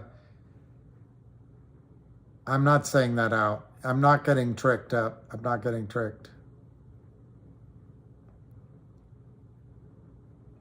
Well, we're gonna get you a woman, and when we get you one, we're gonna find me one too.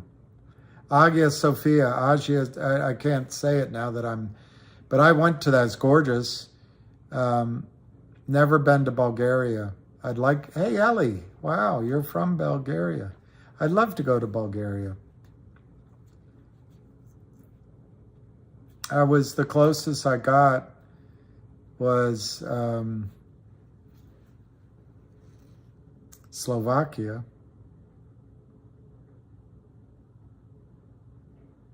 That sounds good.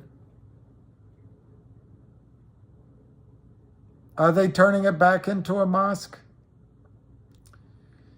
It was interesting. I went to the other building that was a mosque. Do you know we couldn't build Hagia Sophia today? We couldn't do it. I can't say that.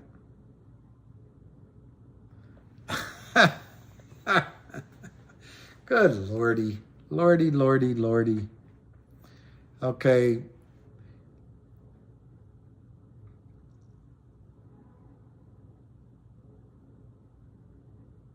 I did almost, maybe. I don't know. I got... Trey, I'm not saying that out loud. I've learned my lesson.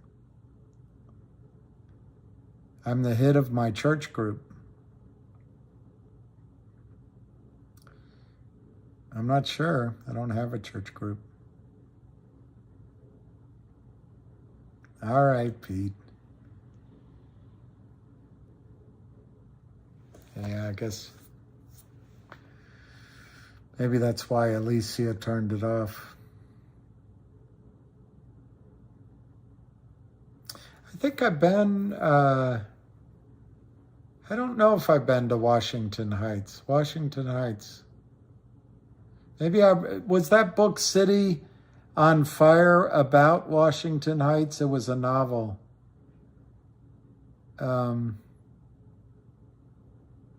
Anyway, I sort of recognize it.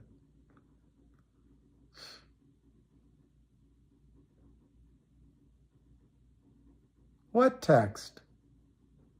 I didn't get a text from Alicia. I never got a text from Alicia. Yeah, I need to go. I should have gone today. All I can say, James, is I've been looking at different people following AMC, and it gives me the feeling that that it might be about to do something. Yeah, I need to go to Mass. I'm screwing up.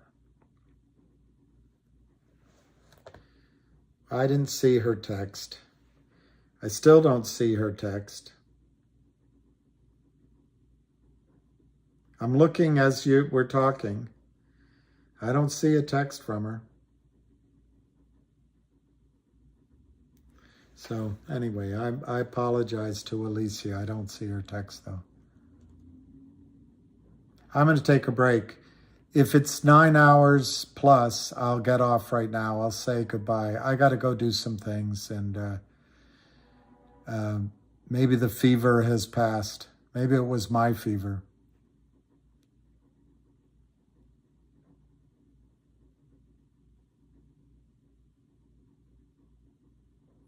Bird Lady, maybe I'll go on there. Okay, it's 9 hours. All right. So I did it for you, huh? Did it for you? Did it for you. And I screwed up. You said I got mad at somebody. I don't know. I did get worked up a couple of times. So I apologize for that. And tell Alicia that I'm sorry. I didn't see her text message. And I still don't see it, but I might have done something wrong. All right. I got mad at everybody. So let me ask you, do you think that is effective salesmanship? I wouldn't bring up Paris. It's not good salesmanship. Oh, it's on my tweets? All right. I'll check my tweets. I wouldn't bring up Paris. It's not good salesmanship.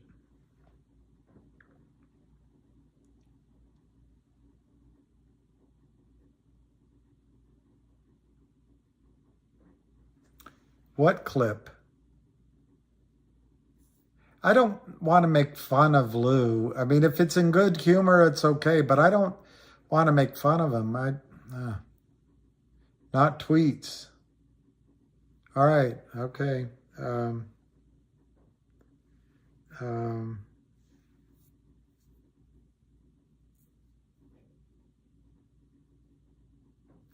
You know, just stirring up trouble is not worth it. There's so much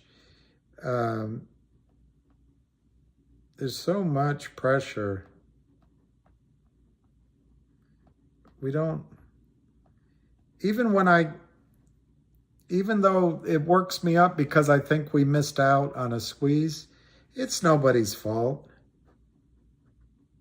It's nobody's fault. Especially tonight. Why did you have to come to Casablanca? There are other places. I wouldn't have come if I'd known that you were here. Believe me, Rick, it's true. I didn't know. Funny about your voice, how it hasn't changed. I can still hear it. Richard, dear, I'll go with you any place. We'll get on a train together and never stop. Don't, Rick. I can understand how you feel. You understand how I feel. How long was it we had, honey? I didn't count the days. I did. Every... That's a long setup.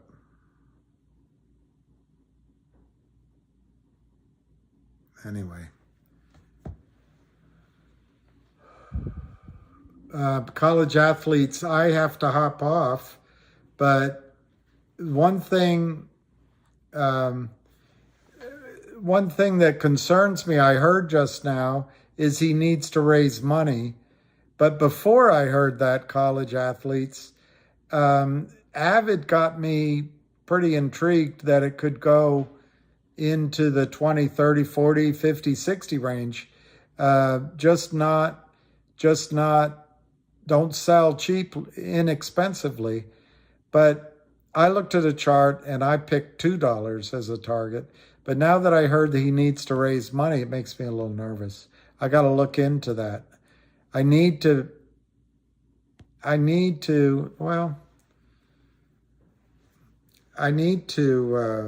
be committed. I need to be committed.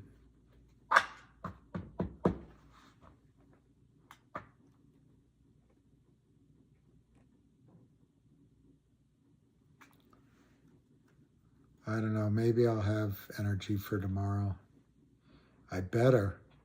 You better, you better, you bet. You better, you better, you bet.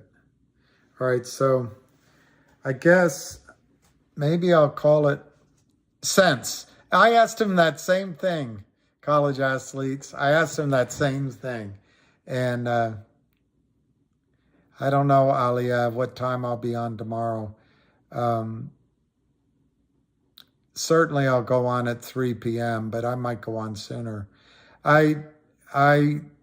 Today, it was a tough Friday and a tough day today, And then today, I think I got overwrought, if I could use that word, on a couple of my little presentations. So I stayed longer. I'll listen to Tony and Bird Lady. I'll do that. Okay. I'm going to say goodnight, and I wish you all the best. When are the... I got to do shirts. I did ask about them. I forgot, though. He gave me a price. I'll work on that. But let's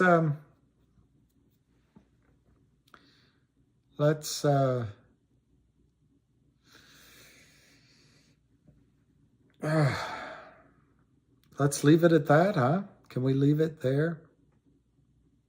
Well, all righty. Can we call it a night? I'm gonna. Hey, Lena. Bugacci. Yeah, I used to. I wrote it down. I was watching a clip.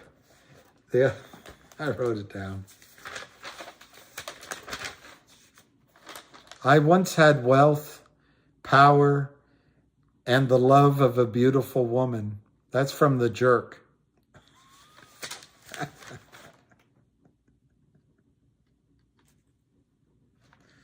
Did you ever see The Jerk? All right. I'm good. I'll see you guys tomorrow. All right. Good night, everybody. Good night. Cheers.